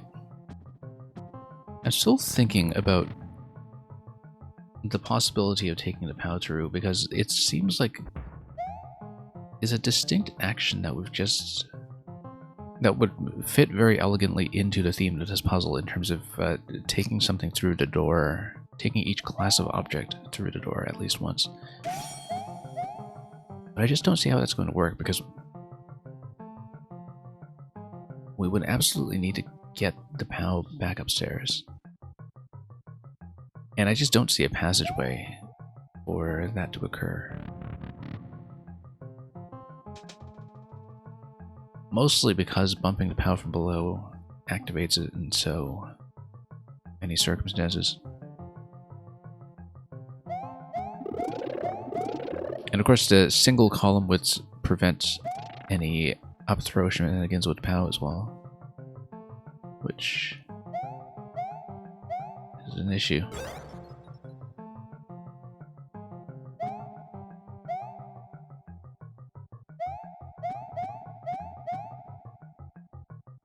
Okay, let's see here. Spiny Hat will get me upstairs. We pop this guy.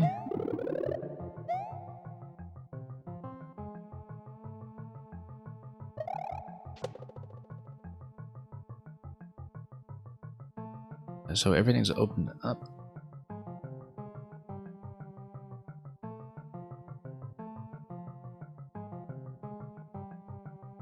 And we still have the same problem, basically. So we know that if you have an up throw and a P, you're able to just head bump it all day. We played around with it in this column previously. We hadn't played around with it in this column. Basically, what if you stand like that? No. You stand like that. Oh, nope. Didn't want to do that. Hang on.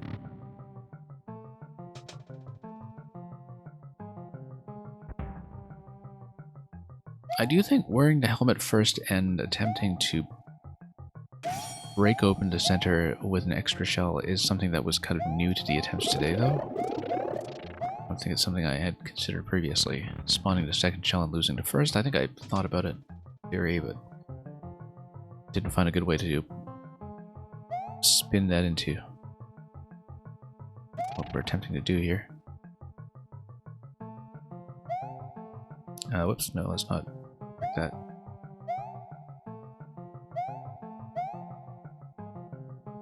Let's take that out. Then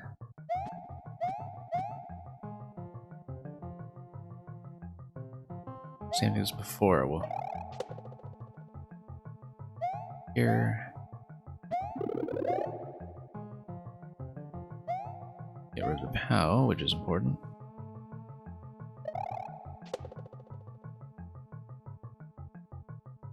Now,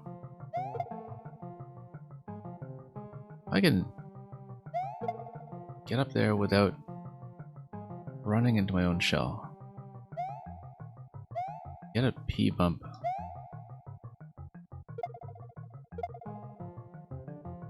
Like a juggle. Luca, you think you see it? Yeah, it's been a long ordeal with this step.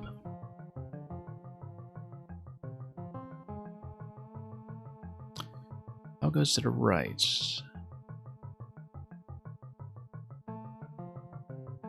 I mean, realistically, where can a P-switch go up? It can go up the left, it can go up the right. To go up the left, you need to do a vine climb underneath it. Go up here, whoops. Oh, didn't break that.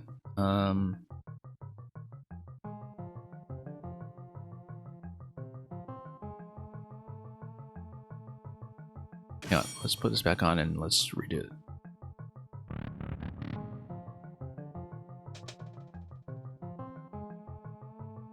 I feel like the light at the end of the tunnel is something we've already bypassed without really thinking about it.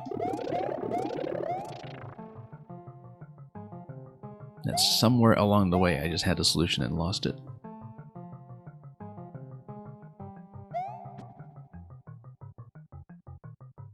What if you walked the bomb over?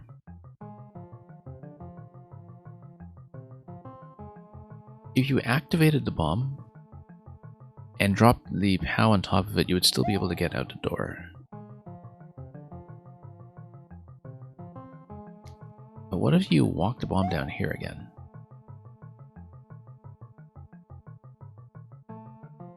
That would certainly allow me to muster here. I mean, that would activate a P-switch, unfortunately, but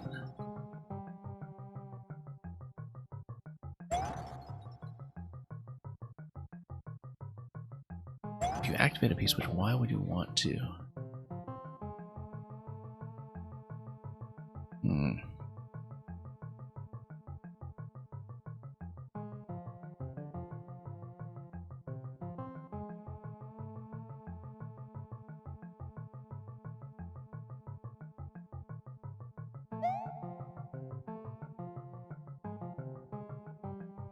Let's see.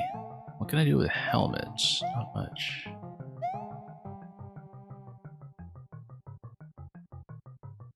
Anyway, I'm losing track of where I am here. Yeah, we need to tap this. Need to bring this down. Create a platform.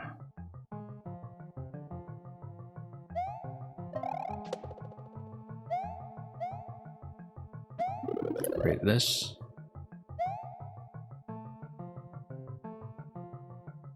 I am considering the donut as well. Whoops.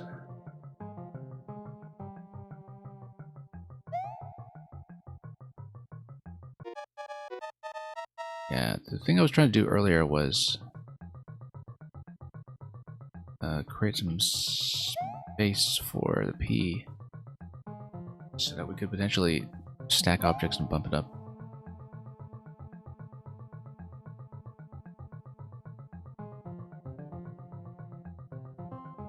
I don't see it though. Like, we know P-switch activation should not happen in this room because there are just too many things that it blows up, which impedes my progress. In fact, we've been thinking about every item as indispensable, and I wonder if there's some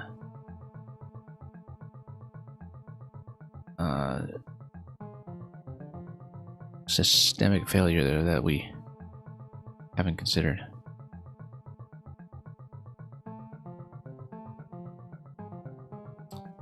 I can grab the P, let's see.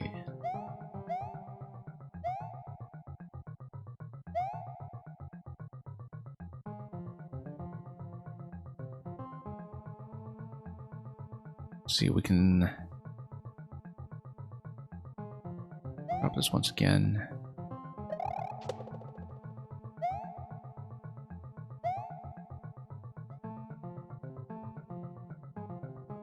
Yeah, I don't see how that's going to work.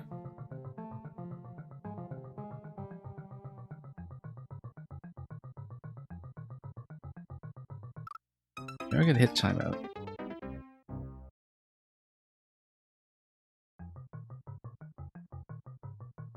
So, Teramez, I'll ask this because it's not going to give anything away. Is it something I've already considered? Like, is the solution something that I've already kind of mentioned? And perhaps even tried?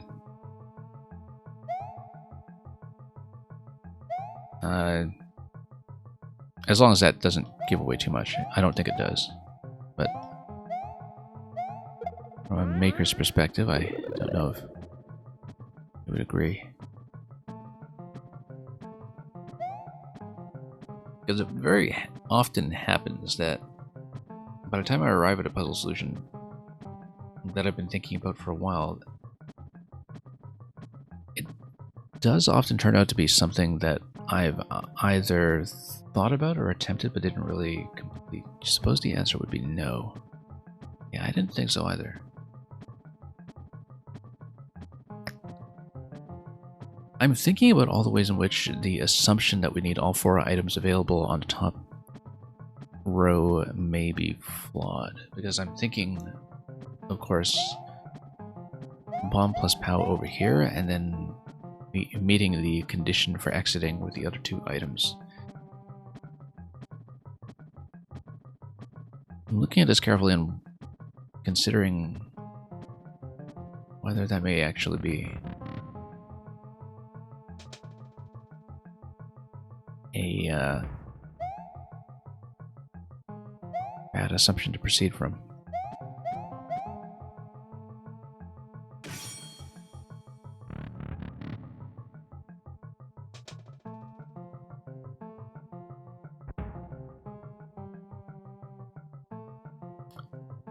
Let's see. Shelmet is going to... what for me here? Let's bust all of this down.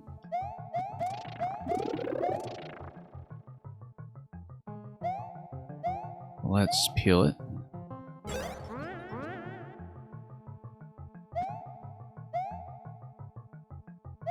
Let's get the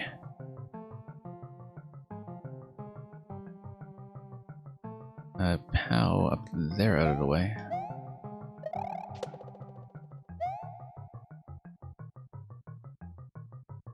I'm also wondering if there's anything I can activate that I just haven't considered yet. Let's see.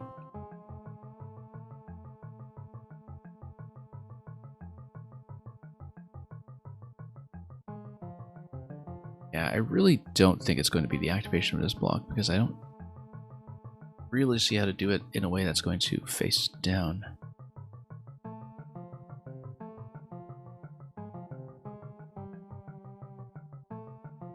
I haven't used the bomb at all. And then If I use the bomb needs to get back into place. Right now I'm going back to the problem of whether we can find some way to raise the POWs from bottom to top.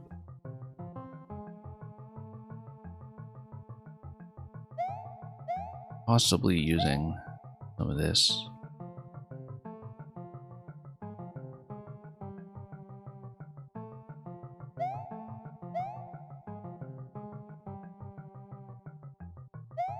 Yeah, I'm gonna call it after this timeout, I think. I'll need to return to it. As well as Lucca's level, because kind of way over my time at this point. This feels like it's just been right on the cusp of something accomplished, but as we consider busting through the middle, that's not going to be it. I know it wasn't quite a timeout necessarily, but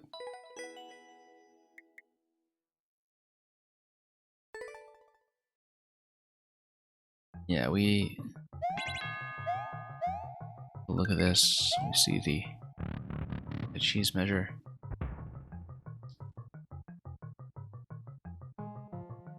Oh yeah, we did a start over, didn't we? Because I didn't hit checkpoint. That's okay. We'll take the exit at this point.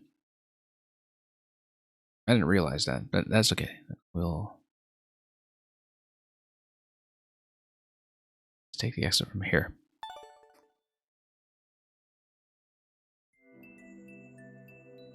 Okay, I do need to take off at this point. I really want to finish this one at some point, but we'll do hopefully a makeup stream this weekend.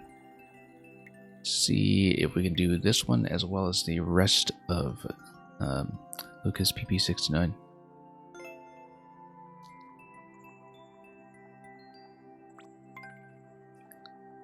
And yeah, a couple of the puzzle community people over here who have no doubt also tested earlier versions. Multiplayer versus 3 people, okay. If that's the experience they want, more power to them. I feel like I'm missing something that mechanically I should absolutely know, but which I've just been kind of working around without considering, so we'll just call it for today. We'll continue at another time. This one, I may have to take a look at it offline perhaps, just to stare at it some more without doing it all on stream, but obviously it's been helpful to kind of map it out and poke around and do everything so far on video. But it clearly requires some thought kind of between streams as well, so I'm not spending all my time recovering my position. Let's pass you folks on to somebody else. Thank you so much for the queue today. I feel like it went really quite well. Got through lots of levels, and the overall quality of the content I think was just excellent across the board, so thank you to everybody who submitted. And above all, thanks for watching. We will send you on, like I said, to someone in just a moment. But for this time being, it seems appropriate to bid all of you a good day, a good weekend, and until we see you again, very well.